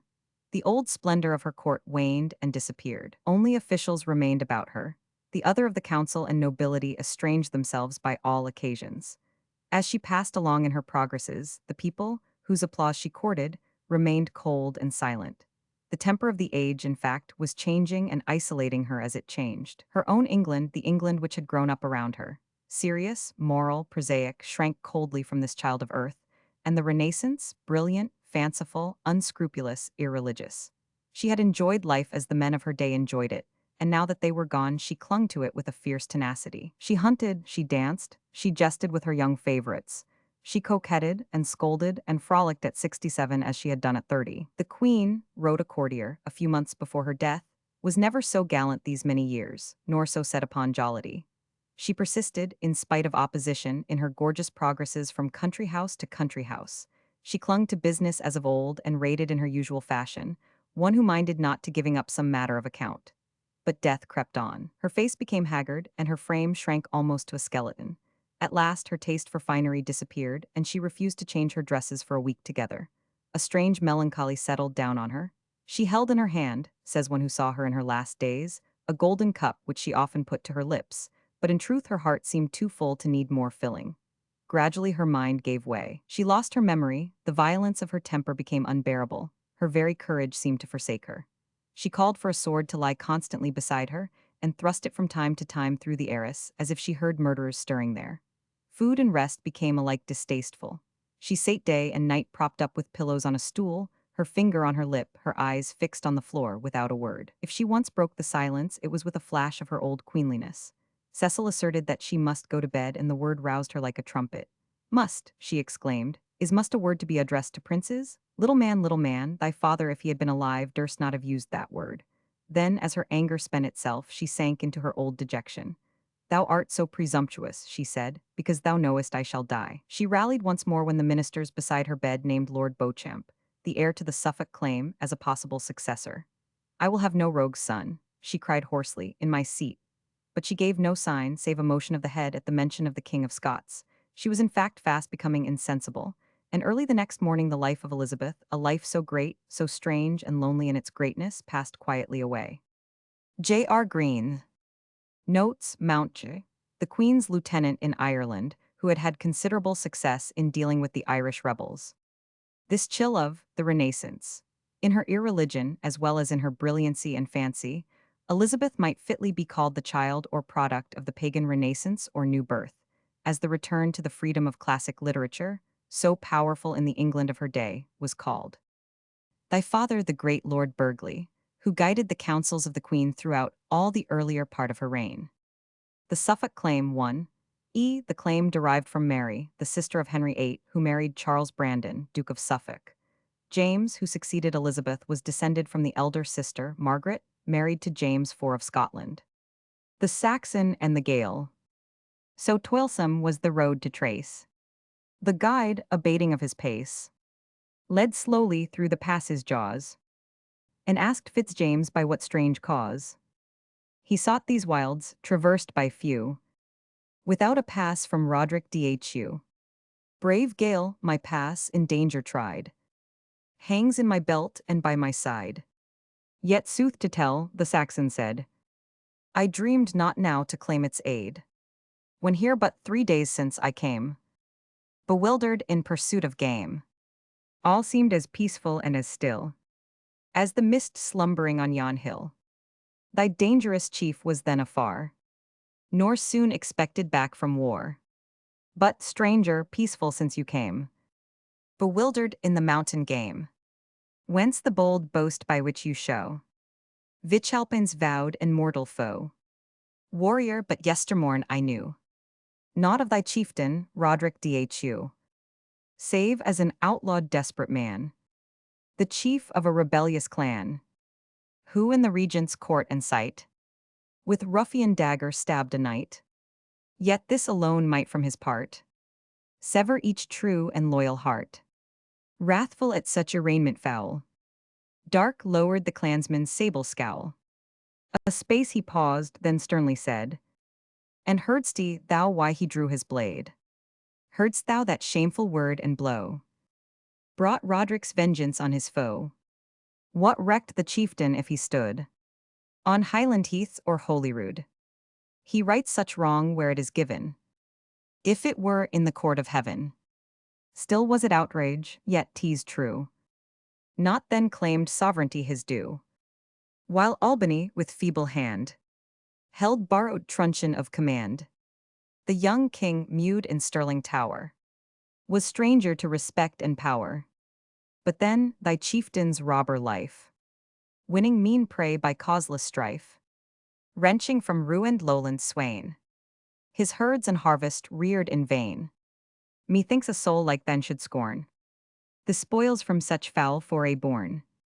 The Gael beheld him grim the while, and answered with disdainful smile, Saxon, from yonder mountain high, I marked thee send delighted eye, far to the south and east where lay, extended in succession gay, deep waving fields and pastures green, with gentle slopes and groves between. These fertile plains, that softened vale, were once the birthright of the Gael. The stranger came with iron hand, and from our fathers reft the land. Where dwell we now, see, rudely swell. Crag over crag, fell over fell. Ask we this savage hill we tread, for fattened steer or household bread.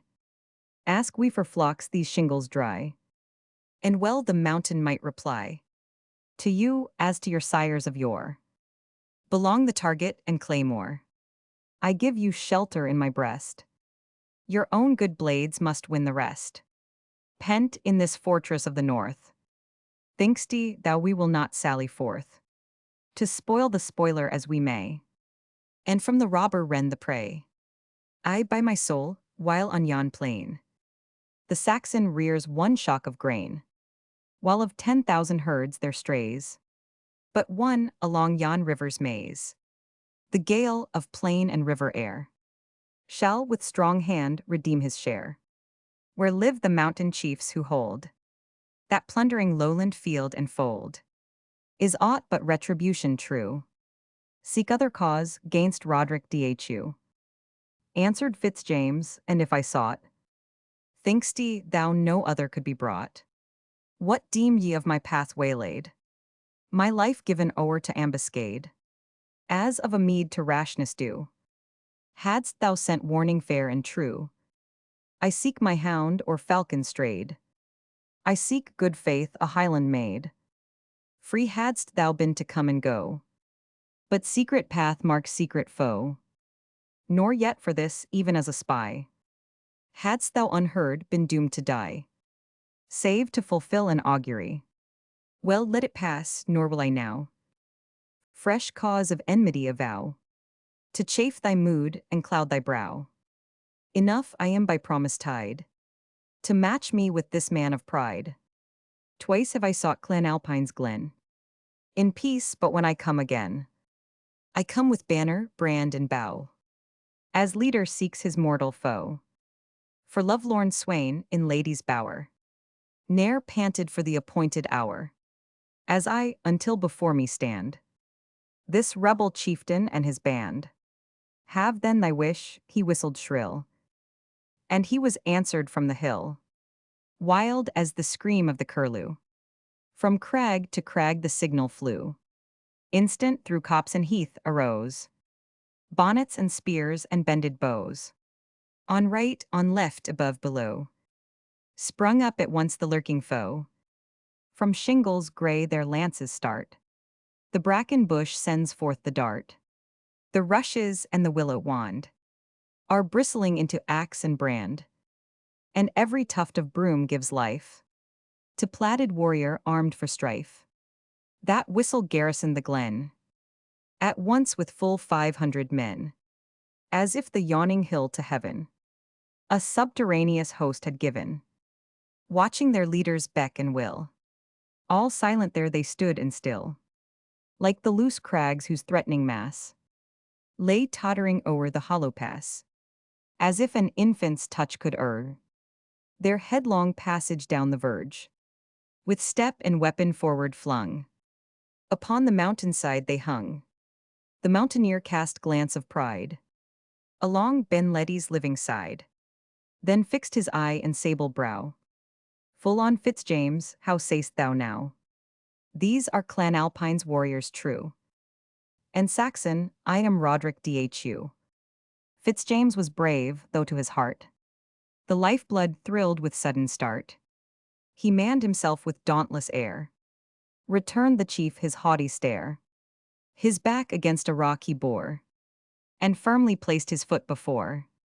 Come one, come all, this rock shall fly from its firm base as soon as one. Sir Roderick marked, and in his eyes respect was mingled with surprise, and the stern joy which warriors feel in foemen worthy of their steel. Short space he stood, then waved his hand. Down sunk the disappearing band. Each warrior vanished where he stood. In broom or bracken, heath or wood, sunk brand and spear and bended bow. In osiers pale and copses low, it seemed as if their mother earth had swallowed up her warlike birth. The wind's last breath had tossed in air pennon and plaid and plumage fair. The next but swept a lone hillside, where heath and fern were waving wide. The sun's last glance was glinted back from spear and glaive, from targe and jack. The next, all unreflected, shone on bracken green and cold grey stone. Fitzjames looked round, yet scarce believed the witness that his sight received. Such apparition well might seem delusion of a dreadful dream. Sir Roderick in suspense he eyed, and to his look the chief replied, Fear not, nay, that I need not say, but doubt not aught from mine array. Thou art my guest, I pledge my word, as far as Coilantagle ford. Nor would I call a clansman's brand for aid against one valiant hand, though on our strife lay every veil, rent by the Saxon from the gale. So move we on, I only meant to show the reed on which you leant, deeming this path you might pursue. Without a pass from Roderick Dhu, the chief in silence strode before, and reached that torrent-sounding shore, which, daughter of three mighty lakes, from Venachar in silver breaks, sweeps through the plain and ceaseless mines, on Bachessel the mouldering lines, where Rome, the empress of the world, of yore her eagle wings unfurl 500, and here his course the chieftain stayed, threw down his target and his plaid, and to the lowland warrior said, bold Saxon, to his promise just, Vichalpine has discharged his trust. This murderous chief, this ruthless man, this head of a rebellious clan, hath led thee safe through watch and ward, far past Clan Alpine's outmost guard. Now, man to man and steel to steel, a chieftain's vengeance thou shalt feel. See here, all vantageless I stand, armed like thyself with single brand. For this is Coilantoggle ford, and thou must keep thee with thy sword. The Saxon paused, I ne'er delayed, when foeman bade me draw my blade. Nay more, brave chief, I vowed thy death, yet sure thy fair and generous faith, and my deep debt for life preserved, a better meed have well deserved. Can naught but blood our feud atone? Are there no means? No, stranger, none. And here, to fire thy flagging zeal, the Saxon cause rests on thy steel. For thus spoke fate by prophet bred, between the living and the dead. Who spills the foremost foeman's life, his party conquers in the strife. Then by my word, the Saxon said, the riddle is already read. Seek yonder break beneath the cliff.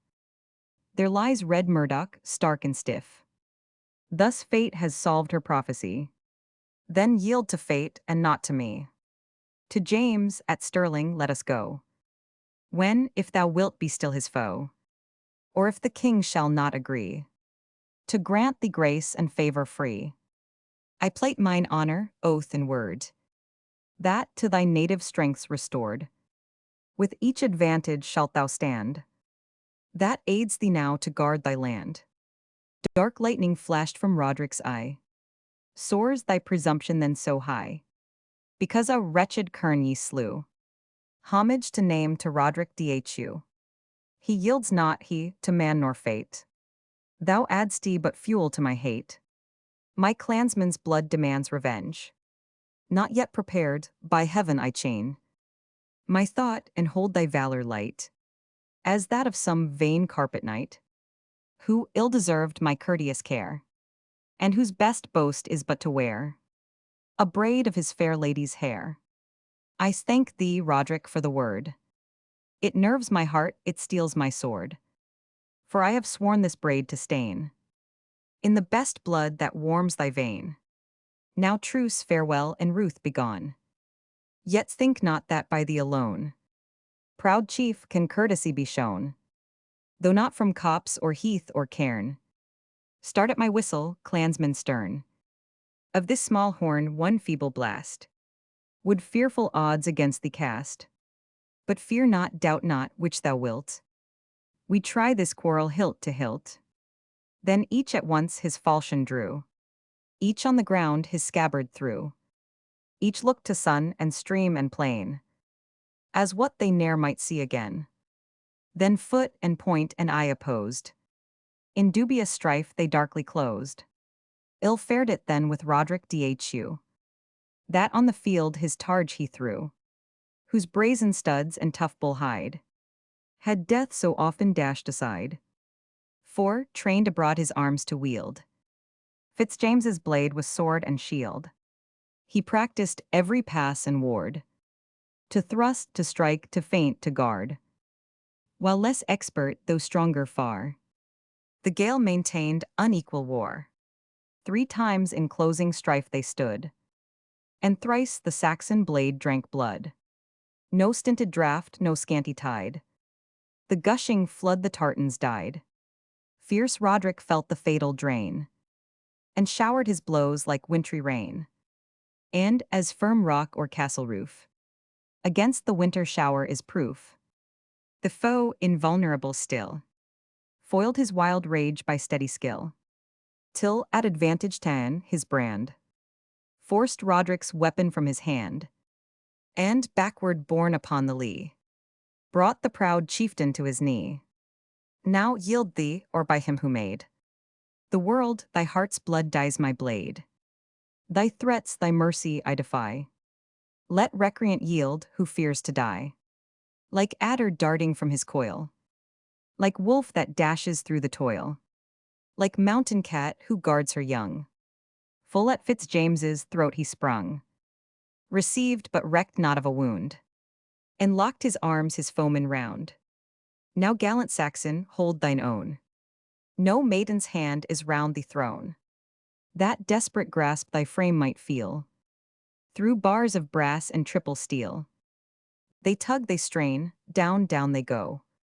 The gale above, Fitzjames below. The chieftain's gripe his throat compressed. His knee was planted on his breast. His clotted locks he backward threw. Across his brow his hand he drew, from blood and mist to clear his sight. Then gleamed aloft his dagger bright. But hate and fury ill supplied the stream of life's exhausted tide. And all too late the advantage came to turn the odds of deadly game.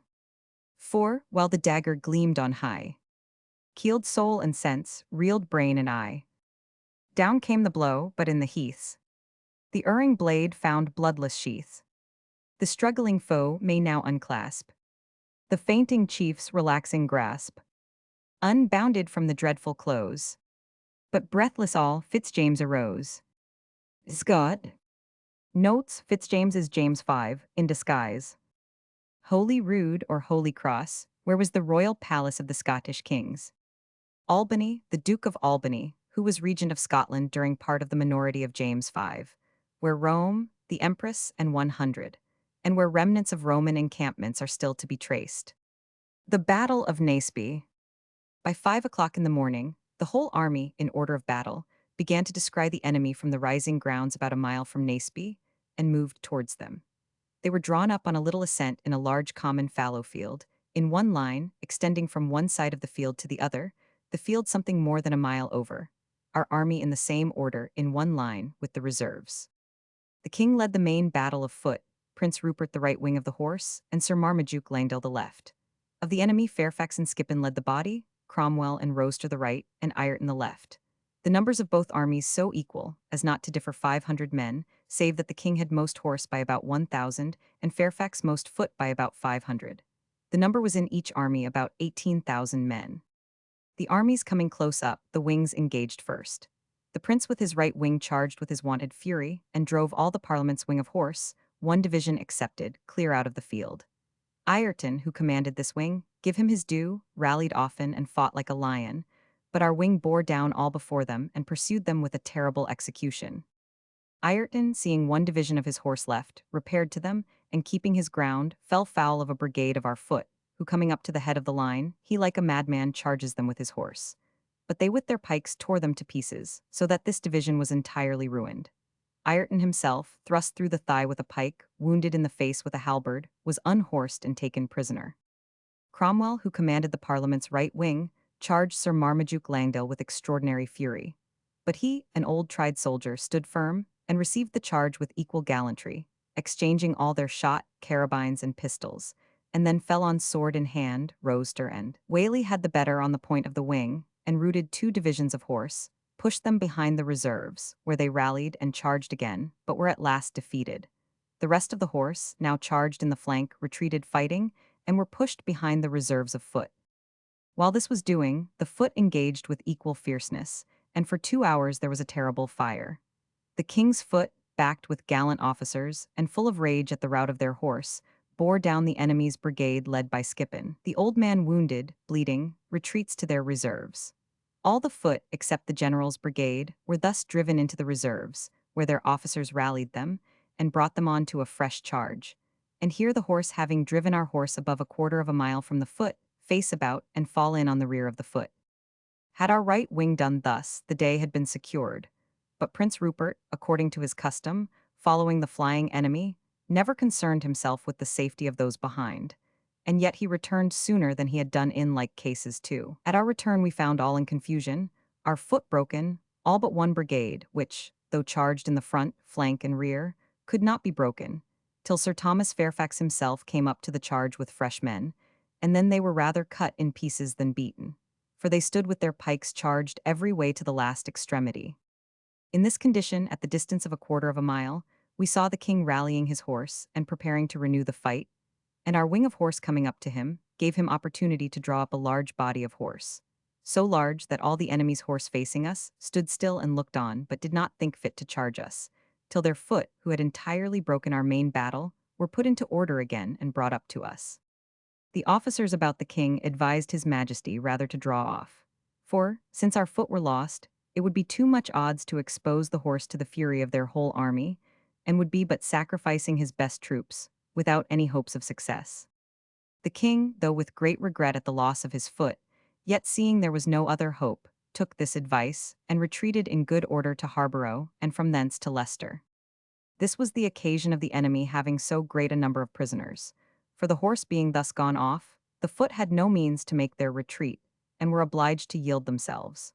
Commissary General Ireton being taken by a captain of foot, makes the captain his prisoner, to save his life, and gives him his liberty for his courtesy before. Cromwell and Roster, with all the enemy's horse, followed us as far as Leicester, and killed all that they could lay hold on straggling from the body, but durst not attempt to charge us in a body. The king, expecting the enemy would come to Leicester, removes to Ashby-de-la-Zouch, where we had some time to recollect ourselves. This was the most fatal action of the whole war, not so much for the loss of our cannon, ammunition, and baggage, of which the enemy boasted so much, but as it was impossible for the king ever to retrieve it. The foot, the best that he was ever master of, could never be supplied. His army in the west was exposed to certain ruin, the north overrun with the Scots. In short, the case grew desperate, and the king was once upon the point of bidding us all disband and shift for ourselves. We lost in this fight not above 2,000 slain, and the Parliament near as many, but the prisoners were a great number. The whole body of foot being, as I have said, dispersed, there were 4,500 prisoners, besides 400 officers, 2,000 horses, 12 pieces of cannon, 40 barrels of powder, all the king's baggage, coaches, most of his servants, and his secretary, with his cabinet of letters, of which the Parliament made great improvement, and basely enough caused his private letters between his Majesty and the Queen, her Majesty's letters to the king, and a great deal of such stuff to be printed. Defoe. Note the Battle of Naseby, fought on June 14, 1645. The king's forces were routed, and his cannon and baggage fell into the enemy's hands. Not only was the loss heavy, but it was made more serious by his correspondence falling into the hands of the parliamentary leaders, which exposed his dealings with the Irish Roman Catholics. The most remarkable point about this description is the air of reality which Defoe gives to his account of an event which took place nearly 20 years before his birth. The Pilgrims and Giant Despair. Now there was, not far from the place where they lay, a castle called Doubting Castle, the owner whereof was Giant Despair, and it was in his grounds they now were sleeping. Wherefore he, getting up in the morning early and walking up and down in his fields, caught Christian and Hopeful asleep in his grounds. Then with a grim and surly voice he bid them awake, and asked them whence they were, and what they did in his grounds. They told him that they were pilgrims, and that they had lost their way. Then said the giant, "You have this night trespassed on me by trampling in and lying on my grounds, and therefore you must go along with me." So they were forced to go, because he was stronger than they.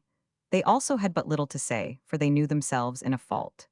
The giant, therefore, drove them before him, and put them into his castle, into a very dark dungeon, nasty and loathsome to the spirits of these two men. Here, then, they lay from Wednesday morning till Saturday night, without one bit of bread or drop of drink, or light, or any to ask how they did.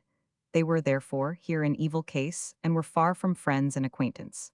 Now, in this place Christian had double sorrow, because it was through his unadvised haste that they were brought into this distress. Now Giant Despair had a wife, and her name was Diffidence. So when he was gone to bed, he told his wife what he had done, to wit, that he had taken a couple of prisoners, and cast them into his dungeon for trespassing on his grounds. Then he asked her also what he had best to do further to them.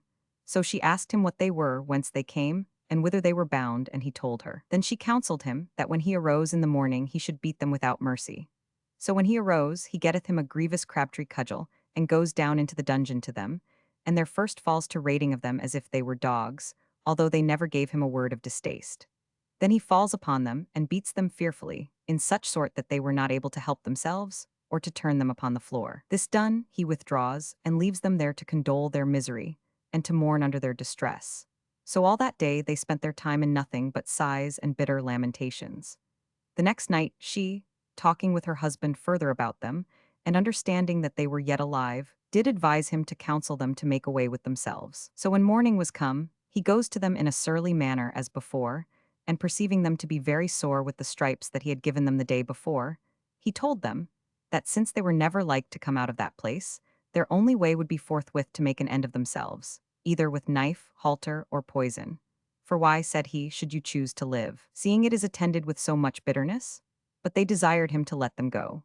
With that he looked ugly upon them, and, rushing to them, had doubtless made an end of them himself, but that he fell into one of his fits, for he sometimes, in sunshiny weather, fell into fits, and lost for a time the use of his hands, wherefore he withdrew, and left them as before to consider what to do. Well, towards evening the giant goes down into the dungeon again, to see if his prisoners had taken his counsel. But when he came there he found them alive, and truly alive was all, for now, what for want of bread and water, and by reason of the wounds they received when he beat them, they could do little but breathe. But I say he found them alive, at which he fell into a grievous rage, and told them that seeing they had disobeyed his counsel, it should be worse with them than if they had never been born. At this they trembled greatly, and I think that Christian fell into a swoon, but coming a little to himself again, they renewed their discourse about the giant's counsel, and whether yet they had best take it or no.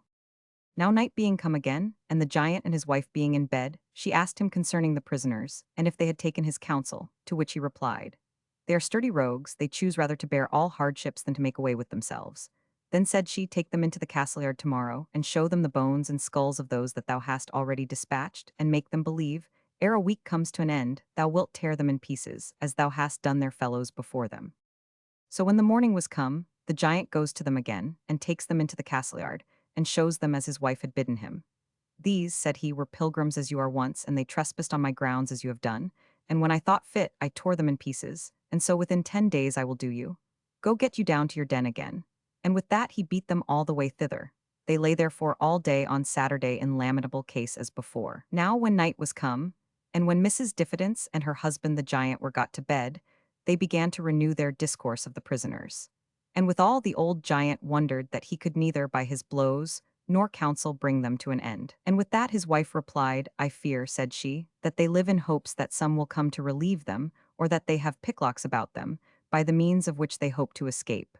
And sayest thou so, my dear? Said the giant, I will therefore search them in the morning. Well, on Saturday about midnight, they began to pray, and continued in prayer till almost break of day. Now, a little before it was day, good Christian, as one half amazed, broke out into this passionate speech. What a fool, quoth he, am I to lie in a dungeon, when I may as well walk at liberty? I have a key in my bosom called Promise, that will, I am persuaded, open any lock in doubtful castle. Then said Hopeful, that's good news, good brother, pluck it out of thy bosom and try. Then Christian pulled it out of his bosom, and began to try at the dungeon door, whose bolt, as he turned the key, gave back, and the door flew open with ease, and Christian and Hopeful both came out. Then he went to the outward door that leads into the castle yard, and with his key opened that door also. After that he went to the iron gate, for that must be opened too, but that lock went desperately hard, yet the key did open it. Then they thrust open the gate to make their escape with speed. But that gate, as it opened, made such a creaking that it waked Giant Despair, who, hastily rising to pursue his prisoners, felt his limbs to fail, for his fits took him again, so that he could by no means go after them. Then they went on and came to the king's highway again, and so were safe because they were out of his jurisdiction. Bunyan. Note John Bunyan, 1628–1688, the Puritan tinker, author of the Pilgrim's Progress. The winter evening. Hark, tease the twanging horn o'er yonder bridge. That with its wearisome but needful length bestrides the wintry flood in which the moon sees her unwrinkled face reflected bright. He comes, the herald of a noisy world, with spattered boots, strapped waist, and frozen locks. News from all nations lumbering at his back. True to his charge, the close-backed load behind. Yet careless what he brings, his one concern is to conduct it to the destined inn. and having dropped expected bag pass on. He whistles as he goes, light-hearted wretch. Cold and yet cheerful, messenger of grief. Perhaps to thousands and of joy to some. To him, indifferent whether grief or joy. Houses in ashes and the fall of stalks. Births, deaths, and marriages, epistles wet. With tears that trickled down the writer's cheeks. Fast as the periods from his fluent quill. Or charged with amorous sighs of absent swains. Or nymphs responsive, equally affect. His horse and him, unconscious of them all. But oh, the important budget, ushered in. With such heart-shaking music, who can say? What are its tidings, have our troops a-whacked? Or do they still, as if with opium drugged, snore to the murmurs of the Atlantic wave? Is India free, and does she wear her plumed and jeweled turban with a smile of peace? Or do we grind her still, the grand debate? The popular harangue, the tart reply. The logic and the wisdom and the wit. In the loud laugh, I long to know them all. I burn to set the imprisoned wranglers free. And give them voice and ants once again. Now stir the fire and close the shutters fast. Let fall the curtains, wheel the sofa round. And, while the bubbling and loud hissing urn throws up a steamy column and the cups that cheer but not inebriate, wait on each. So let us welcome peaceful evening in. Not such his evening, who with shining face sweats in the crowded theater and squeezed and bored with elbow points through both his sides, outscolds the ranting actor on the stage. Nor his, who patient stands till his feet throb, and his head thumps to feed upon the breath of patriots bursting with heroic rage. Or placemen, all tranquility and smiles. This folio of 4 pages, happy work, which not e'en critics criticize, that holds inquisitive attention while I read. Fast bound in chains of silence, which the fair, though eloquent themselves, yet fear to break. What is it but a map of busy life? Its fluctuations and its vast concerns. Here runs the mountainous and craggy ridge. That tempts ambition, on the summit see. The seals of office glitter in his eyes. He climbs, he pants, he grasps them, at his heels. Close at his heels, a demagogue ascends. And with a dexterous jerk soon twists him. And wins them, but to lose them in his turn. Here rills of oily eloquence in soft meanders lubricate the course they take. The modest speaker is ashamed and grieved to engross a moment's notice, and yet begs a propitious ear for his poor thoughts, however trivial all that he conceives. Sweet bashfulness, it claims at least this praise, the dearth of information and good sense, that it foretells us always comes to pass. Cataracts of declamation thunder here. Their forests of no meaning spread the page, in which all comprehension wanders lost, while fields of pleasantry amuse us there, with merry descants on a nation's woes. The rest appears a wilderness of strange, but gay confusion, roses for the cheeks, and lilies for the brows of faded age, teeth for the toothless, ringlets for the bald, heaven, earth, and ocean plundered of their sweets, nectareous essences, Olympian dews, sermons and city feasts and favorite airs, ethereal journeys, submarine exploits, and Caterfelto with his hair on end, at his own wonders, wondering for his bread. 'Tis pleasant, through the loopholes of retreat, to peep at such a world, to see the stir of the great Babel and not feel the crowd, to hear the roar she sends through all her gates. At a safe distance, where the dying sound falls a soft murmur on the uninjured ear. Thus sitting and surveying thus at ease, the globe and its concerns I seem advanced to some secure and more than mortal height, that liberates and exempts me from them all. It turns submitted to my view, turns round.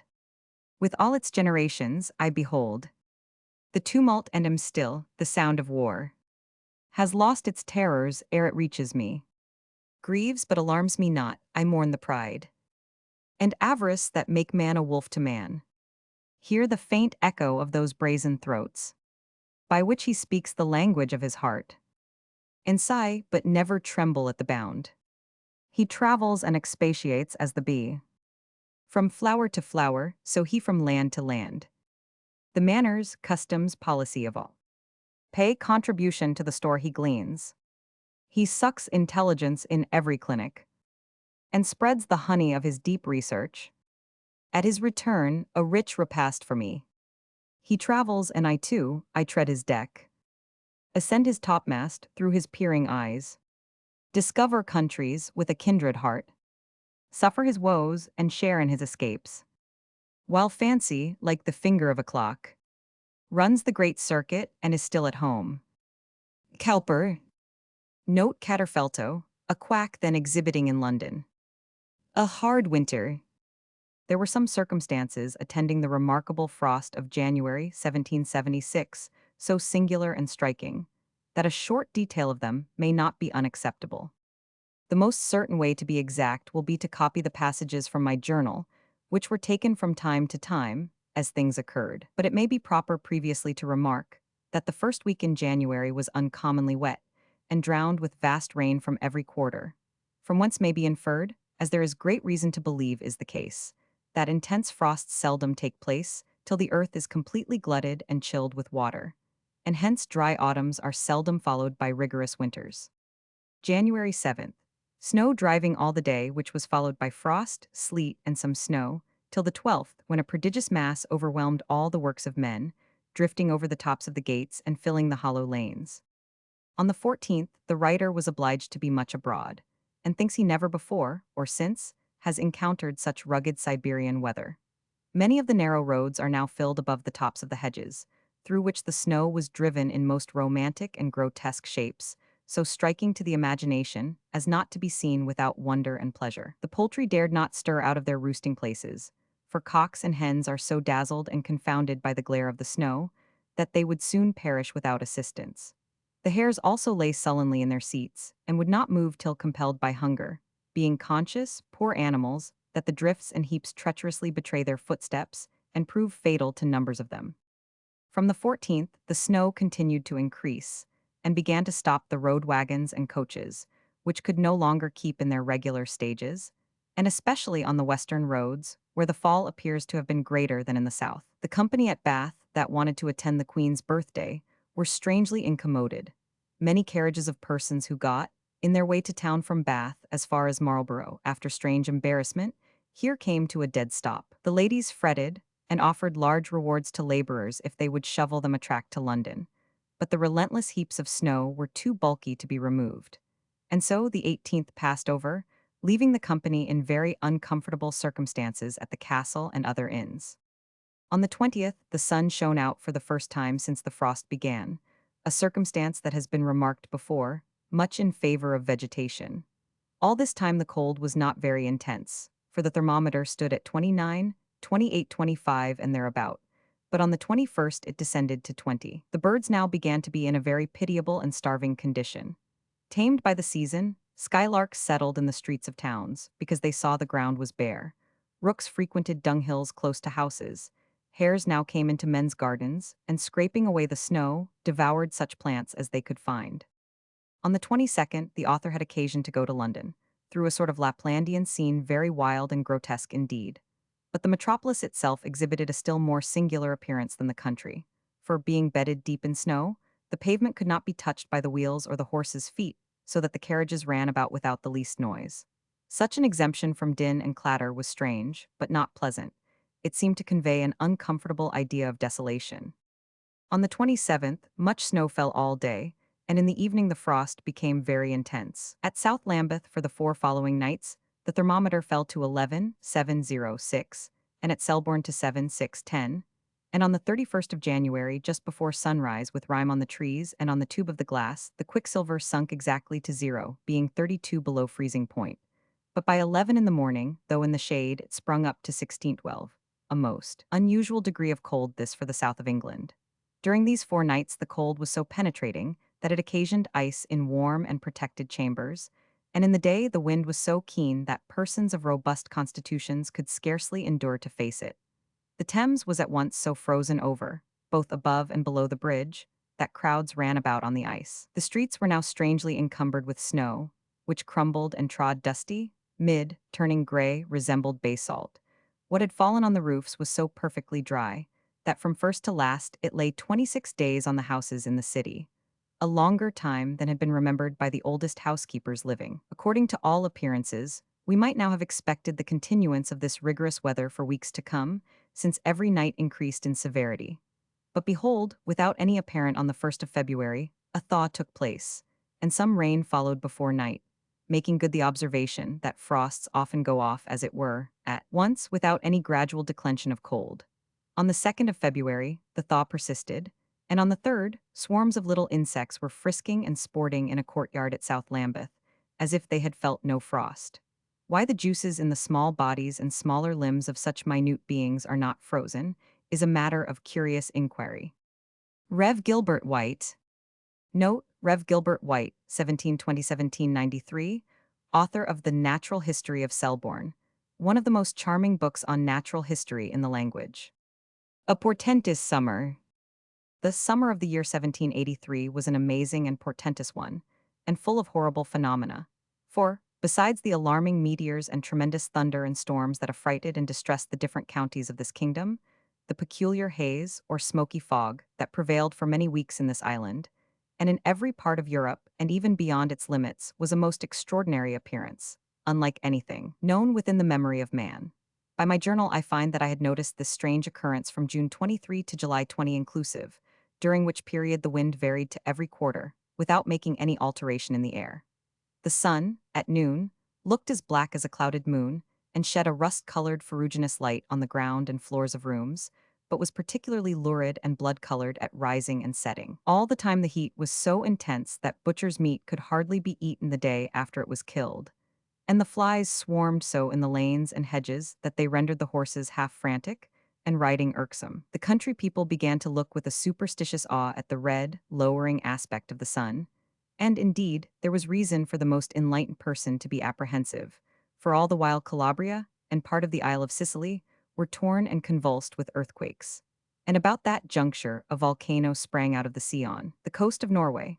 On this occasion Milton's noble simile of the sun, in his first book of Paradise Lost, frequently occurred to my mind, and it is indeed particularly applicable, because, towards the end, it alludes to a superstitious kind of dread with which the minds of men are always impressed by such strange and unusual phenomena.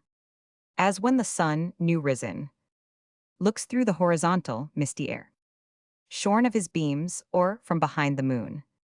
In dim eclipse disastrous twilight sheds on half the nations, and with fear of chain perplexes monarchs. Rev. Gilbert White. A thunderstorm. On the 5th of June, 1784, the thermometer in the morning being at 64, and at noon at 70, the barometer at 29.12, and the wind north, I observed a blue mist, smelling strongly of sulfur, hang along our sloping woods, and seeming to indicate that thunder was at hand.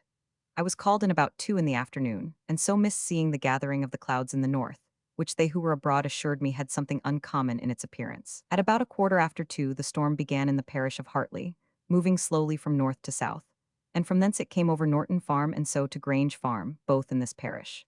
It began with vast drops of rain, which were soon succeeded by round hail, and then by convex pieces of ice, which measured 3 inches in girth. Had it been as extensive as it was violent, and of any continuance, for it was very short, it must have ravaged all the neighborhood. In the parish of Hartley it did some damage to one farm, but Norton, which lay in the center of the storm, was greatly injured, as was Grange, which lay next to it. It did but just reach to the middle of the village, where the hail broke my north windows, and all my garden lights and hand glasses, and many of my neighbors' windows. The extent of the storm was about 2 miles in length and 1 in breadth. We were just sitting down to dinner, but were soon diverted from our repast by the clattering of tiles and the jingling of glass. There fell at the same time prodigious torrents of rain on the farm above mentioned, which occasioned a flood as violent as it was sudden, doing great damage to the meadows and fallows by deluging the one and washing away the soil of the other. The hollow lane towards Alton was so torn and disordered as not to be passable till mended, rocks being removed that weighed 200 weight. Those that saw the effect which the great hail had on the ponds and pools say that the dashing of the water made an extraordinary appearance, the froth and spray standing up in the air 3 feet above the surface. The rushing and roaring of the hail, as it approached, was truly tremendous. Though the clouds at South Lambeth, near London, were at that juncture thin and light, and no storm was in sight nor within hearing, yet the air was strongly electric. For the bells of an electric machine at that place rang repeatedly, and fierce sparks were discharged. Rev. Gilbert White, character of Sir Walter Scott. About 10:30. On the 21st of September, 1832, Sir Walter Scott breathed his last, in the presence of all his children. It was a beautiful day, so warm that every window was wide open, and so perfectly still that the sound of all others most delicious to his ear, the gentle ripple of the Tweed over its pebbles, was distinctly audible as we knelt around the bed, and his eldest son kissed and closed his eyes. No sculptor ever modeled a more majestic image of repose. It will, I presume, be allowed that no human character, which we have the opportunity of studying with equal minuteness, had fewer faults mixed up in its texture. The grand virtue of fortitude, the basis of all others, was never displayed in higher perfection than in him, and it was, as perhaps true courage always is, combined with an equally admirable spirit of kindness and humanity. His pride, if we must call it so, undebased by the least tincture of mere vanity, was intertwined with a most exquisite charity, and was not inconsistent with true humility. If ever the principle of kindliness was incarnated in a mere man, it was in him, and real kindliness can never be but modest. In the social relations of life, where men are most effectually tried, no spot can be detected in him. He was a patient, dutiful, reverent son, a generous, compassionate, tender husband, an honest, careful, and most affectionate father. Never was a more virtuous or a happier fireside than his. The influence of his mighty genius shadowed it imperceptibly. His calm good sense and his angelic sweetness of heart and temper regulated and softened a strict but paternal discipline. His children, as they grew up, understood by degrees the high privilege of their birth, but the profoundest sense of his greatness never disturbed their confidence in his goodness. The buoyant play of his spirits made him sit young among the young. Parent and son seemed to live in brotherhood together, and the chivalry of his imagination threw a certain air of courteous gallantry into his relations with his daughters, which gave a very peculiar grace to the fondness of their intercourse. Perhaps the most touching evidence of the lasting tenderness of his early domestic feelings was exhibited to his executors, when they opened his repositories in search of his testament, the evening after his burial. On lifting up his desk, we found arranged in careful order a series of little objects, which had obviously been so placed there that his eye might rest on them every morning before he began his tasks. These were the old-fashioned boxes that had garnished his mother's toilet when he, a sickly child, slept in her dressing room, the silver taper stand which the young advocate had bought for her with his first 5-guinea fee, a row of small packets inscribed with her hand and containing the hair of those of her offspring that had died before her, his father's snuff-box and pencil case, and more things of the like sort, recalling the old familiar faces. The same feeling was apparent in all the arrangement of his private apartment. Pictures of his father and mother were the only ones in his dressing room. The clumsy antique cabinets that stood there, things of a very different class from the beautiful and costly productions in the public rooms below, had all belonged to the furniture of George's Square. Even his father's rickety washing stand, with all its cramped appurtenances, though exceedingly unlike what a man of his very scrupulous habits would have selected in these days, kept its ground. Such a son and parent could hardly fail in any of the other social relations. No man was a firmer or more indefatigable friend. I know not that he ever lost one. And a few with whom, during the energetic middle stage of life, from political differences or other accidental circumstances, he lived less familiarly, had all gathered round him, and renewed the full warmth of early affection in his later days. There was enough to dignify the connection in their eyes, but nothing to chill it on either side. The imagination that so completely mastered him when he chose to give her the rein was kept under most determined control when any of the positive obligations of active life came into question. A high and pure sense of duty presided over whatever he had to do as a citizen and a magistrate, and, as a landlord, he considered his estate as an extension of his hearth. J. Lockhart. Mumps's Hall. There is, or rather I should say there was, a little inn called Mumps's Hall, that is, being interpreted Beggar's Hotel, near to Gilsland, which had not then attained its present fame as a spa. It was a hedge alehouse, where the border farmers of either country often stopped to refresh themselves and their nags, in their way to and from the fairs and trysts in Cumberland, and especially those who came from or went to Scotland, through a barren and lonely district, without either road or pathway, emphatically, called the Waste of Beaucastle. At the period when the adventure about to be described is supposed to have taken place, there were many instances of attacks by freebooters on those who traveled through this wild district, and Mumps's Hall had a bad reputation for harboring the banditti who committed such depredations. An old and sturdy yeoman belonging to the Scottish side, by surname an Armstrong or Elliot, but well known by his sobriquet of Fighting Charlie of Liddesdale, and still remembered for the courage he displayed in the frequent frays which took place on the border 50 or 60 years since, had the following adventure in the waste, one of many which gave its character to the place. Charlie had been at Stagshobank Fair, had sold his sheep or cattle, or whatever he had brought to market, and was on his return to Liddesdale. There were then no country banks where cash could be deposited, and bills received instead, which greatly encouraged robbery in that wild country, as the objects of plunder were usually fraught with gold. The robbers had spies in the fair, by means of whom they generally knew whose purse was best stocked, and who took a lonely and desolate road homeward. Those, in short, who were best worth robbing, and likely to be most easily robbed.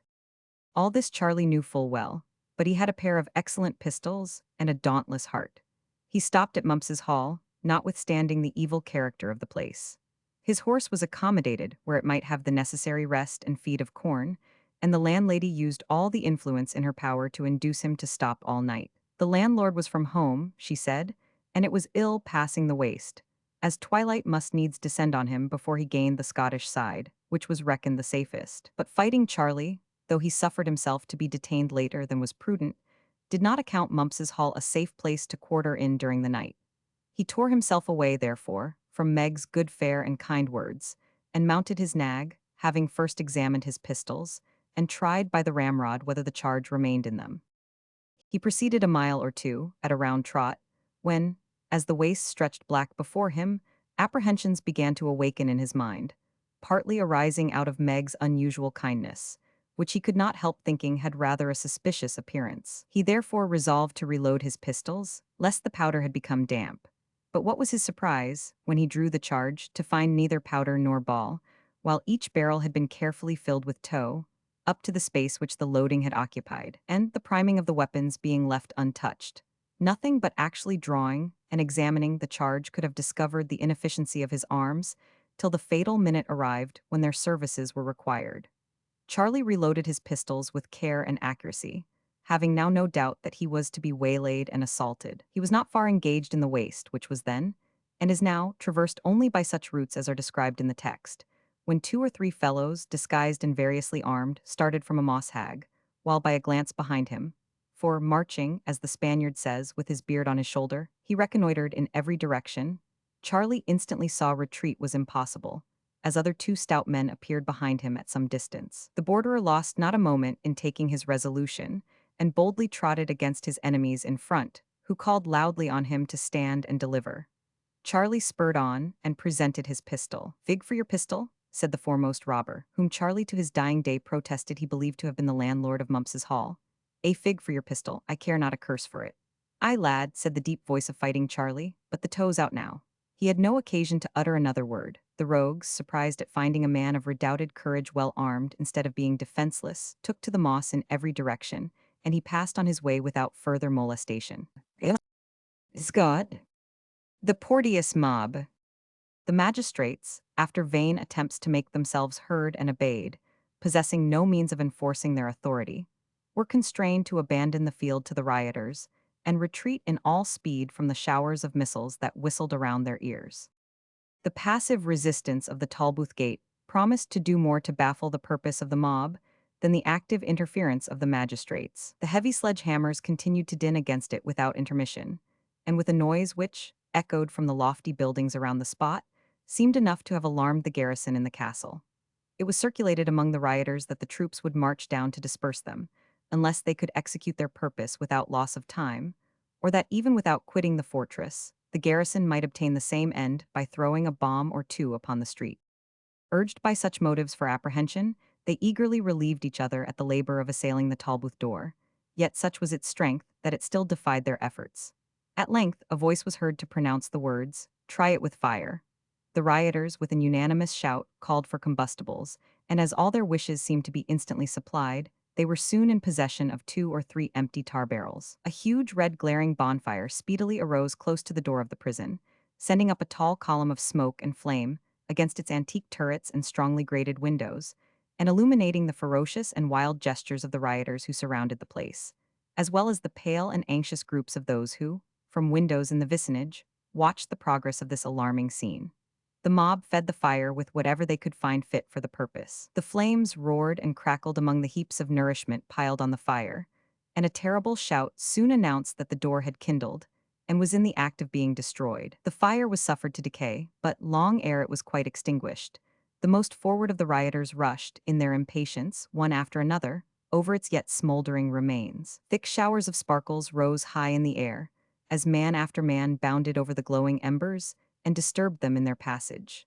It was now obvious to Butler, and all others who were present, that the rioters would be instantly in possession of their victim, and have it in their power to work their pleasure upon him, whatever that might be. The unhappy object of this remarkable disturbance had been that day delivered from the apprehension of a public execution, and his joy was the greater, as he had some reason to question whether government would have run the risk of unpopularity by interfering in his favor, after he had been legally convicted by the verdict of a jury, of a crime so very obnoxious. Relieved from this doubtful state of mind, his heart was merry within him, and he thought, in the emphatic words of Scripture on a similar occasion, that surely the bitterness of death was past. Some of his friends, however, who had watched the manner and behavior of the crowd when they were made acquainted with the reprieve, were of a different opinion. They augured, from the unusual sternness and silence with which they bore their disappointment, that the populace nourished some scheme of sudden and desperate vengeance. And they advised Porteous to lose no time in petitioning the proper authorities, that he might be conveyed to the castle under a sufficient guard, to remain there in security until his ultimate fate should be determined. Habituated, however, by his office to overawe the rabble of the city, Porteous could not suspect them of an attempt so audacious as to storm a strong and defensible prison, and, despising the advice by which he might have been saved, he spent the afternoon of the eventful day in giving an entertainment to some friends who visited him in jail, several of whom, by the indulgence of the captain of the Tolbooth, with whom he had an old intimacy, arising from their official connection, were even permitted to remain to supper with him, though contrary to the rules of the jail. It was therefore in the hour of unalloyed mirth, when this unfortunate wretch was full of bread, hot with wine, and high in mistimed and ill-grounded confidence, and, alas, with all his sins full blown, when the first distant shouts of the rioters mingled with the song of merriment and intemperance.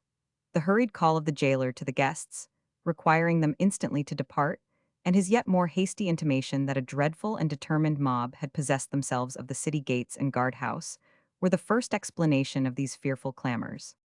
Porteous might, however, have eluded the fury from which the force of authority could not protect him, had he thought of slipping on some disguise and leading the prison along with his guests. It is probable that the jailer might have connived at his escape, or even that, in the hurry of this alarming contingency, he might not have observed it. But Porteous and his friends alike wanted presence of mind to suggest or execute such a plan of escape. The former hastily fled from a place where their own safety seemed compromised, and the latter, in a state resembling stupefaction, awaited in his apartment the termination of the enterprise of the rioters. The cessation of the clang of the instruments with which they had at first attempted to force the door gave him momentary relief. The flattering hopes that the military had marched into the city, either from the castle or from the suburbs, and that the rioters were intimidated and dispersing, were soon destroyed by the broad and glaring light of the flames, which, illuminating through the grated window every corner of his apartment, plainly showed that the mob, determined on their fatal purpose, had adopted a means of forcing entrance equally desperate and certain. The sudden glare of light suggested to the stupefied and astonished object of popular hatred the possibility of concealment or escape. To rush to the chimney, to ascend it at the risk of suffocation, were the only means which seemed to have occurred to him. But his progress was speedily stopped by one of those iron gratings, which are, for the sake of security, usually placed across the vents of buildings designed for imprisonment. The bars, however, which impeded his farther progress, served to support him in the situation which he had gained, and he seized them with the tenacious grasp of one who esteemed himself clinging to his last hope of existence. The lurid light which had filled the apartment lowered and died away. The sound of shouts was heard within the walls, and on the narrow and winding stair, which, cased within one of the turrets, gave access to the upper apartments of the prison. The huzzah of the rioters was answered by a shout wild and desperate as their own. The cry, namely, of the imprisoned felons, who, expecting to be liberated in the general confusion, welcomed the mob as their deliverers. By some of these, the apartment of Porteus was pointed out to his enemies. The obstacle of the lock and bolts was soon overcome, and from his hiding place, the unfortunate man heard his enemies search every corner of the apartment, with oaths and maledictions, which would but shock the reader if we recorded them, but which served to prove, could it have admitted of doubt, the settled purpose of soul with which they sought his destruction. A place of concealment so obvious to suspicion and scrutiny as that which Porteus had chosen could not long screen him from detection. He was dragged from his lurking place, with a violence which seemed to argue an intention to put him to death on the spot. More than one weapon was directed towards him. When one of the rioters, the same whose female disguise had been particularly noticed by Butler, interfered in an authoritative tone. "Are ye mad?" he said, "or would ye execute an act of justice as if it were a crime and a cruelty? This sacrifice will lose half its savor if we do not offer it at the very horns of the altar. We will have him die where a murderer should die, on the common gibbet. We will have him die where he spilled the blood of so many innocents." A loud shout of applause followed the proposal, and the cry, "To the gallows with the murderer, to the grass market with him," echoed on all hands. "Let no man hurt him," continued the speaker. "Let him make his peace with God if he can. We will not kill both his soul and body." "What time did he give better folk for preparing their account?" answered several voices. "Let us meet to him with the same measure he measured to them." But the opinion of the spokesman better suited the temper of those he addressed, a temper rather stubborn than impetuous, sedate though ferocious, and desirous of coloring their cruel and revengeful action with a show of justice and moderation. Scott notes, the Porteous mob occurred in 1736. At the execution of a smuggler named Wilson, a slight commotion amongst the crowd was made by Captain Porteous the occasion for ordering his men who were on guard to fire upon the people. He was tried and sentenced to death, but reprieved by Queen Caroline, then regent in the absence of George II. The reprieve was held so unjust by the people that they stormed the Tolbooth and hanged Porteous, who was a prisoner there. The Porteous mob continued. The tumult was now transferred from the inside to the outside of the Tolbooth. The mob had brought their destined victim forth, and were about to conduct him to the common place of execution, which they had fixed as the scene of his death. The leader, whom they had distinguished by the name of Madge Wildfire, had been summoned to assist at the procession by the impatient shouts of his confederates.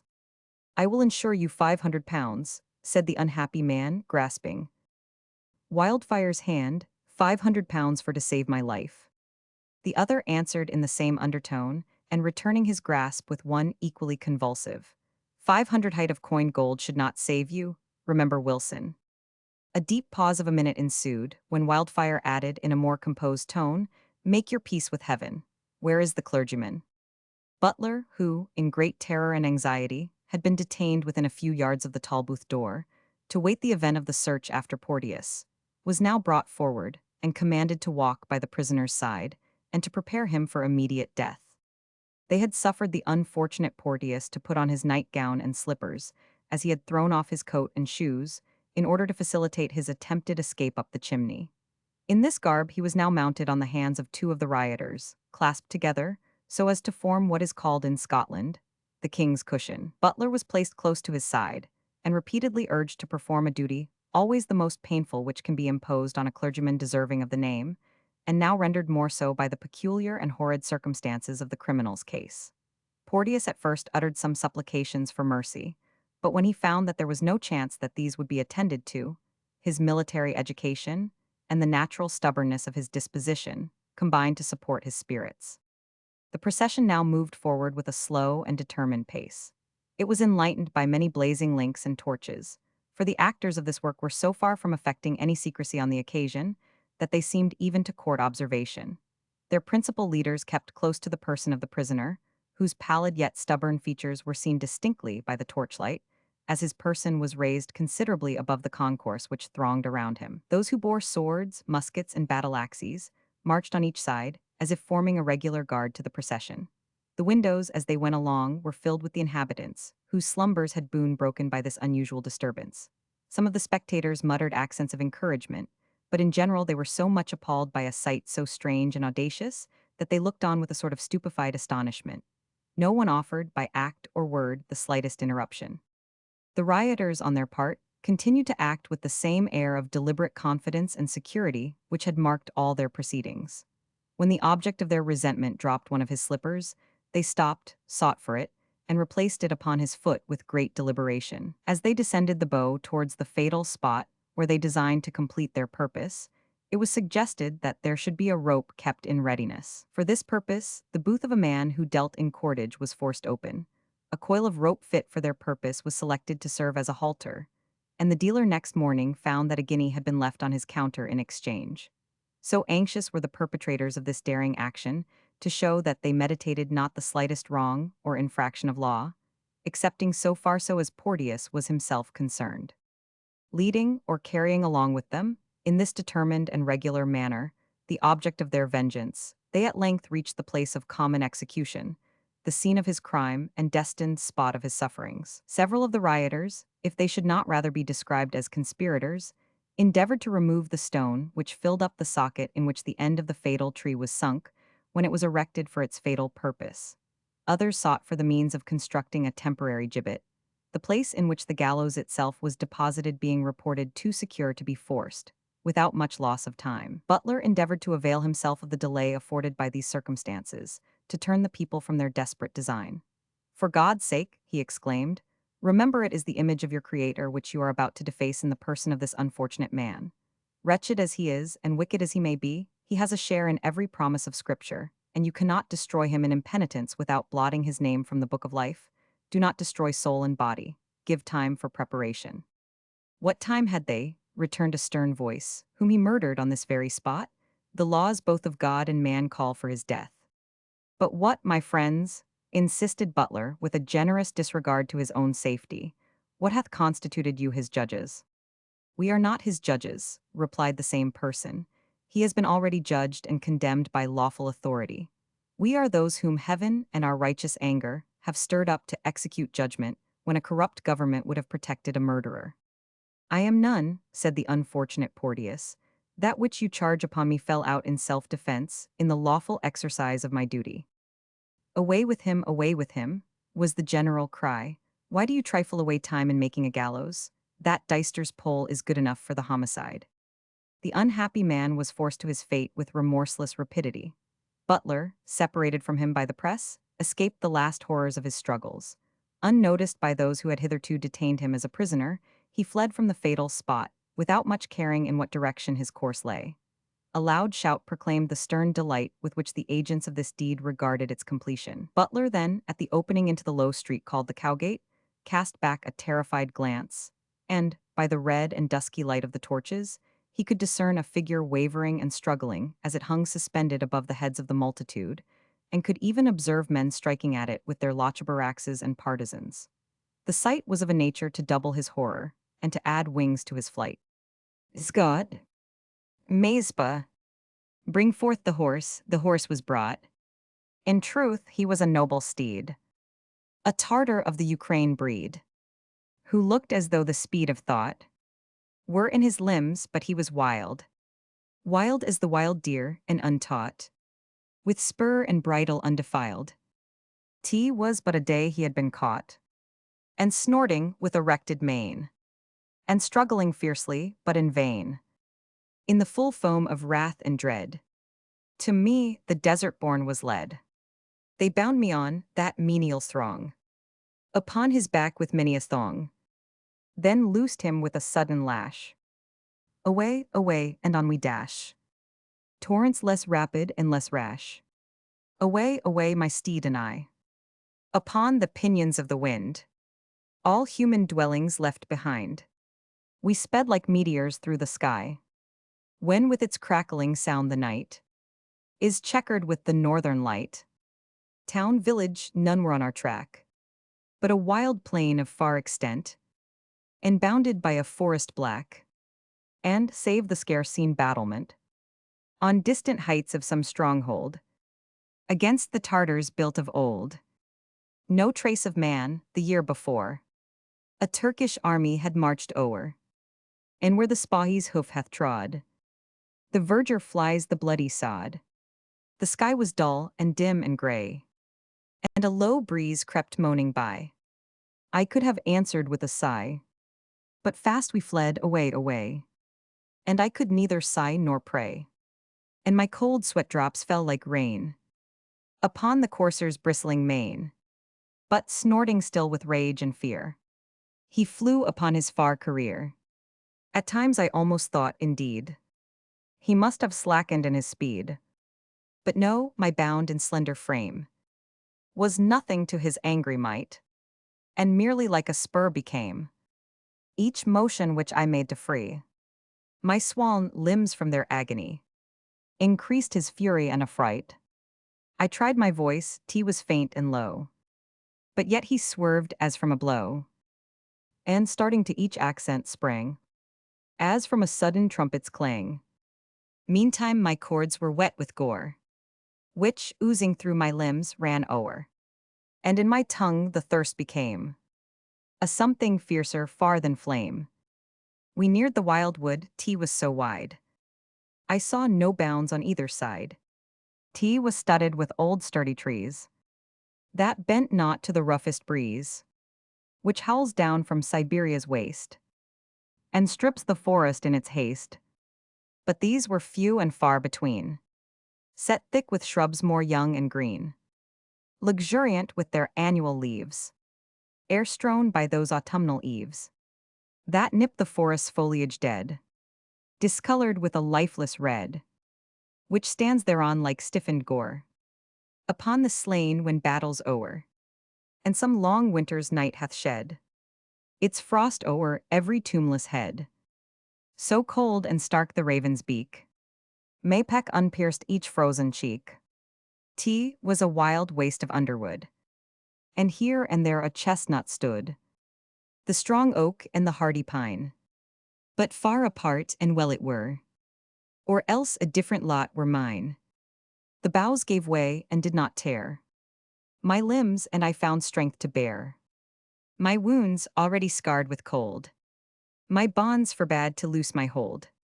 We rustled through the leaves like wind, left shrubs and trees and wolves behind. By night I heard them on the track. Their troop came hard upon our back, with their long gallop which can tire the hound's deep hate and hunter's fire. Where'er we flew they followed on, nor left us with the morning sun. Behind I saw them, scarce a rood, at daybreak winding through the wood, and through the night had heard their feet, their stealing, rustling step repeat. The wood was past, 'twas more than noon, but chill the air, although in June. Or it might be my veins ran cold. Prolonged endurance tames the bold, and I was then not what I seem, but headlong as a wintry stream, and wore my feelings out before I well could count their causes o'er. And what with fury, fear, and wrath, the tortures which beset my path, cold, hunger, sorrow, shame, distress, thus bound in nature's nakedness, sprung from a race whose rising blood, when beyond its calmer mood, and trodden hard upon is like the rattlesnakes in act to strike. What marvel if this worn-out trunk, beneath its woes a moment sunk? The earth gave way, the skies rolled round. I seemed to sink upon the ground, but erred, for I was fastly bound. My heart turned sick, my brain grew sore, and throbbed a while, then beat no more. The skies spun like a mighty wheel. I saw the trees like drunkards reel, and a slight flash sprang o'er my eyes, which saw no farther. He who dies can die no more than I died, or tortured by that ghastly ride. I felt the blackness come and go. My thoughts came back, where was I? Cold and numb and giddy, pulse by pulse. Life reassumed its lingering hold, and throb by throb, till grown a pang, which for a moment would convulse. My blood reflowed, though thick and chill. My ear with uncouth noises rang. My heart began once more to thrill. My sight returned, though dim, alas, and thickened, as it were, with glass. Methought the dash of waves was nigh. There was a gleam too of the sky. Studded with stars, it is no dream. The wild horse swims the wilder stream. The bright, broad river's gushing tide sleeps winding onward far and wide.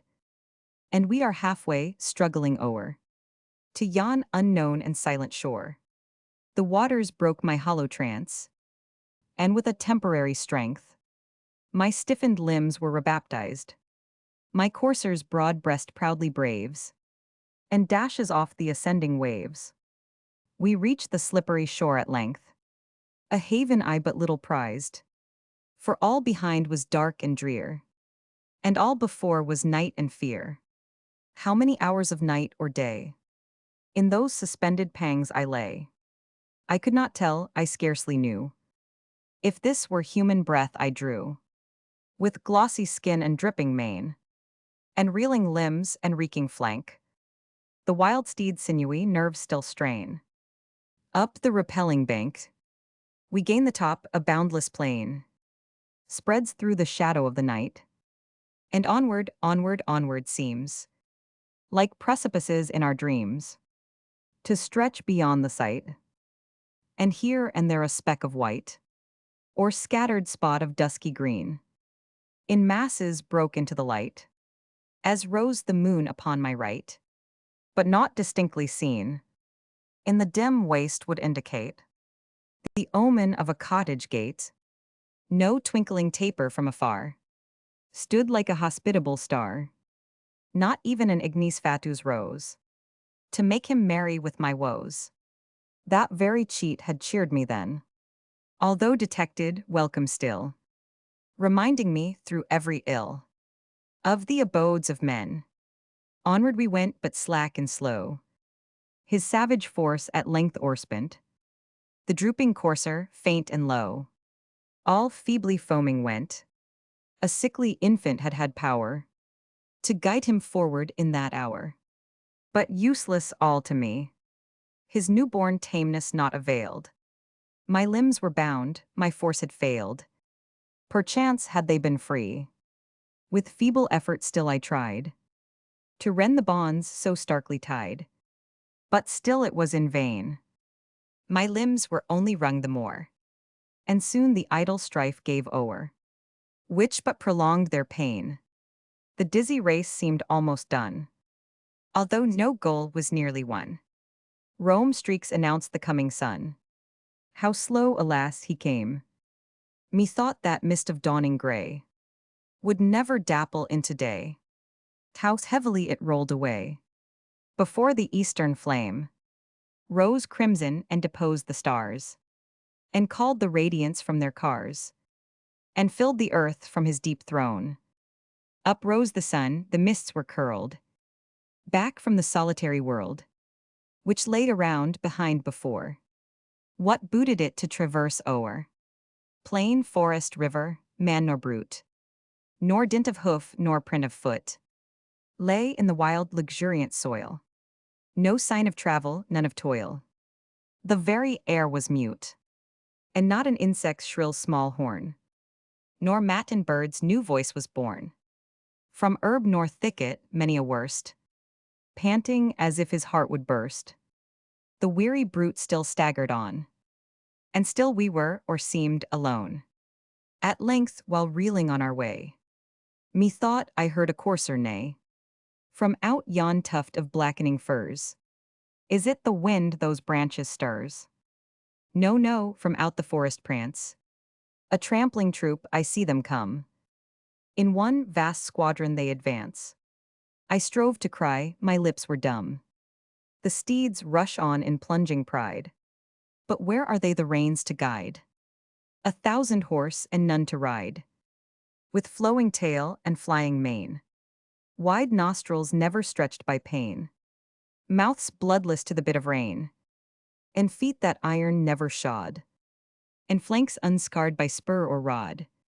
1,000 horse, the wild, the free, like waves that follow o'er the sea, came thickly thundering on, as if our faint approach to meet.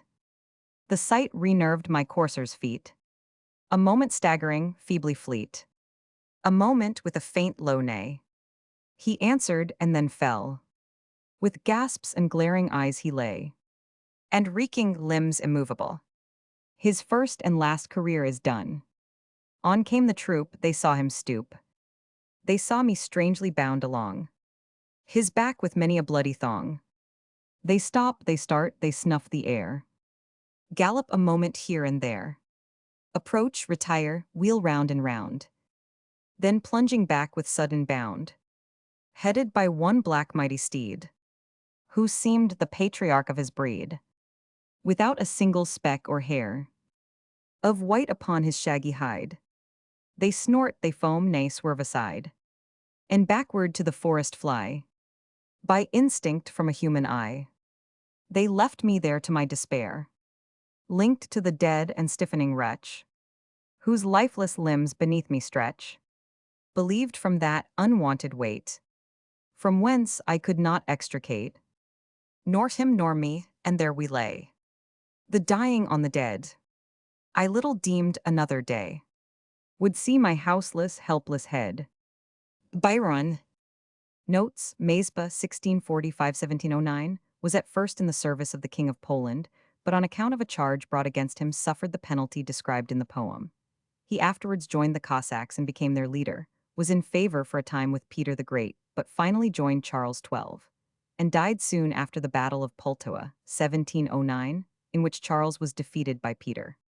Ukraine, a frontier, a district lying on the borders of Poland and Russia. Worst, a Russian measure of distance. Josiah Wedgwood.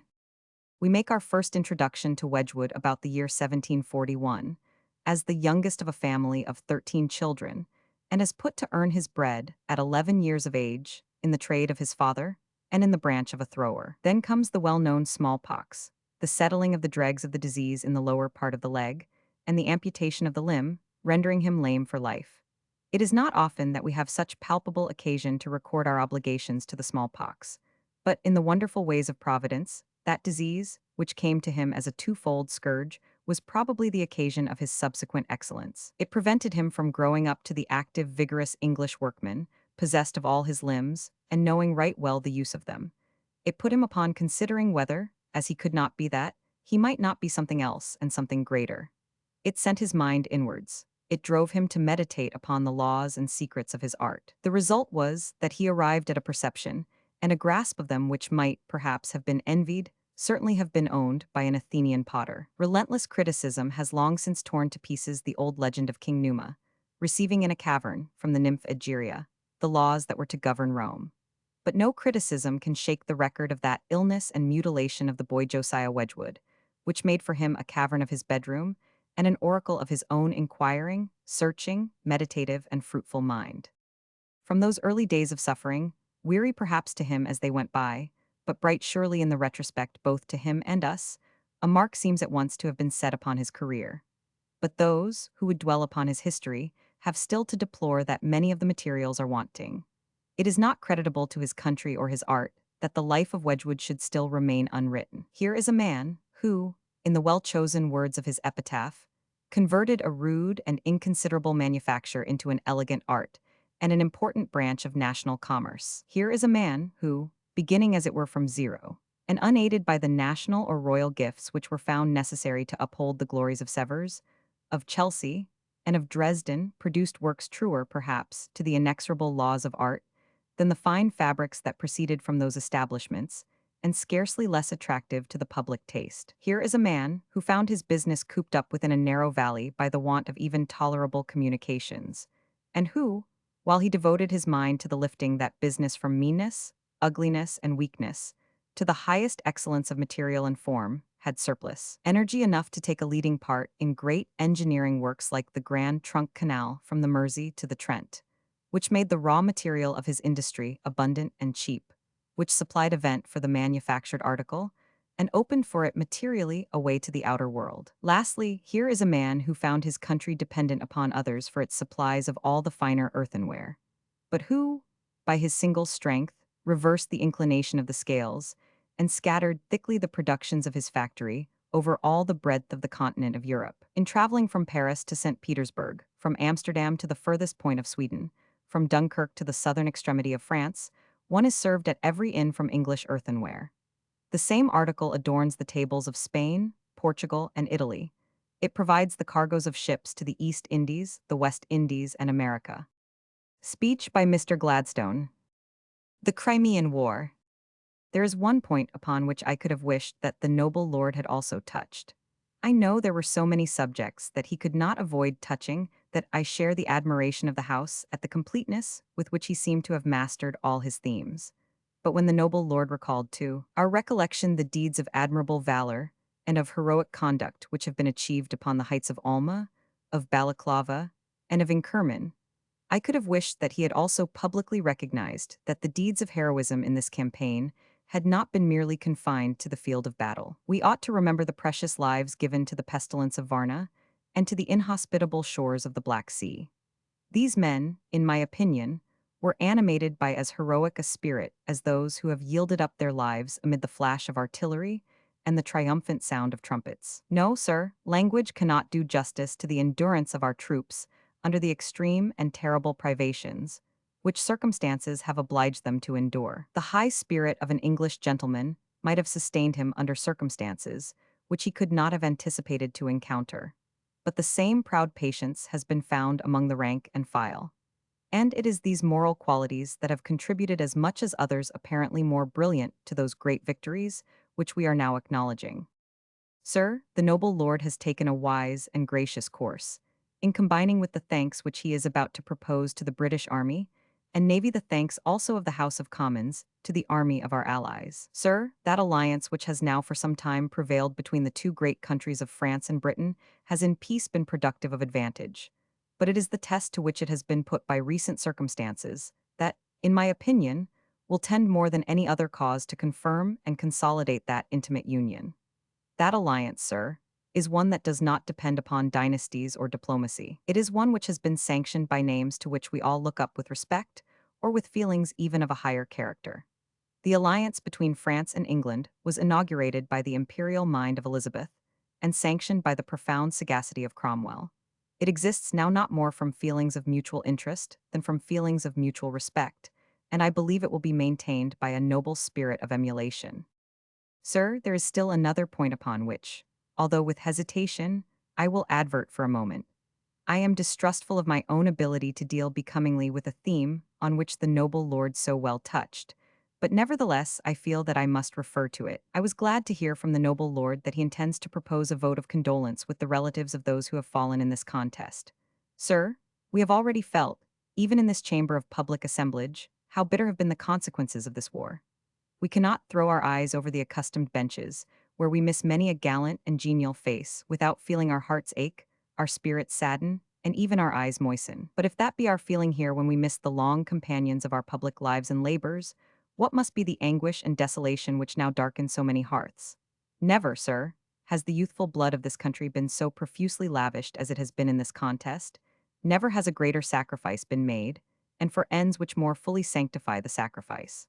But we can hardly hope now, in the greenness of the wound, that even these reflections can serve as a source of solace. Young women who have become widows almost as soon as they had become wives, mothers who have lost not only their sons, but the brethren of those sons, heads of families who have seen abruptly close all their hopes of an hereditary line. These are pangs which even the consciousness of duty performed, which even the luster of glory won, cannot easily or speedily alleviate and assuage. But let us indulge at least in the hope, in the conviction, that the time will come when the proceedings of this evening may be to such persons a source of consolation, when sorrow for the memory of those that are departed may be mitigated by the recollection that their death is at least associated with imperishable deeds, with a noble cause, and with a nation's gratitude. Speech by Mr. Disraeli. National morality. I believe there is no permanent greatness to a nation except it be based upon morality. I do not care for military greatness or military renown. I care for the condition of the people among whom I live. There is no man in England who is less likely to speak irreverently of the crown and monarchy of England than I am.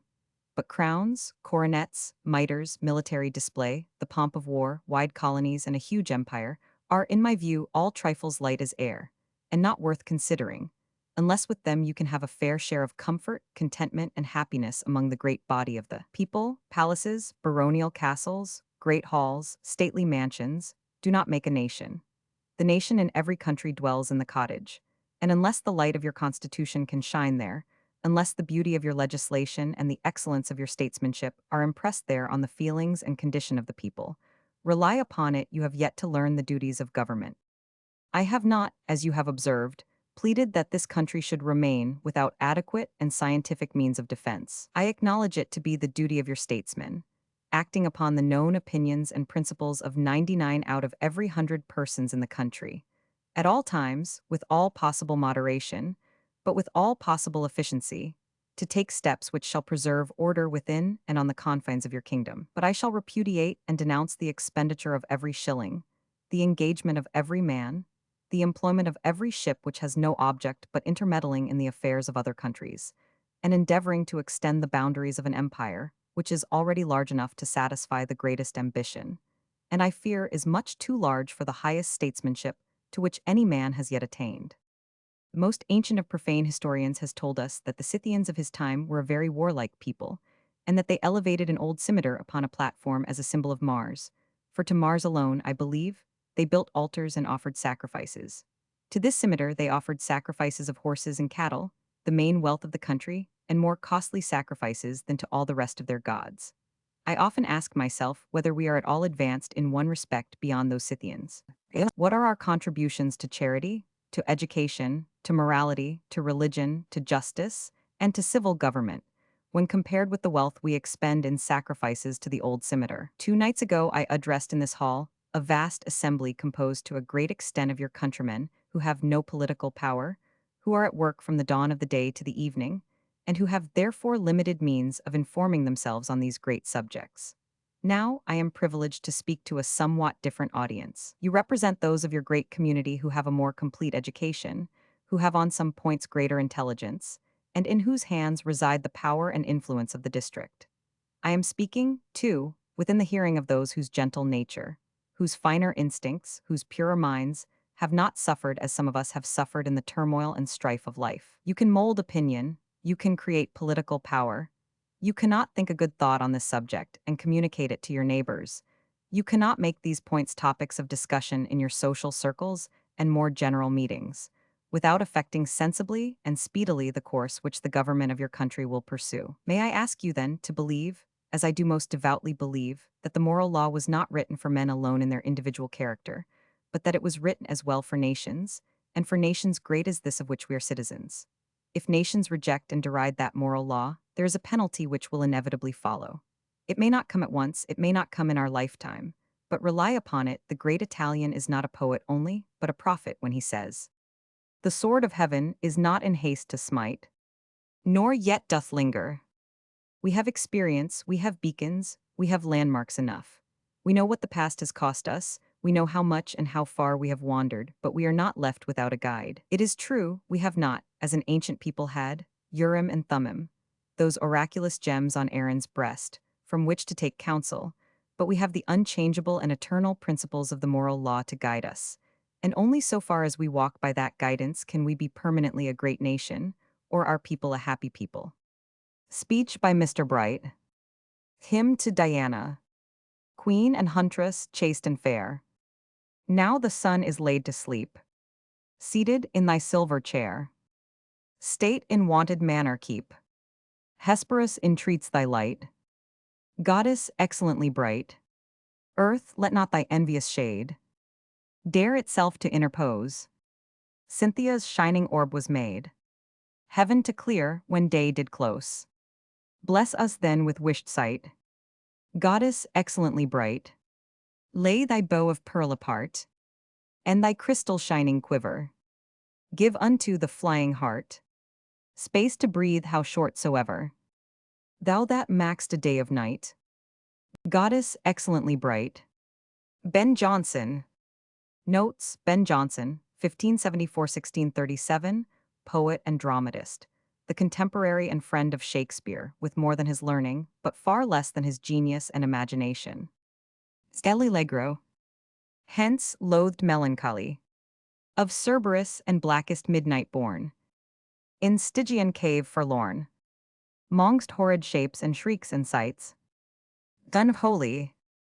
Find out some uncouth cell, where brooding darkness spreads his jealous wings, and the night raven sings. There, under ebon shades and low-browed rocks, as ragged as thy locks, in dark Cimmerian desert ever dwell. But come, thou goddess fair and free, in heaven yclept Euphrosyne, and by men heart-teasing mirth, whom lovely Venus at a birth, with two sister graces more, to ivy-crowned Bacchus bore. Haste thee, nymph, and bring with thee jest and youthful jollity, quips and cranks and wanton wiles, nods and becks and wreathed smiles, such as hang on Hebe's cheek, and love to live in dimples sleek, sport that wrinkled care derides, and laughter holding both his sides. Come and trip it as you go, on the light fantastic toe, and in thy right hand lead with thee the mountain nymph sweet Liberty.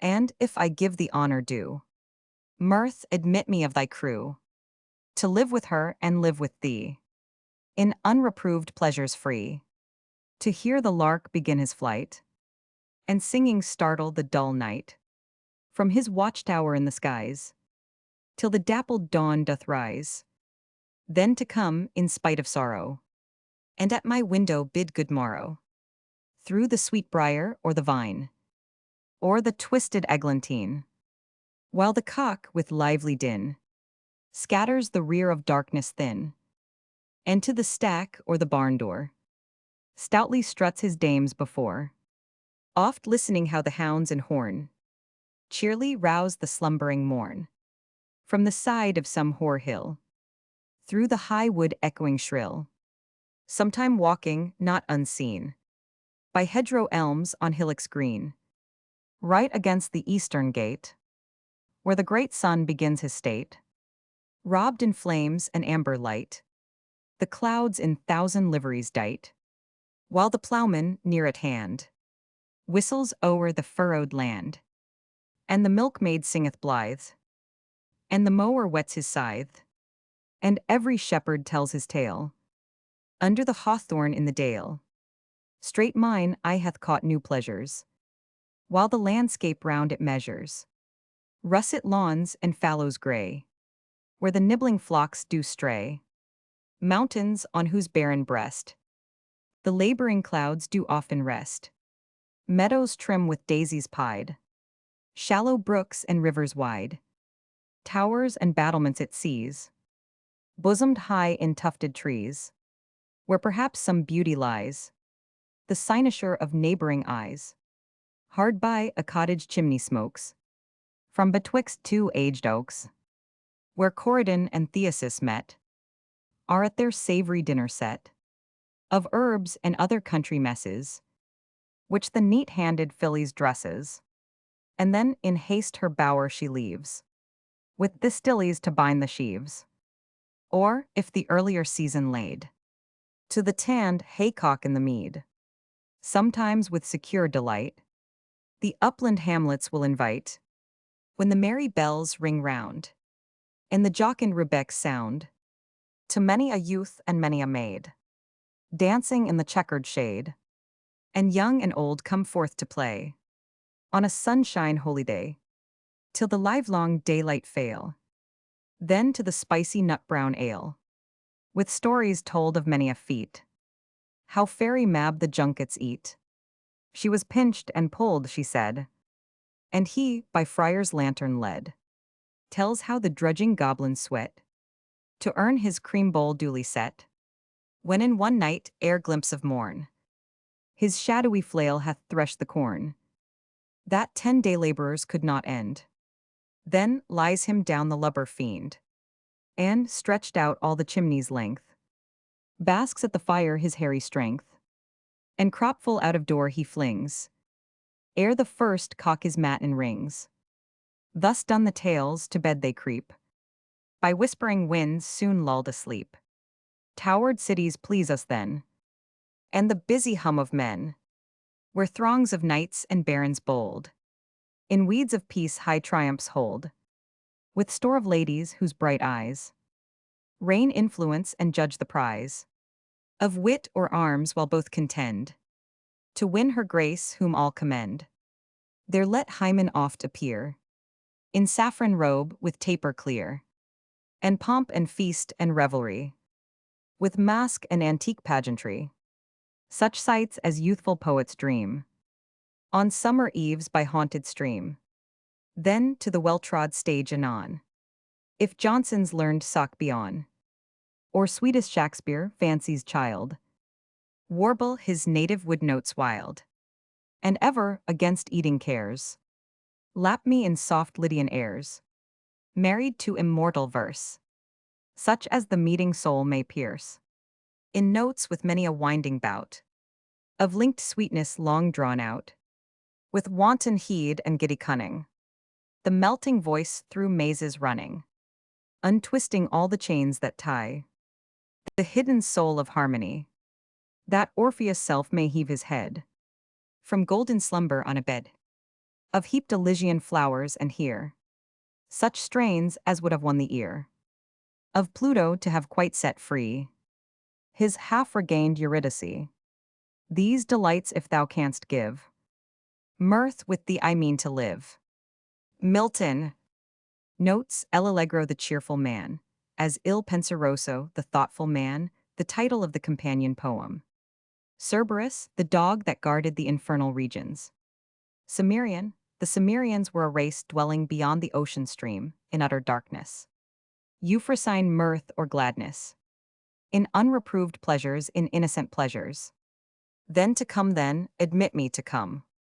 Corydon and Theseus, names for a rustic couple taken from the mythology of the Latin poets, so Phillies and the Stillies. Rebecs, musical instruments like fiddles. Junkets, pieces of cheese or something of the kind. By Friar's lantern Jack O' Lantern, or Will O' the Wisp. In weeds of peace, the dress worn in time of peace. Hymen, god of wedlock. Johnson, see previous note to Ben Jonson. Sock, the shoe worn on the ancient stage by comedians, as the buskin was by tragedians. Lydian airs, soft and soothing, as opposed to the Dorian airs, which expressed the rough and harsh element in ancient music. The pleasures of a life of labor. I wish to show you how possible it is to enjoy much happiness in very mean employments. Cowper tells us that labor, though the primal curse, has been softened into mercy. And I think that, even had he not done so, I would have found out the fact for myself. It was 20 years last February since I set out a little before sunrise to make my first acquaintance with a life of labor and restraint, and I have rarely had a heavier heart than on that morning. I was but a thin, loose-jointed boy at the time, fond of the pretty intangibilities of romance, and of dreaming when broad awake, and woeful change. I was now going to work at what Burns has instanced in his Twa Dogs as one of the most disagreeable of all employments, to work in a quarry. Bating the passing uneasiness occasioned by a few gloomy anticipations, the portion of my life which had already gone by had been happy beyond the common lot. I had been a wanderer among rocks and wood, a reader of curious books when I could get them, a gleaner of old traditionary stories, and now I was going to exchange all my daydreams and all my amusements for the kind of life in which men toil every day that they may be enabled to eat, and eat every day that they may be enabled to toil. The quarry in which I wrought lay on the southern side of a noble inland bay, or frith rather, with a little clear stream on the one side, and a thick fir wood on the other.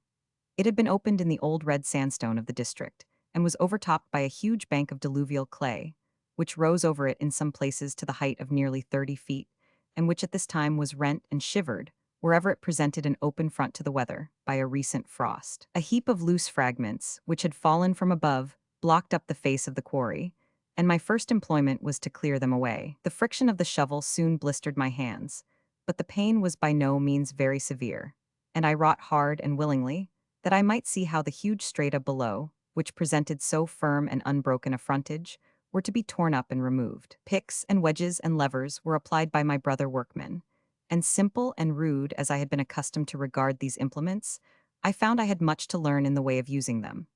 They all proved inefficient, however, and the workmen had to bore into one of the inferior strata and employ gunpowder. The process was new to me, and I deemed it a highly amusing one. It had the merit, too, of being attended with some such degree of danger as a boating or rock excursion, and had thus an interest independent of its novelty. We had a few capital shots. The fragments flew in every direction, and an immense mass of the diluvium came toppling down, bearing with it two dead birds that in a recent storm had crept into one of the deeper fissures, to die in the shelter. I felt a new interest in examining them. The one was a pretty cock goldfinch, with its hood of vermilion, and its wings inlaid with the gold to which it owes its name, as unsoiled and smooth as if it had been preserved for a museum. The other, a somewhat rarer bird of the woodpecker tribe, was variegated with light blue and a grayish yellow. I was engaged in admiring the poor little things, more disposed to be sentimental, perhaps, than if I had been 10 years older, and thinking of the contrast between the warmth and jollity of their green summer haunts and the cold and darkness of their last retreat, when I heard our employer bidding the workmen lay by their tools. I looked up and saw the sun sinking behind the thick fir wood beside us, and the long dark shadows of the trees stretching downwards towards the shore. This was no very formidable beginning of the course of life I had so much dreaded. To be sure, my hands were a little sore, and I felt nearly as much fatigued as if I had been climbing among the rocks, but I had wrought and been useful, and had yet enjoyed the day fully as much as usual. It was no small matter, too, that the evening, converted by a rare transmutation into the delicious blink of rest, which Burns so truthfully describes, was all my own. I was as light of heart next morning as any of my fellow workmen. There had been a smart frost during the night, and the rime lay white on the grass as we passed onwards through the fields. But the sun rose in a clear atmosphere, and the day mellowed, as it advanced, into one of those delightful days of early spring which give so pleasing an earnest of whatever is mild and genial in the better half of the year. All the workmen rested at midday, and I went to enjoy my half-hour alone on a mossy knoll in the neighboring wood, which commands through the trees a wide prospect of the bay and the opposite shore. There was not a wrinkle on the water, nor a cloud in the sky, and the branches were as moveless in the calm as if they had been traced on canvas. From a wooded promontory that stretched halfway across the frith, there ascended a thin column of smoke. It rose straight as the line of a plummet for more than 1,000 yards, and then, on reaching a thinner stratum of air, spread out equally on every side like the foliage of a stately tree. Ben Wyvis rose to the west, white with the yet unwasted snows of winter, and as sharply defined in the clear atmosphere as if all its sunny slopes and blue retiring hollows had been chiseled in marble. A line of snow ran along the opposite hills. All above was white, and all below was purple. They reminded me of the pretty French story, in which an old artist is described as tasking the ingenuity of his future son-in-law by giving him as a subject for his pencil a flower piece composed of only white flowers, of which the one half were to bear their proper color, the other half a deep purple hue, and yet all be perfectly natural, and how the young man resolved the riddle and gained his mistress by introducing a transparent purple vase into the picture and making the light pass through it on the flowers that were drooping over the edge. I returned to the quarry, convinced that a very exquisite pleasure may be a very cheap one, and that the busiest employments may afford leisure enough to enjoy it. The gunpowder had loosened a large mass in one of the inferior strata, and our first employment, on resuming our labors, was to raise it from its bed. I assisted the other workmen in placing it on edge, and was much struck by the appearance of the platform on which it had rested. The entire surface was ridged and furrowed like a bank of sand that had been left by the tide an hour before. I could trace every bend and curvature, every cross-hollow and counterage of the corresponding phenomena, for the resemblance was no half-resemblance. It was the thing itself, and I had observed it 100 times when sailing my little schooner in the shallows left by the ebb. But what had become of the waves that had thus fretted the solid rock, or of what element had they been composed? I felt as completely at fault as Robinson Crusoe did on his discovering the print of the man's foot on the sand. The evening furnished me with still further cause of wonder. We raised another block in a different part of the quarry, and found that the area of a circular depression in the stratum below was broken and flawed in every direction, as if it had been the bottom of a pool, recently dried up, which had shrunk and split in the hardening. Several large stones came rolling down from the diluvium in the course of the afternoon. They were of different qualities from the sandstone below, and from one another, and, what was more wonderful still, they were all rounded and water-worn, as if they had been tossed about in the sea or the bed of a river for hundreds of years. There could not, surely, be a more conclusive proof that the bank which had enclosed them so long could not have been created on the rock on which it rested. No workman ever manufactures a half-worn article, and the stones were all half-worn. And if not the bank, why then the sandstone underneath? I was lost in conjecture, and found I had food enough for thought that evening, without once thinking of the unhappiness of a life of labor. Hugh Miller. The Flight of Birds. A good ornithologist should be able to distinguish birds by their air, as well as by their colors and shape, on the ground as well as on the wing, and in the bush as well as in the hand. For, though it must not be said that every species of birds has a manner peculiar to itself, yet there is somewhat in most kinds at least that at first sight discriminates them, and enables a judicious observer to pronounce upon them with some certainty. Thus, kites and buzzards sail round in circles, with wings expanded and motionless. And it is from their gliding manner that the former are still called, in the north of England, gledes, from the Saxon verb gliden, to glide. The kestrel, or windhover, has a peculiar mode of hanging in the air in one place, his wings all the while being briskly agitated. Hen harriers fly low over heaths or fields of corn, and beat the ground regularly like a pointer or setting dog. Owls move in a buoyant manner, as if lighter than the air. They seem to want ballast. There is a peculiarity belonging to ravens that must draw the attention even of the most incurious. They spend all their leisure time in striking and cuffing each other on the wing in a kind of playful skirmish. And when they move from one place to another, frequently turn on their backs with a loud croak, and seem to be falling on the ground. When this odd gesture betides them, they are scratching themselves with one foot, and thus lose the center of gravity. Rooks sometimes dive and tumble in a frolicsome manner. Crows and daws swagger in their walk. Woodpeckers fly with an undulating motion, opening and closing their wings at every stroke, and so are always rising and falling in curves. All of this kind use their tails, which incline downwards, as a support while they run up trees. Parrots, like all other hook-clawed birds, walk awkwardly and make use of their bill as a third foot, climbing and descending with ridiculous caution. Cocks, hens, partridges, and pheasants, etc., parade and walk gracefully and run nimbly, but fly with difficulty, with an impetuous whirring and in a straight line. Magpies and jays flutter with powerless wings and make no dispatch. Herons seem encumbered with too much sail for their light bodies. But these vast hollow wings are necessary in carrying burdens, such as large fishes and the like. Pigeons, and particularly the sort called smiters, have a way of clashing their wings, the one against the other, over their backs with a loud snap.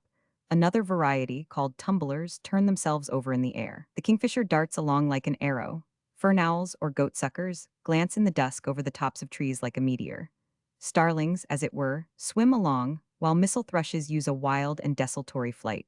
Swallows sweep over the surface of the ground and water and distinguish themselves by rapid turns and quick evolutions. Swifts dash round in circles, and the bank martin moves with frequent vacillations like a butterfly. Most of the small birds fly by jerks, rising and falling as they advance. Most small birds hop, but wagtails and larks walk, moving their legs alternately. Skylarks rise and fall perpendicularly as they sing.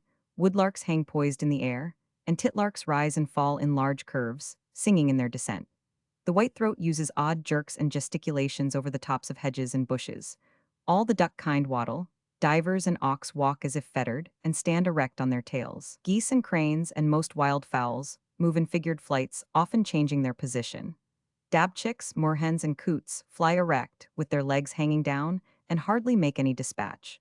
The reason is plain: their wings are placed too forward out of the true center of gravity, as the legs of auks and divers are situated too backward. Rev. Gilbert White. The village. Sweet was the sound, when oft at evening's close, up yonder hill the village murmur rose. There as I passed with careless steps and slow, the mingling notes came softened from below. The swain responsive as the milkmaid sung, the sober herd that lowed to meet their young, the noisy geese that gabbled o'er the pool, the playful children just let loose from school, the watchdog's voice that bade the whispering wind, and the loud laugh that spoke the vacant mind. These all in sweet confusion sought the shade, and filled each pause the nightingale had made. But now the sounds of population fail. No cheerful murmurs fluctuate in the gale. No busy steps the grass-grown footway tread. For all the bloomy flush of life is fled.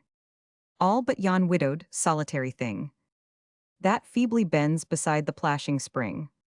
She, wretched matron, forced in age for bread, to strip the brook with mantling cresses spread, to pick her wintry faggot from the thorn, to seek her nightly shed and weep till mom. She only left of all the harmless train, the sad historian of the pensive plain, near yonder copse where once the garden smiled, and still where many a garden flower grows wild. There, where a few torn shrubs the place disclose, The village preacher's modest mansion rose. A man he was to all the country dear, and passing rich with £40 a year. Remote from towns, he ran his godly race. Nor e'er had changed, nor wished to change his place. Unpracticed he to fawn, or seek for power. By doctrines fashioned to the varying hour. Far other aims his heart had learned to prize.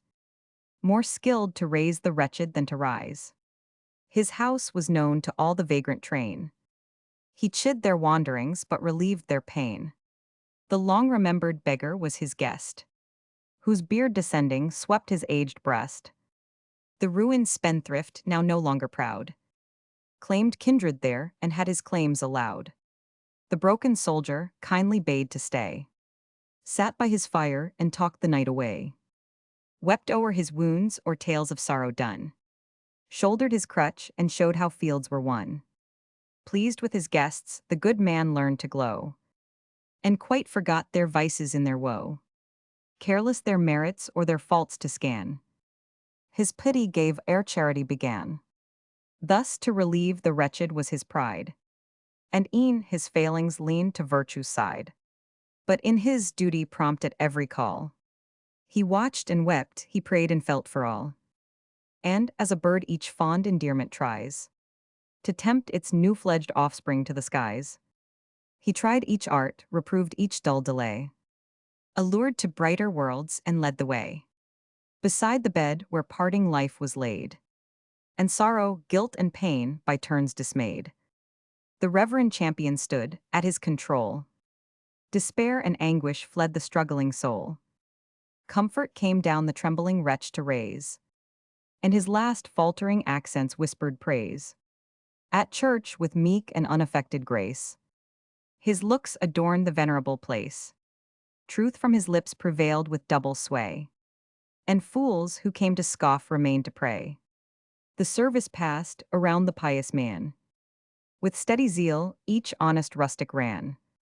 E'en children followed with endearing wile, and plucked his gown to share the good man's smile. His ready smile a parent's warmth expressed. Their welfare pleased him, and their cares distressed. To them his heart, his love, his griefs were given. But all his serious thoughts had rest in heaven. As some tall cliff that lifts its awful form, swells from the vale, and midway leaves the storm. Though round its breast the rolling clouds are spread, eternal sunshine settles on its head. Beside yon straggling fence that skirts the way, with blossomed firs unprofitably gay, there in his noisy mansion, skilled to rule, the village master taught his little school. A man severe he was, and stern to view. I knew him well, and every truant knew. Well had the boding tremblers learned to trace the day's disasters in his morning face. Full well they laughed with counterfeited glee at all his jokes, for many a joke had he. Full well the busy whisper circling round conveyed the dismal tidings when he frowned. Yet he was kind, or, if severe in aught, the love he bore to learning was in fault. The village all declared how much he knew. 'Twas certain he could write and cipher too. Lands he could measure, terms and tides presage. And e'en the story ran that he could gauge. In arguing too, the parson owned his skill. For e'en though vanquished, he could argue still. While words of learned length and thundering sound, amazed the gazing rustics ranged around. And still they gazed, and still the wonder grew, that one small head could carry all he knew. Goldsmith. The Battle of Corunna. All the encumbrances being shipped on the morning of the 16th, it was intended to embark the fighting men in the coming night, and this difficult operation would probably have been happily effected. But a glorious event was destined to give a more graceful, though melancholy, termination to the campaign. About 2 o'clock, a general movement of the French line gave notice of an approaching battle, and the British infantry, 14,500 strong, occupied their position. Baird's division on the right, and governed by the oblique direction of the ridge, approached the enemy.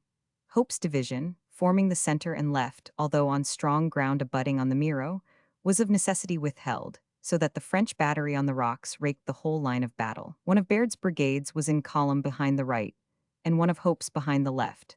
Paget's reserve posted at the village of Arras, behind the center, looked down the valley, separating the right of the position, front the hills occupied by the French cavalry. A battalion detached from the reserve kept these horsemen in check, and was itself connected with the main body by a chain of skirmishers extended across the valley. Fraser's division held the heights immediately before the gates of Corunna, watching the coast road, but it was also ready to succor any point. When Laybord's division arrived, the French force was not less than 20,000 men, and the Duke of Dalmatia made no idle evolutions of display. Distributing his lighter guns along the front of his position, he opened a fire from the heavy battery on his left, and instantly descended the mountain, with 3 columns covered by clouds of skirmishers. The British pickets were driven back in disorder, and the village of Elvina was carried by the first French column.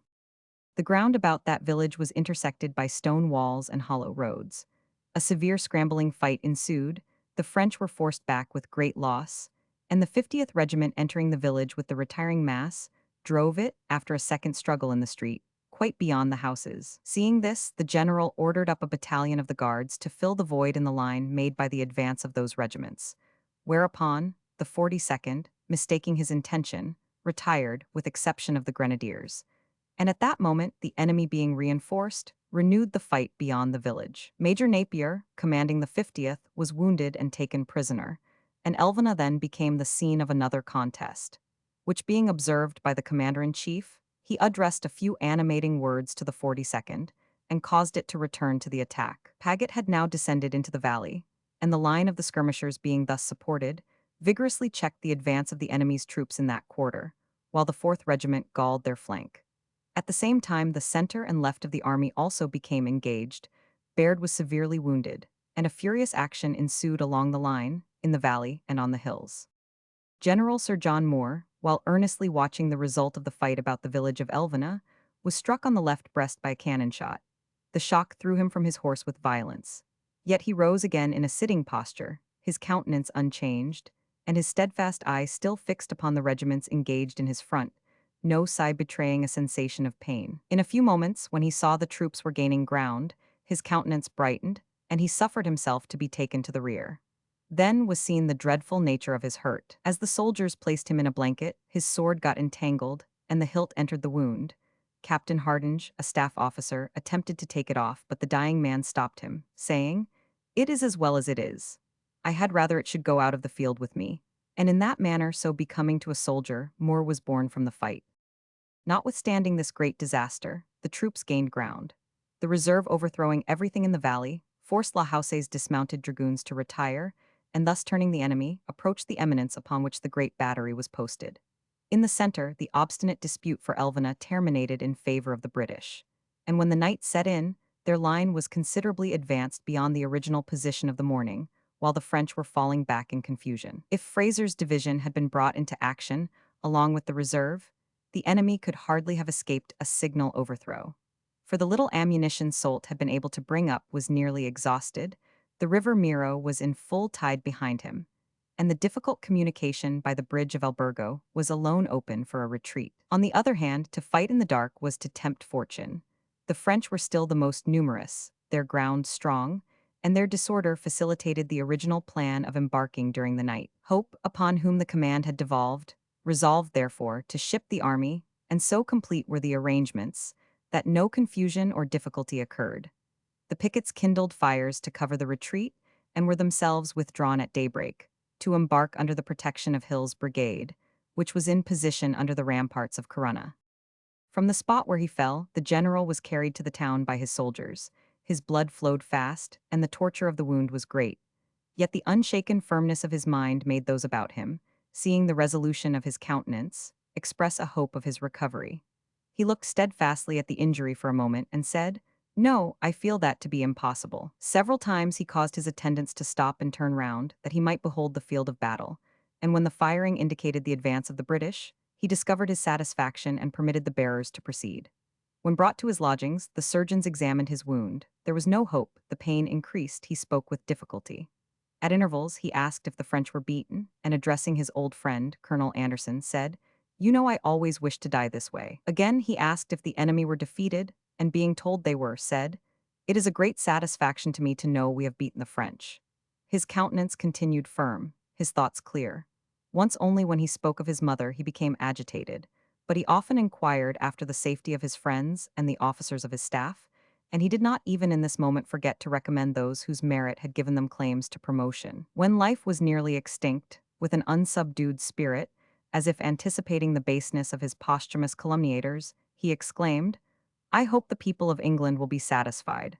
I hope my country will do me justice." In a few minutes afterwards he died, and his corpse, wrapped in a military cloak, was interred by the officers of his staff in the citadel of Corunna. The guns of the enemy paid his funeral honors, and Soult, with a noble feeling of respect for his valor, raised a monument to his memory on the field of battle. Napier. Note Battle of Corunna. The French army having proclaimed Joseph Buonaparte, King of Spain, the Spanish people rose as one man in protest, and sought and obtained the aid of England. The English armies were at first driven back by Napoleon, but the force under Sir John Moore saved its honor in the fight before Corunna, 16th January, 1809, which enabled it to embark in safety. Battle of Albuera.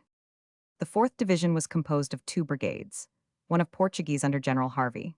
The other, under Sir William Myers, consisting of the 7th and 23rd Regiments, was called the Fusilier Brigade. Harvey's Portuguese were immediately pushed in between Lumley's dragoons and the hill, where they were charged by some French cavalry, whom they beat off, and meantime Cole led his Fusiliers up the contested height. At this time 6 guns were in the enemy's possession. The whole of Worrell's reserves were coming forward to reinforce the front column of the French. The remnant of Haughton's brigade could no longer maintain its ground. The field was heaped with carcasses. The lancers were riding furiously about the captured artillery on the upper parts of the hill, and behind all, Hamilton's, Portuguese and Alton's Germans, now withdrawing from the bridge, seemed to be in full retreat.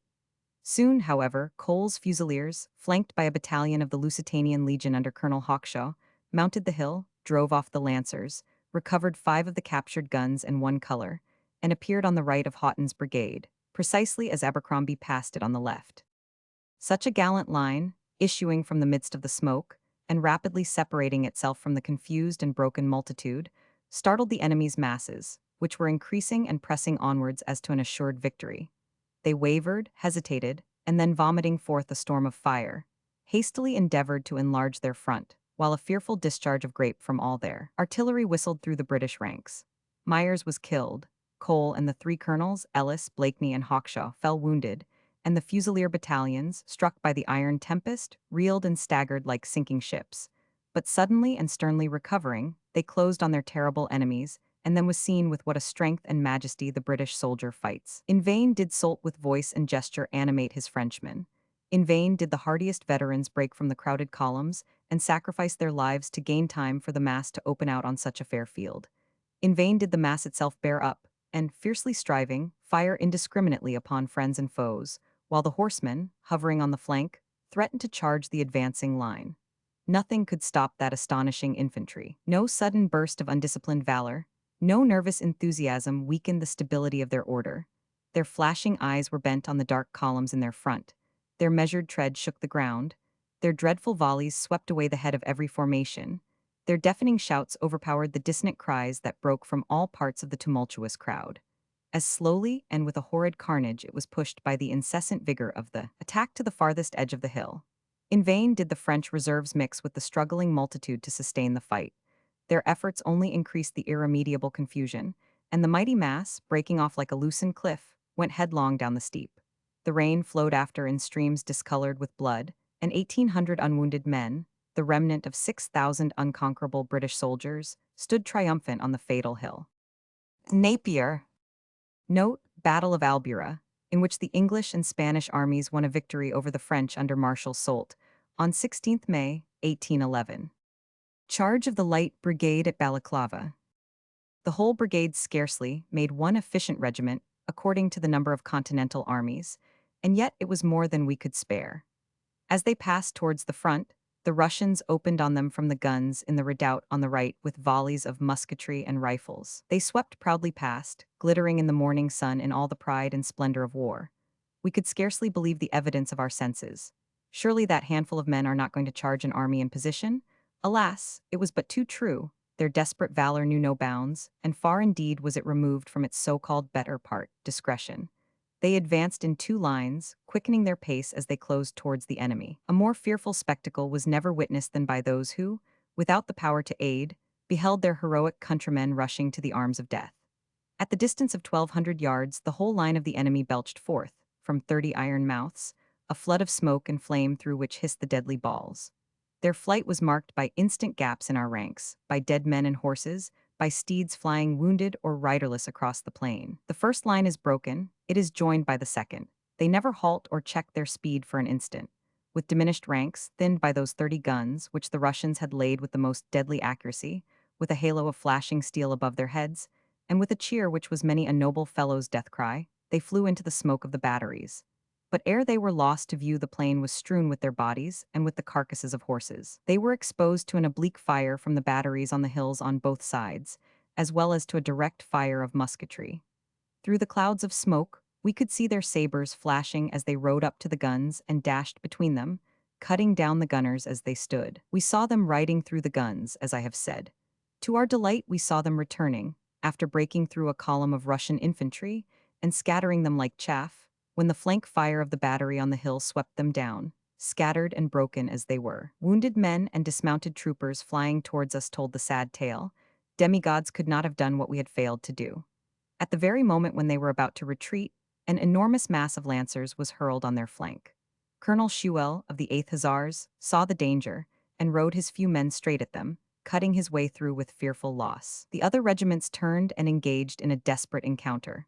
With courage too great almost for credence, they were breaking their way through the columns which enveloped them, when there took place an act of atrocity without parallel in the modern warfare of civilized nations.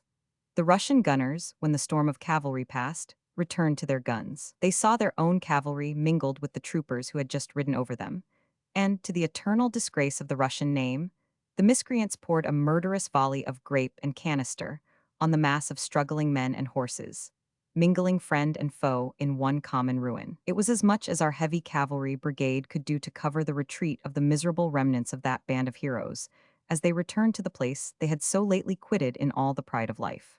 At 11:35, not a British soldier, except the dead and dying, was left in front of the Muscovite guns. The Times correspondent, the Merchant of Venice. Scene: Venice, a court of justice. Enter the Duke, the Magnificos, Antonio, Bassanio, Gaetiano, Salarino, Salanio, and others. Duke, what is Antonio here? Aunt, ready, so please your grace. Duke, I am sorry for thee, thou art come to. Answer: a stony adversary, an inhuman wretch, incapable of pity, void and empty, from any dram of mercy. Aunt, I have heard. Your grace hath ta'en great pains to qualify his rigorous course, but since he stands obdurate, and that no lawful means can carry me out of his envy's reach, I do oppose my patience to his fury, and am armed to suffer with a quietness of spirit the very tyranny and rage of his.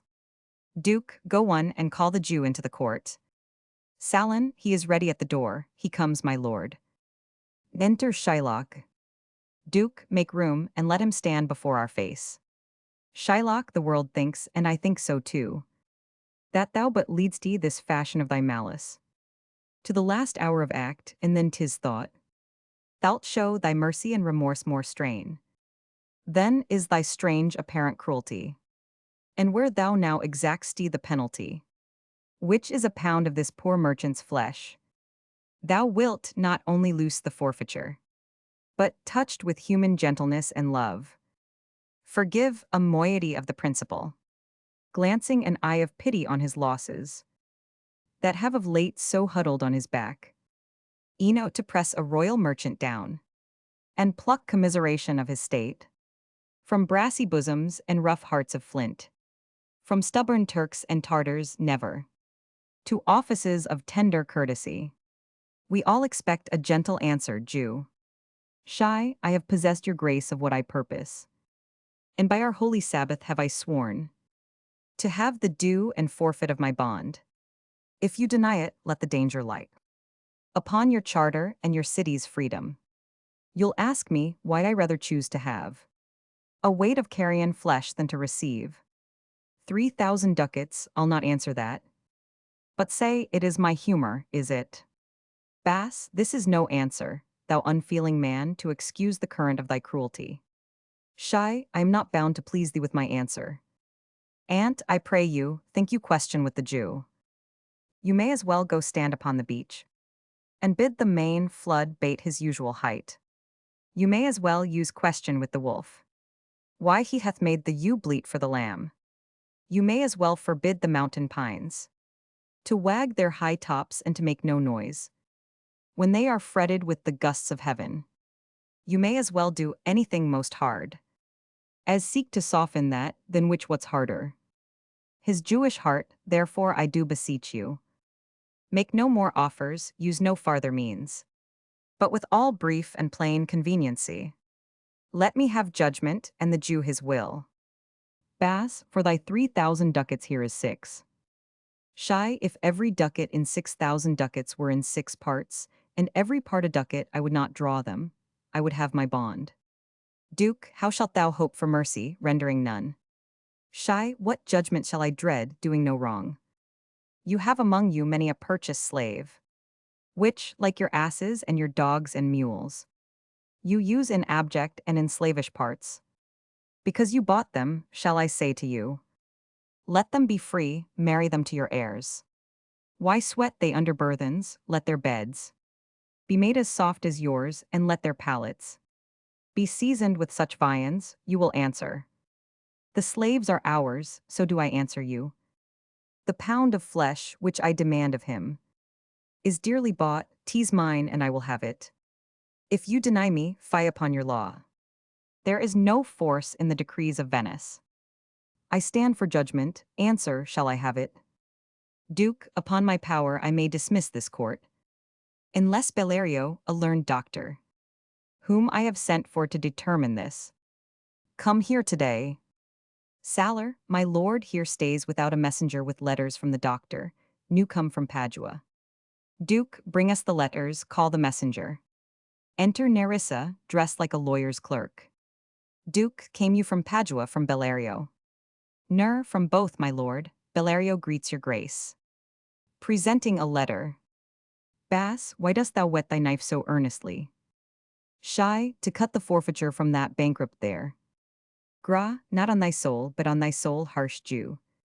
Thou mak'st thy knife keen, but no metal can. No, not the hangman's axe bear half the keenness. Of thy sharp envy, can no prayers pierce thee? Shy, no, none that thou hast wit enough to make.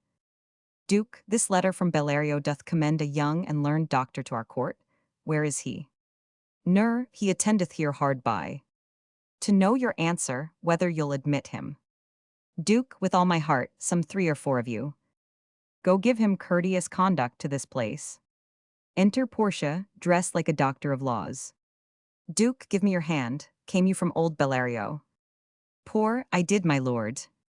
Duke, you are welcome, take your place. Are you acquainted with the difference that holds this present question in the court?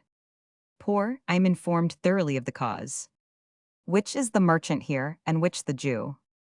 Duke, Antonio and old Shylock both stand forth. Poor, is your name Shylock? Shylock is my name. Poor, of a strange nature is the suit you follow. Yet in such rule that the Venetian law cannot impugn you as you do proceed. You stand within his danger, do you not? Aunt, I so he says. Poor, do you confess the bond? Aunt, I do. Poor, then must the Jew be merciful.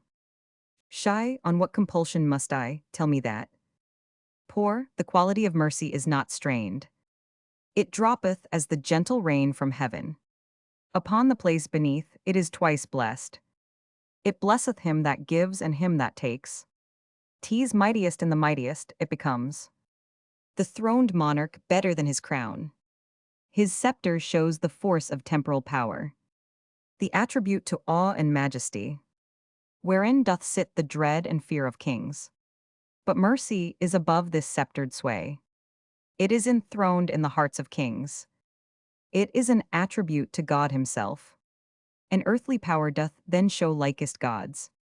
When mercy seasons justice, therefore, Jew, though justice be thy plea, consider this.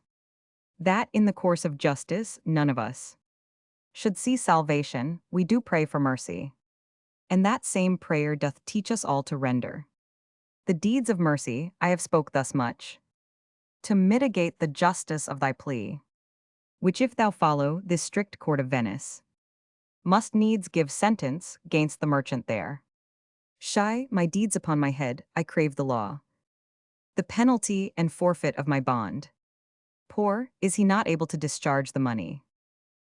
Yes, here I tender it for him in the court. Yea, twice the sum, if that will not suffice, I will be bound to pay it 10 times o'er. On forfeit of my hands, my head, my heart. If this will not suffice, it must appear that malice bears down truth, and I beseech you, rest once the law to your authority.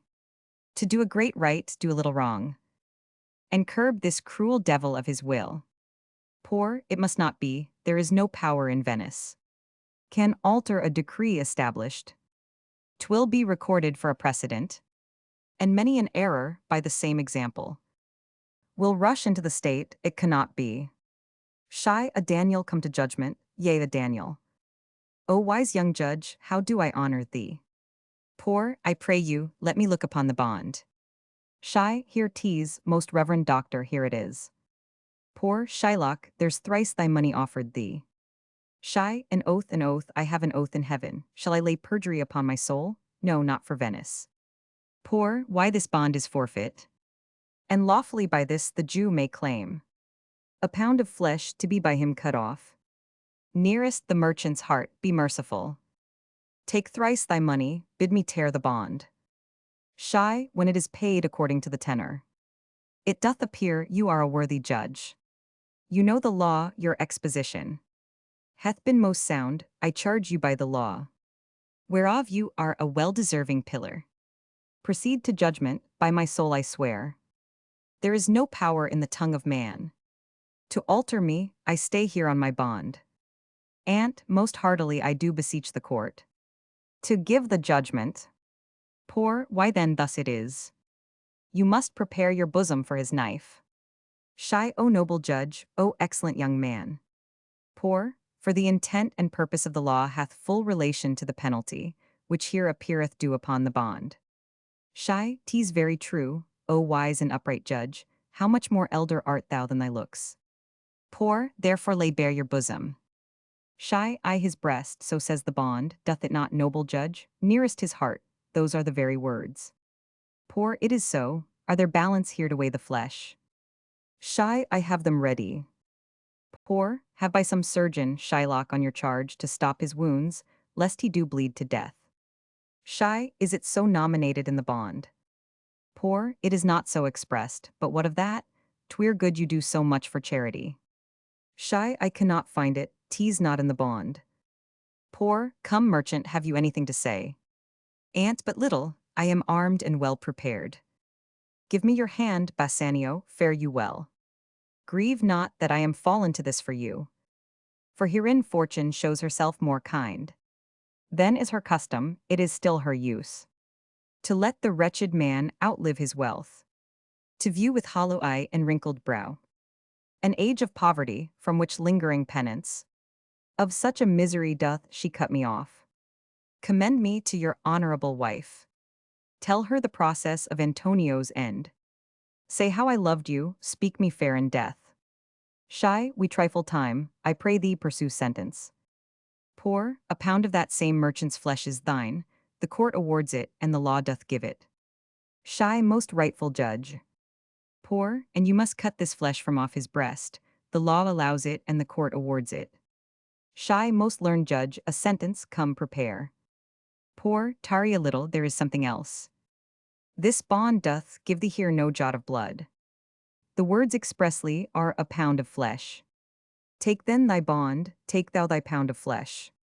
But, in the cutting it, if thou dost shed 1 drop of Christian blood, thy lands and goods are by the laws of Venice confiscate unto the state of Venice. O upright judge, mark Jew, O learned judge. Is that the law? Poor, thyself shalt see the act, for, as thou urgest justice, be assured thou shalt have justice, more than thou desirest. Gra, O learned judge, Mark Jew, a learned judge. Shy, I take this offer then, pay the bond thrice and let the Christian go. Bass, here is the money. Poor, soft, the Jew shall have all justice. Soft, no haste, he shall have nothing but the penalty. Gra, O Jew, an upright judge, a learned judge. Poor, therefore prepare thee to cut off the flesh. Shed thou no blood, nor cut thou less nor more. But just a pound of flesh, if thou cutt'st thee more. Or less than a just pound, be it but so much as makes it light or heavy in the substance. Or the division of the 20th part. Of one poor scruple, nay, if the scale do turn. But in the estimation of a hair, thou deest, and all thy goods are confiscate. Gra, a second Daniel, a Daniel Jew. Now, infidel, I have thee on the hip. Poor, why doth the Jew pause? Take thy forfeiture. Shy, give me my principle and let me go. Bass, I have it ready for thee, here it is. Poor, he hath refused it in the open court. He shall have merely justice and his bond. Gra, a Daniel, still say I the second Daniel. I thank thee, Jew, for teaching me that word. Shy, shall I not have barely my principle? Poor, thou shalt have nothing but the forfeiture. To be so taken at thy peril, Jew. Shy, why then the devil give him good of it? I'll stay no longer question. Poor tarry Jew. The law hath yet another hold on you. It is enacted in the laws of Venice. If it be proved against an alien, that by direct or indirect attempts, he seek the life of any citizen, the party gainst the which he doth contrive, shall seize one half his goods, the other half comes to the privy coffer of the state, and the offender's life lies in the mercy of the Duke only, gainst all other voice. In which predicament, I say, thou standst he. For it appears, by manifest proceeding, that indirectly and directly too, thou hast contrived against the very life of the defendant, and thou hast incurred the danger formerly by me rehearsed. Down, therefore, and beg mercy of the Duke. Gra, beg that thou mayst have leave to hang thyself. And yet, thy wealth being forfeit to the state, thou hast not left the value of a cord. Therefore, thou must be hanged at the state's charge. Duke, that thou shalt see the difference of our spirit, I pardon thee thy life before thou ask it. For half thy wealth it is Antonio's. The other half comes to the general state, which humbleness may drive unto a fine. Poor, I for the state, not for Antonio. Shy, nay, take my life and all, pardon not that. You take my house when you do take the prop. That doth sustain my house, you take my life. When you do take the means whereby I live. Poor, what mercy can you render him, Antonio? Gra, a halter gratis, nothing else for God's sake. And, so please my lord the Duke and all the court, to quit the fine for one half of his goods. I am content, so he will let me have the other half in use to render it upon his death unto the gentleman that lately stole his daughter. Poor, art thou contented, Jew? What dost thou say? Shy, I am content. Shakespeare. Notes, Merchant of Venice. Obdurate with the second syllable long, which modern usage makes short. Frelon, agitated, a form of participial termination frequently found in Shakespeare, as strucken and 100. It is preserved in eaten, given, and 100, within his danger in danger of him. Which humbleness may drive unto a fine, which with humility on your part may be commuted for a fine. Il penserosa. Hence vain deluding joys. The brood of folly, without father bred.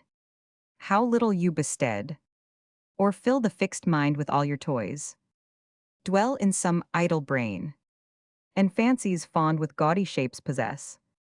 As thick and numberless as the gay motes that people the sunbeams, or likest hovering dreams, the fickle pensioners of Morpheus' train. But hail, thou goddess, sage and holy.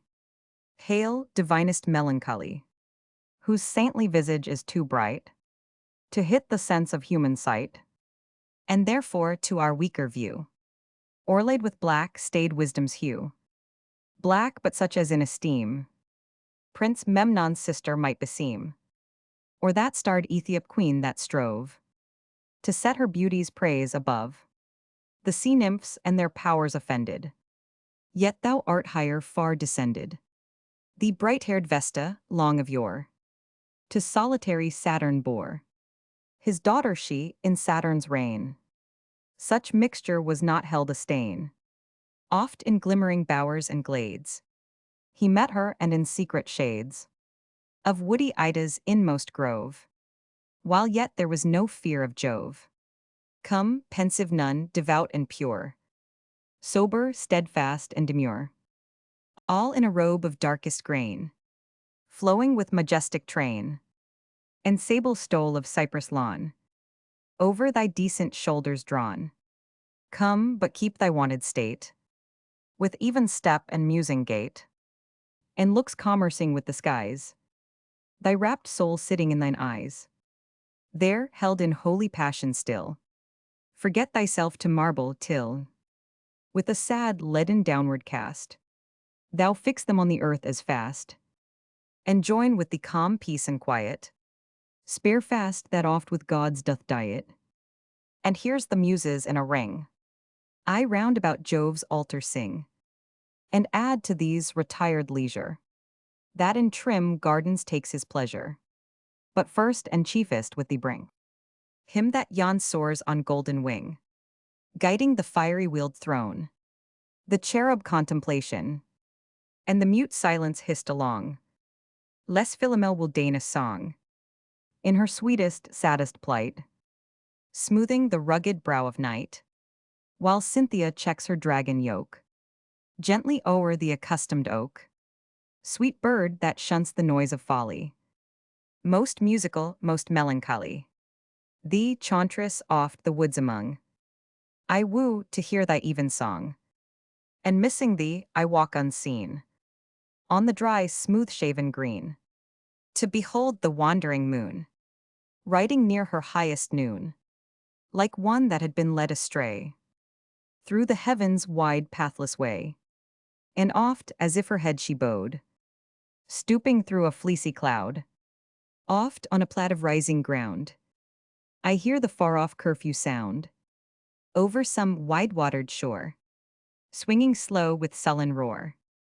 Or, if the air will not permit, some still, removed place will fit, where glowing embers through the room teach light to counterfeit a gloom, far from all resort of mirth, save the cricket on the hearth, or the bellman's drowsy charm, to bless the doors from nightly harm.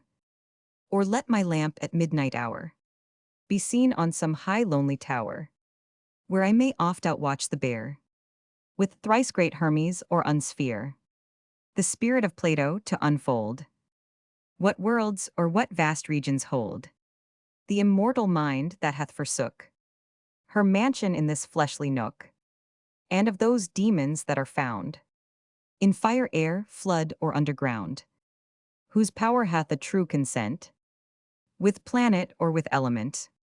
Sometime let gorgeous tragedy in sceptred pall come sweeping by, presenting Thebes or Pelops' line, or the tale of Troy divine, or what though rare of later age, ennobled hath the buskin stage. But, O sad virgin, that thy power might raise Mucius from his bower, or bid the soul of Orpheus sing such notes as, warbled to the string, drew iron tears down Pluto's cheek, and made hell grant what love did seek, or call up him that left half doled the story of Cambuscan bold, of Camball and of Algarsife, and who had Canis to wife, that owned the virtuous ring and glass, and of the wondrous horse of brass, on which the Tartar king did ride, and if aught else great bards beside, in sage and solemn tunes have sung, of tourneys and of trophies hung, of forests and enchantments drear, where more is meant than meets the ear. Thus night, oft see me in thy pale career, till civil-suited morn appear, not tricked and frounced as she was wont, with the Attic boy to hunt, but kerchiefed in a comely cloud, while rocking winds are piping loud, or ushered with a shower still, When the gust hath blown his fill, ending on the rustling leaves, with minute drops from off the eaves, and when the sun begins to fling his flaring beams, me, goddess, bring to arched walks of twilight groves, in shadows brown that sylvan loves, of pine or monumental oak, where the rude axe with heaved stroke was never heard the nymphs to daunt, or fright them from their hallowed haunt. There in close covert by some brook, where no profaner eye may look, hide me from day's garish eye, while the bee with honeyed thigh, that at her flowery work doth sing, and the waters murmuring, with such concert as they keep, entice the dewy-feathered sleep, and let some strange mysterious dream wave at his wings an airy stream of lively portraiture displayed, softly on my eyelids laid, and as I wake sweet music breathe, above, about, or underneath, sent by some spirit to mortals good, or the unseen genius of the wood. But let my dew feet never fail to walk the studious cloisters pale, and love the high embowed roof, with antique pillars massy proof, and storied windows richly dight, casting a dim religious light. There let the pealing organ blow to the full-voiced choir below, in service high and anthems clear, as may with sweetness through mine ear dissolve me into ecstasies, and bring all heaven before mine eyes, and may at last my weary aid find out the peaceful hermitage, the hairy gown and mossy cell, where I may sit and rightly spell of every star that heaven doth show, and every herb that sips the dew, till old experience do attain to something like prophetic strain. These pleasures melancholy give, and I with thee will choose to live. Milton notes il pensioso, the thoughtful man. Bestead help stand in good stead. Fond foolish its old meaning. Pensioners, a word taken from the name of Elizabeth's bodyguard. Compare the cowslips tall her pensioners be, Midsummer Night's Dream. Prince Memnon of Ethiopia, fairest of warriors, slain by Achilles, Homer's Odyssey, Book 11. His sister was Hemora. Starred Ethiop Queen Cassiope, wife of King Cepheus, who was placed among the stars.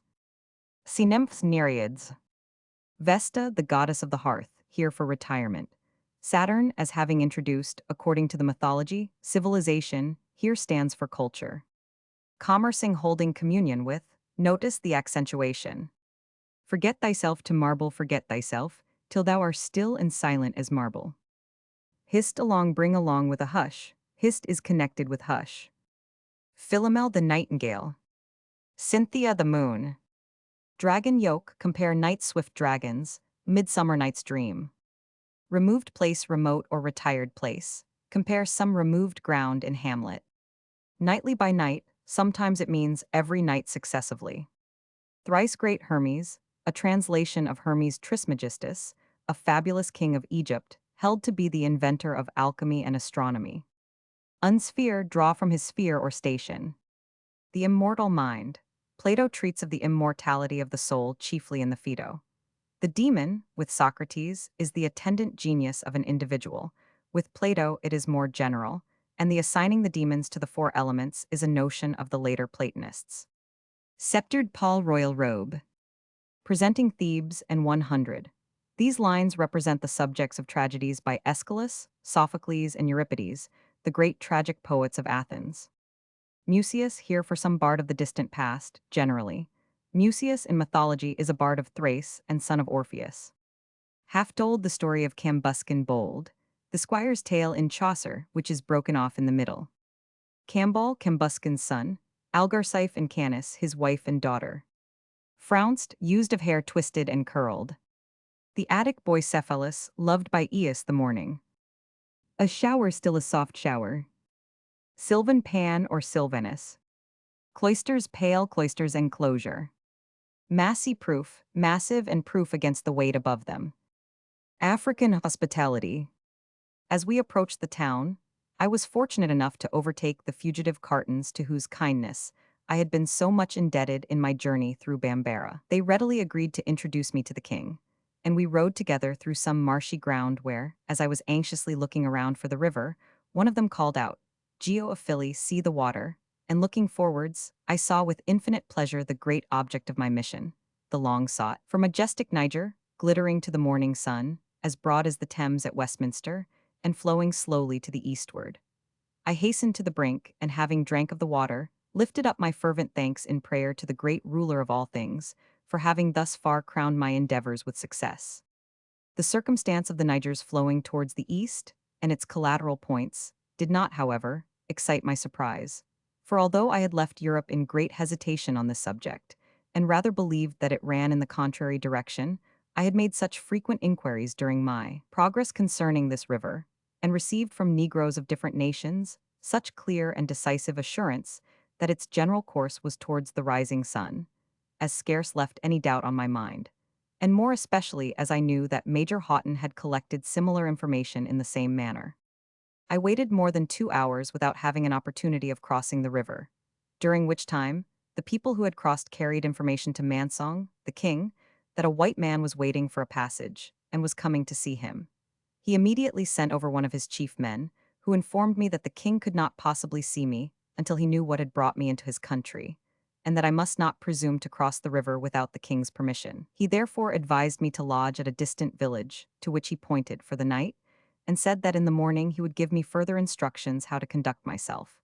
This was very discouraging. However, as there was no remedy, I set off for the village, where I found, to my great mortification, that no person would admit me into his house. I was regarded with astonishment and fear, and was obliged to sit all day without victuals in the shade of a tree. And the night threatened to be very uncomfortable, for the wind rose, and there was great appearance of a heavy rain. And the wild beasts are so very numerous in the neighborhood that I should have been under the necessity of climbing up the tree and resting among the branches. About sunset, however, as I was preparing to pass the night in this manner, and had turned my horse loose that he might graze at liberty, a woman, returning from the labors of the field, stopped to observe me, and perceiving that I was weary and dejected, inquired into my situation, which I briefly explained to her. Whereupon, with looks of great compassion, she took up my saddle and bridle, and told me to follow her. Having conducted me into her hut, she lighted up a lamp, spread a mat on the floor, and told me I might remain there for the night. Finding that I was very hungry, she said she would procure me something to eat. She accordingly went out, and returned in a short time with a very fine fish, which having caused to be half broiled upon some embers, she gave me for supper. The rites of hospitality being thus performed towards a stranger in distress, my worthy benefactress, pointing to the mat, and telling me I might sleep there without apprehension, called to the female part of her family, who had stood gazing on me all the while in fixed astonishment, to resume their task of spinning cotton, in which they continued to employ themselves great part of the night. They lightened their labor by songs, one of which was composed extempore, for I was myself the subject of it.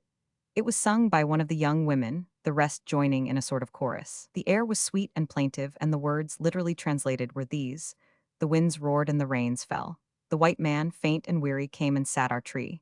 He has no mother to bring him milk, no wife to grind his corn.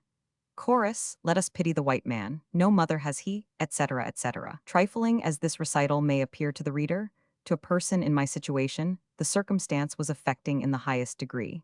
I was oppressed by such unexpected kindness, and sleep fled from my eyes. In the morning, I presented my compassionate landlady with 2 of the 4 brass buttons which remained on my waistcoat, the only recompense I could make her. Mungo Park. Across the desert of Nubia. After a prayer of peace, we committed ourselves to the desert. Our party consisted of Ismail the Turk, 2 Greek servants besides Georges, who was almost blind and useless, 2 Barbarins, who took care of the camels, Idris, and a young man, a relation of his, in all 9 persons. We were all well armed with blunderbusses, swords, pistols, and double-barreled guns, except Idris and his lad, who had lances, the only arms they could use. 5 or 6 naked wretches of the Turkery joined us at the watering place, much against my will, for I knew that we should probably be reduced to the disagreeable alternative of either seeing them perish of thirst before our eyes, or, by assisting them, running a great risk of perishing along with them. We left Gouz on the 9th of November at noon, and halted at the little village of Hassa, where we filled our waterskins, an operation which occupied a whole day, as we had to take every means to secure them from leaking or evaporation. While the camels were loading, I bathed myself with infinite pleasure for a long half-hour in the Nile, and thus took leave of my old acquaintance, very doubtful if we should ever meet again. We then turned to the northeast, leaving the Nile and entering into a bare desert of fixed gravel, without trees, and of a very disagreeable whitish color, mixed with small pieces of white marble, like alabaster. Our camels, we found, were too heavily loaded, but we comforted ourselves with the reflection that this fault would be remedied by the daily consumption of our provisions. We had been traveling only 2 days when our misfortunes began, from a circumstance we had not attended to. Our shoes, that had long needed repair, became at last absolutely useless, and our feet were much inflamed by the burning sand. On the 13th we saw, about a mile to the northwest of us, Hambili, a rock not considerable in size, but, from the plain country in which it is situated, having the appearance of a great tower or castle. South of it were two smaller hills, forming, along with it, landmarks of the utmost consequence to caravans, because they are too considerable in size to be at any time covered by the moving sands. We alighted on the following day among some acacia trees, after traveling about 20 miles. We were here at once surprised and terrified by a sight, surely one of the most magnificent in the world. In that vast expanse of desert, we saw a number of prodigious pillars of sand at different distances, at one time moving with great celerity, at another stalking on with majestic slowness. At intervals we thought they were coming to overwhelm us, and again they would retreat so as to be almost out of sight, their tops reaching to the very clouds. They're the tops often separated from the bodies, and these, once disjoined, dispersed in the air and did not appear more. Sometimes they were broken near the middle, as if struck with a large cannon shot. About noon, they began to advance with considerable swiftness upon us, the wind being very strong at north. 11 of them ranged alongside of us, about the distance of 3 miles. The greatest diameter of the largest appeared to me at that distance as if it would measure 10 feet. They retired from us with a wind at SC, leaving an impression upon my mind to which I can give no name, though surely one ingredient in it was fear, with a considerable deal of wonder and astonishment. It was vain to think of flying. The swiftest horse or fastest sailing ship could be of no use to carry us out of this danger. And the full persuasion of this riveted me to the spot where I stood, and let the camels gain on me so much that, in my state of lameness, it was with some difficulty I could overtake them. The effect this stupendous sight had upon Idris was to set him to his prayers, or rather to his charms, for, except the names of God and Mahomet, all the rest of his words were mere gibberish and nonsense. Ismail the Turk violently abused him for not praying in the words of the Quran, at the same time maintaining, with great apparent wisdom, that nobody had charms to stop these moving sands but the inhabitants of Arabia Deserta. From this day subordination, though it did not entirely cease, rapidly declined. All was discontent, murmuring, and fear. Our water was greatly diminished, and that terrible death by thirst began to stare us in the face, owing, in a great measure, to our own imprudence. Ismail, who had been left sentinel over the skins of water, had slept so soundly that a Turkwaruri had opened one of the skins that had not been touched, in order to serve himself out of it at his own discretion. I suppose that, hearing somebody stir and fearing detection, the Turkwaruri had withdrawn himself as speedily as possible, without tying up the month of the Gerba, which we found in the morning with scarce a quart of water in it.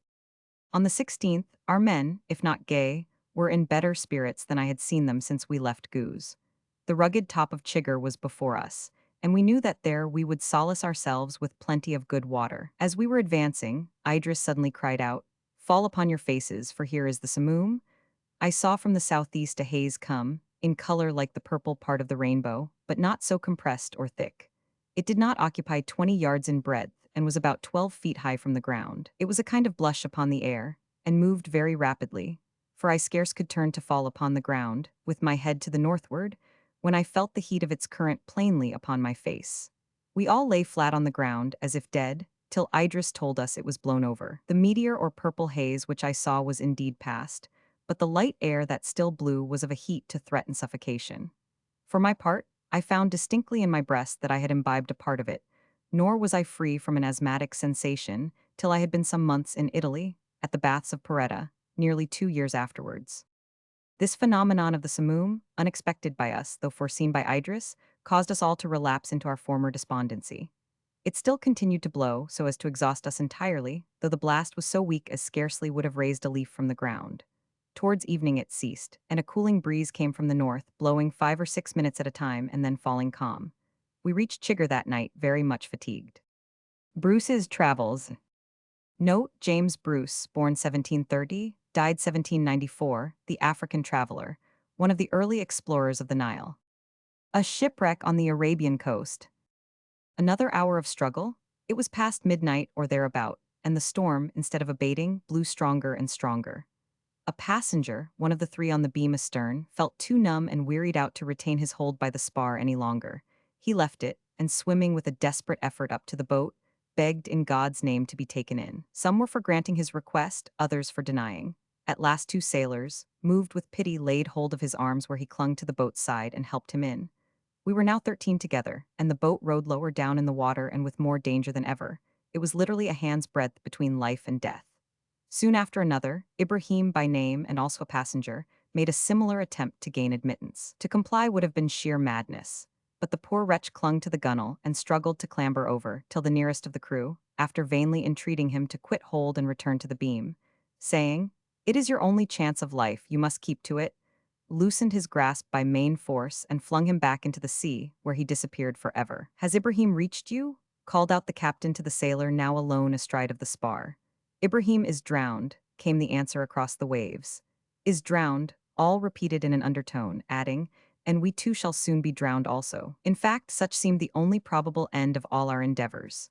For the storm redoubled in violence, the bailing could no longer keep up with the rate at which the waves entered. The boat became waterlogged. The water poured in hissing on every side. She was sinking, and we were yet far out in the open sea. "Plunge for it," a second time shouted the captain. "Plunge who may, I will stay by the boat so long as the boat stays by me," thought I, and kept my place. Yusef, fortunately for him, was lying like a corpse, past fear or motion, but four of our party, one a sailor and the other three passengers, thinking that all hope of the boat was now over, and that nothing remained them but the spar, jumped into the sea. Their loss saved the remainder. The boat lightened and righted for a moment, the pilot and I bailed away desperately. She rose clear once more of the water. Those in her were now 9 in all, 8 men and a boy, the captain's nephew. Meanwhile, the sea was running mountains, and during the paroxysm of struggle, while the boat pitched heavily, the cord attached from her stern to the beam snapped asunder. One man was on the spar. Yet a minute or so the moonlight showed us the heads of the 5 survivors as they tried to regain the boat. Had they done it, we were all lost. Then a huge wave separated them from us. "May God have mercy on the poor drowning men," exclaimed the captain. Their bodies were washed ashore 3 or 4 days later. We now remain sole survivors, if indeed we were to prove so. Our men rowed hard, and the night wore on. At last the coast came in full view. Before us was a high black rock, jutting out into the foaming sea, whence it rose sheer like the wall of a fortress. At some distance on the left, a peculiar glimmer and a long white line of breakers assured me of the existence of an even and sandy beach. The 3 sailors now at the oars, and the passenger who had taken the place of the 4th, grown reckless by long toil under the momentary expectation of death, and longing to see an end anyhow to this protracted misery, were for pushing the boat on the rocks, because the nearest land, and thus having it all over as soon as possible. This would have been certain destruction. The captain and pilot, well nigh stupefied by what they had undergone, offered no opposition. I saw that a vigorous effort must be made, so I laid hold of them both, shook them to arouse their attention, and bade them take heed to what the rowers were about, adding that it was sheer suicide, and that our only hope of life was to bear up for the sandy creek, which I pointed out to them at a short distance. Thus awakened from their lethargy, they started up and joined with me in expostulating with the sailors. But the men doggedly answered that they could hold out no more, that wherever the land was nearest they would make for it, come what might, and with this they pulled on straight towards the cliff. The captain hastily thrust the rudder into the pilot's hand, and springing on one of the sailors, pushed him from the bench and seized his oar, while I did the same to another on the opposite side, and we now got the boat's head round towards the bay. The refractory sailors, ashamed of their own faint-heartedness, begged pardon, and promised to act henceforth according to our orders. We gave them back their oars, very glad to see a strife so dangerous, especially at such a moment, soon at an end, and the men pulled for left, though full half an hour's rowing yet remained between us and the breakers, and the course which we had to hold was more hazardous than before, because it laid the boat almost parallel with the sweep of the water. But half an hour? Yet I thought we should never come opposite the desired spot. At last we neared it, and then a new danger appeared. The first row of breakers, rolling like a cataract, was still far off shore, at least 100 yards, and between it and the beach appeared a white yeast of raging waters, evidently 10 or 12 feet deep, through which, weary as we all were, and benumbed with the night chill and the unceasing splash of the spray over us, I felt it to be very doubtful whether we should have strength to struggle, but there was no avoiding it, and when we drew near the long white line which glittered like a watchfire in the night, I called out to Yusef and the lad, both of whom lay plunged in death-like stupor, to rise and get ready for the hard swim, now inevitable. They stood up, the sailors laid aside their oars, and a moment after the curling wave capsized the boat and sent her down as though she had been struck by a cannon shot, while we remained to fight for our lives in the sea. Confident in my own swimming powers, but doubtful how far those of Yusef might reach, I at once turned to look for him, and seeing him close by me in the water, I caught hold of him, telling him to hold fast on, and I would help him to land. But with much presence of mind, he thrust back my grasp, exclaiming, "Save yourself, I am a good swimmer, never fear for me." The captain and the young sailor laid hold of the boy, the captain's nephew, one on either side, and struck out with him for the shore. It was a desperate effort. Every wave overwhelmed us in its burst and carried us back in its eddy, while I drank much more salt water than was at all desirable. At last, after some minutes long as hours, I touched land and scrambled up the sandy beach as though the avenger of blood had been behind me. One by one, the rest came ashore, some stark naked, having cast off or lost their remaining clothes in the whirling eddies, others yet retaining some part of their dress. Everyone looked around to see whether his companions arrived, and when all nine stood together on the beach, all cast themselves prostrate on the sands, to thank heaven for a new lease of life granted after much danger, and so many comrades lost. W.G. Palgrave. An Arabian town. Perhaps my readers will not think it loss of time to accompany us on a morning visit to the camp and market, to the village gardens and wells. Such visits we often paid, not without interest and pleasure. Warm though Razim is, its mornings, at least at this time of year, the latter part of September, were delightful. In a pure and missile sky, the sun rises over the measureless plain, while the early breeze is yet cool and invigorating, a privilege enjoyed almost invariably in Arabia, but wanting too often in Egypt in the west and India in the east. At this hour we would often thread the streets by which we had first entered the town, and go betimes to the Persian camp, where all was already alive and stirring. Here are arranged on the sand baskets full of eggs and dates, flanked by piles of bread and little round cakes of white butter. Bundles of firewood are heaped up close by, and pails of goats' or camels' milk abound. And amid all these sit rows of countrywomen, haggling with tall Persians, who in broken Arabic try to beat down the prices, and generally end by paying only double what they ought. The swaggering, broad-faced, Baghdad camel drivers and ill-looking, sallow youths stand idle everywhere, insulting those whom they dare, and cringing to their betters like slaves. Persian gentlemen, too, with grand hooked noses, high caps, and quaintly cut dresses of gay patterns, saunter about, discussing their grievances or quarreling with each other, to pass the time. For, unlike an Arab, Persian shows at once whatever ill humor he may feel, and has no shame in giving it utterance before whomever may be present. Nor does he, with the Arab, consider patience to be an essential point of politeness and dignity. Not a few of the townsmen are here, chatting or bartering, and Bedouins switch in hand. If you ask any chance individual among these latter what has brought him hither, you may be sure beforehand that the word camel, in one or other of its forms of detail, will find place in the answer. Criers are going up and down the camp with articles of Persian apparel, cooking pots, and ornaments of various descriptions in their hands, or carrying them off for hire bidding to the town. Having made our morning household purchases at the fair, and the sun being now an hour or more above the horizon, we think it time to visit the marketplace of the town, which would hardly be open sooner. We re-enter the city gate and pass on our way by our house door, where we leave our bundle of eatables and regain the high street of Beresda. Before long, we reach a high arch across the road. This gate divides the market from the rest of the quarter. We enter. First of all, we see a long range of butchers' shops on either side, thickly hung with flesh of sheep and camel, and very dirtily kept. Were not the air pure and the climate healthy, the plague would assuredly be endemic here, but in Arabia no special harm seems to follow. We hasten on, and next pass a series of cloth and linen warehouses, stocked partly with home manufacture, but more imported, Baghdad cloaks and headgear, for instance, Syrian shawls and Egyptian slippers. Here markets follow the law general throughout the East, that all shops or stores of the same description should be clustered together. A system whose advantages on the whole outweigh its inconveniences, at least for small towns like these. In the large cities and capitals of Europe, greater extent of locality requires evidently a different method of arrangement. It might be awkward for the inhabitants of Hyde Park, were no hatters to be found nearer than the Tower. But what is Beresda compared even with a second-rate European city? However, in a crowd, it yields to none. The streets at this time of the day are thronged to choking, And to make matters worse, a huge splay-footed camel every now and then, heaving from side to side like a lubber-rowed boat with a long beam on his back, menacing the heads of those in the way, or with two enormous loads of firewood, each as large as himself, sweeping the road before him of men, women, and children, while the driver, high perched on the hump, regards such trifles with supreme indifference, so long as he brushes his path open. Sometimes there is a whole string of these beasts, the head rope of each tied to the crupper of his precursor, very uncomfortable passengers when met with at a narrow turning.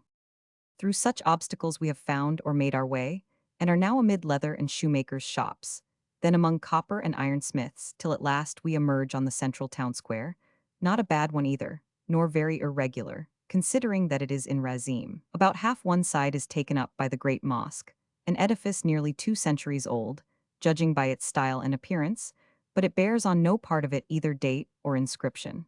A crack running up one side of the tower bears witness to an earthquake said to have occurred here about 30 years since. Another side of the square is formed by an open gallery. In its shade, groups of citizens are seated discussing news or business. The central space is occupied by camels and by bales of various goods, among which the coffee of Yemen, henna, and saffron bear a large part. From this square several diverging streets run out, each containing a marketplace for this or that ware, and all ending in portals dividing them from the ordinary habitations. The vegetable and fruit market is very extensive, and kept almost exclusively by women, so are also the shops for grocery and spices. Rock salt of remarkable purity and whiteness from western Razim is a common article of sale, and enormous flakes of it, often beautifully crystallized, lay piled up at the shop doors. Sometimes a Persian stood by, trying his skill at purchase or exchange, but these pilgrims were in general shy of entering the town, where truly they were not in the best repute. Well-dressed, grave-looking townsmen abound, their yellow wand of lotus wood in their hands, and their kerchiefs loosely thrown over their heads. The whole town has an aspect of old but declining prosperity. There are few new houses, but many falling into ruin. The faces, too, of most we meet are serious, and their voices in an undertone. Silk dresses are prohibited by the dominant faction, and tobacco can only be smoked within doors and by stealth. Enough of the town. The streets are narrow, hot, and dusty. The day, too, advances, but the gardens are yet cool. So we dash at a venture through a labyrinth of byways and crossways till we find ourselves in the wide street that runs immediately along but inside the walls. Here is a side gate, but half ruined, with great folding doors and no one to open them. The wall of one of the flanking towers has, however, been broken in, and from thence we hope to find outlet on the gardens outside.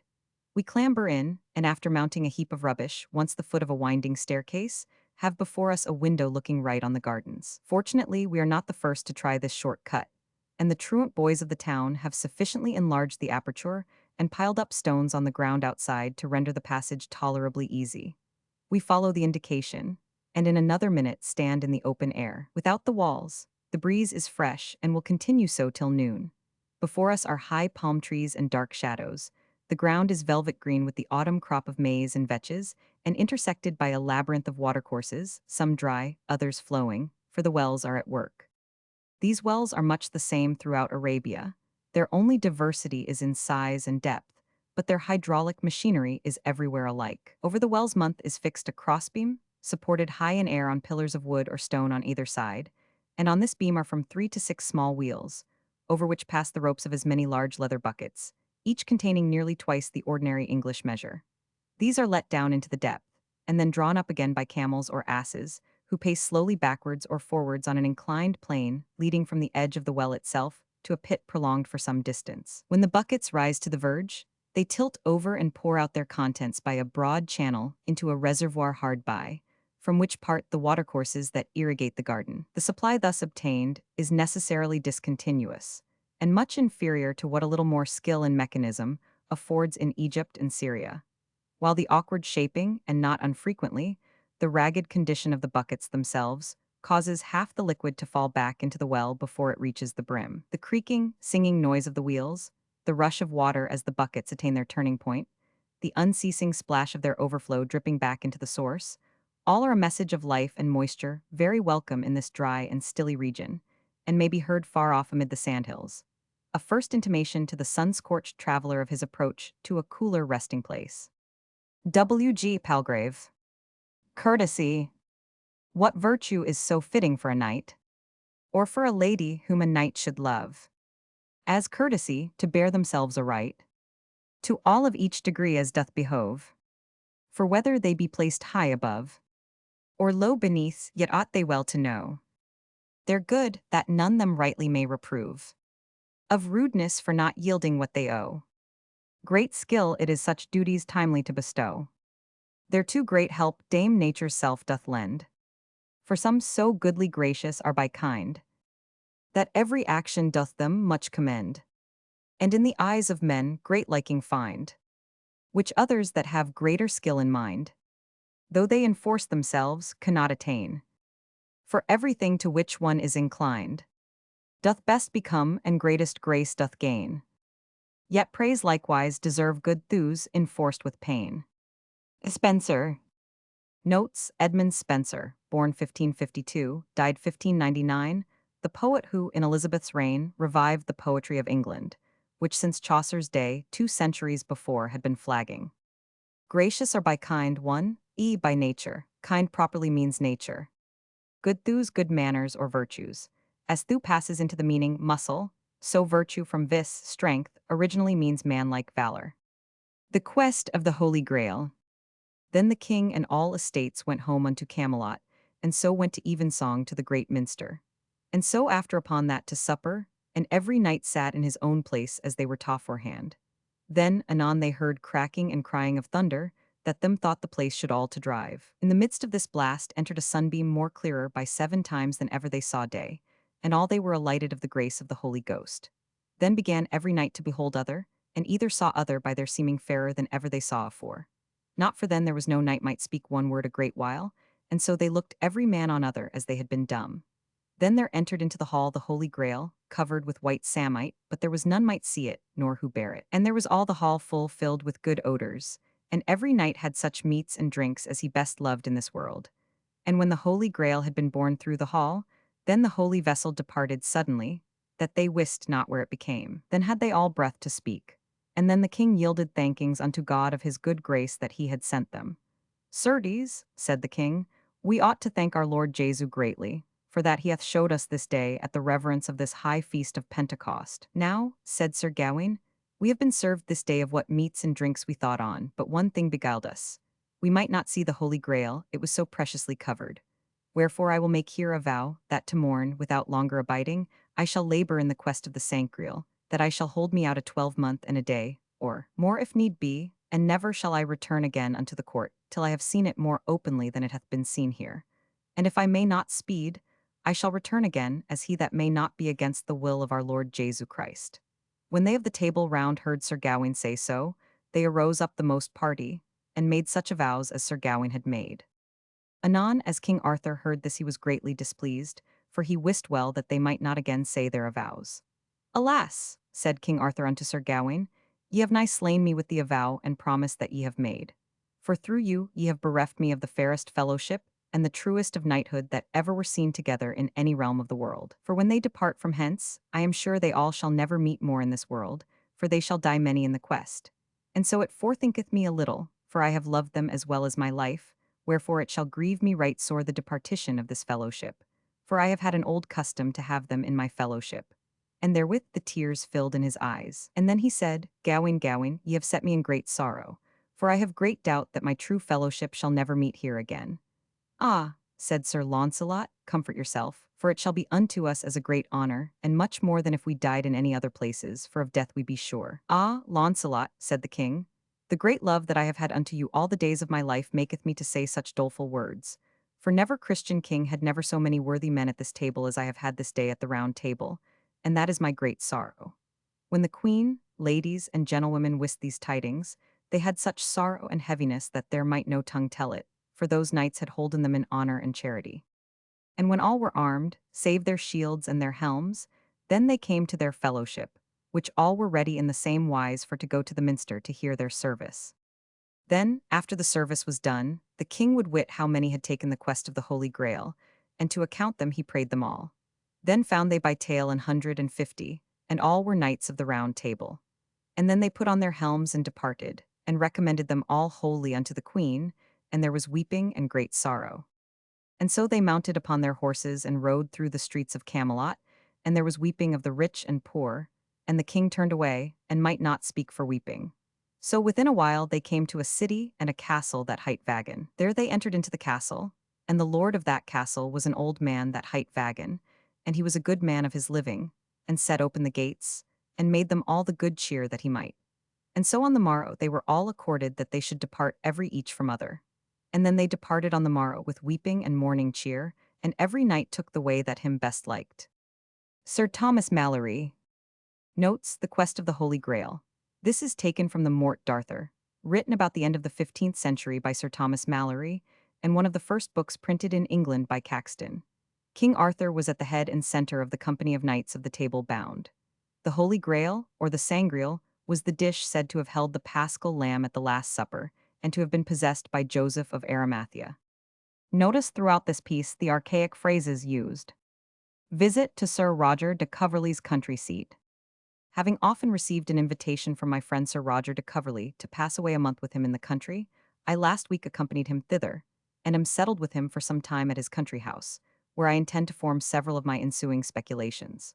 Sir Roger, who is very well acquainted with my humor, lets me rise and go to bed when I please, dine at his own table or in my own chamber as I think fit, sit still and say nothing without bidding me be merry. I am the more at ease in Sir Roger's family, because it consists of sober and staid persons. For, as the knight is the best master in the world, he seldom changes his servants. And as he is beloved by all about, his servants never care for leaving him. By this means his domestics are all in years, and grown old with their master. You would take his valet de chamber for his brother. His butler is grey-headed, his groom is one of the gravest men that I have ever seen, and his coachman has the looks of a privy councillor. You see the goodness of the master even in the old house dog, and in a grey pad that is kept in the stable with great care and tenderness, out of regard for his past services, though he has been useless for several years. I could not but observe, with a great deal of pleasure, the joy that appeared in the countenance of these ancient domestics upon my friend's arrival at his country seat. Some of them could not refrain from tears at the sight of their old master.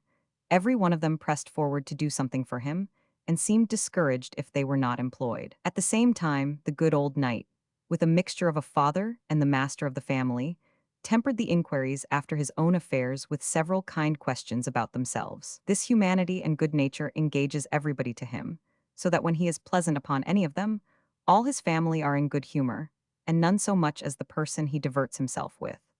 On the contrary, if he coughs or betrays any infirmity of old age, it is easy for a stander-by to observe a secret concern in the looks of all his servants. My chief companion, when Sir Roger is diverting himself in the woods or the fields, is a very venerable man who is ever with Sir Roger, and has lived at his house in the nature of a chaplain above 30 years. This gentleman is a person of good sense and some learning, of a very regular life and obliging conversation. He heartily loves Sir Roger, and knows that he is very much in the old knight's esteem, so that he lives in the family rather as a relation than a dependent. I have observed in several of my papers that my friend Sir Roger, amidst all his good qualities, is something of a humorist, and that his virtues as well as imperfections are, as it were, tinged by a certain extravagance which makes them particularly his, and distinguishes them from those of other men. This cast of mind, as it is generally very innocent in itself, so it renders his conversation highly agreeable, and more delightful than the same degree of sense and virtue would appear in their common and ordinary colors. As I was walking with him last night, he asked me how I liked the good man I have just now mentioned, and without staying for an answer told me that he was afraid of being insulted with Latin and Greek at his own table, for which reason he desired a particular friend of his at the university to find him out a clergyman rather of plain sense than much learning, of a good aspect, a clear voice, a sociable temper, and, if possible, a man that understood a little of backgammon. My friend, says Sir Roger, found me out this gentleman, who, besides the endowments required of him, is, they tell me, a good scholar, though he does not show it. I have given him the parsonage of the parish, and, because I know his value, have settled upon him a good annuity for life. If he outlives me, he shall find that he was higher in my esteem than perhaps he thinks he is. He has now been with me 30 years, and though he does not know I have taken notice of it, has never in all that time asked anything of me for himself, though he is every day soliciting me for something in behalf of one or other of my tenants, his parishioners. There has not been a lawsuit in the parish since he has lived among them. If any dispute arises, they apply themselves to him for the decision, If they do not acquiesce in his judgment, which I think never happened above once or twice, at most, they appeal to me. At his first settling with me, I made him a present of all the good sermons that have been printed in English, and only begged of him that every Sunday he would pronounce one of them in the pulpit. Accordingly, he has digested them into such a series that they follow one another naturally and make a continued series of practical divinity. Addison, the dead ass. And this, said he, putting the remains of a crust into his wallet, and this should have been thy portion, said he, hadst thou been alive to have shared it with me. I thought by the accent it had been an apostrophe to his child, but 'twas to his ass, and to the very ass we had seen dead on the road. The man seemed to lament it much, and it instantly brought into my mind Sancho's lamentation for his, but he did it with more true touches of nature. The mourner was sitting on a stone bench at the door, with the ass's panel and its bridle on one side, which he took up from time to time, then laid them down, looked at them, and shook his head. He then took his crust of bread out of his wallet again, as if to eat it, held it some time in his hand, then laid it upon the bit of his ass's bridle, looked wistfully at the little arrangement he had made, and then gave a sigh. The simplicity of his grief drew numbers about him, and La Fleur among the rest, whilst the horses were getting ready. As I continued sitting in the post-chaise, I could see and hear over their heads. He said he had come last from Spain, where he had been from the farthest borders of Franconia, and he had got so far on his return home, when his ass died. Every one seemed desirous to know what business could have taken so old and poor a man so far a journey from his own home. It had pleased heaven, he said, to bless him with 3 sons, the finest lads in all Germany, but having in 1 week lost 2 of them by the smallpox, and the youngest falling ill of the same distemper, he was afraid of being bereft of them all, and made a vow, if heaven would not take him from him also, he would go in gratitude to St. Ago in Spain. When the mourner got thus far on his story, he stopped to pay nature her tribute and wept bitterly. He said heaven had accepted the conditions, and that he had set out from his cottage with this poor creature, who had been a patient partner of his journey, that it had eat the same bread with him all the way, and was unto him as a friend. Everybody who stood about heard the poor fellow with concern. La Fleur offered him money. The mourner said he did not want it. It was not the value of the ass, but the loss of him. The ass, he said, he was assured loved him, and upon this told them a long story of a mischance upon their passage over the Pyrenean mountains, which had separated them from each other 3 days, during which time the ass had sought him as much as he had sought the ass, and they had neither scarce eat or drank till they met. Thou hast one comfort, friend, said I, at least in the loss of the poor beast. I'm sure thou hast been a merciful master to him. Alas, said the mourner, I thought so when he was alive, but now he is dead I think otherwise. I fear the weight of myself and my afflictions together have been too much for him. They have shortened the poor creature's days, and I fear I have them to answer for. Shame on the world, said I to myself. Did we love each other as this poor soul but loved his ass, 'twould be something. Stern,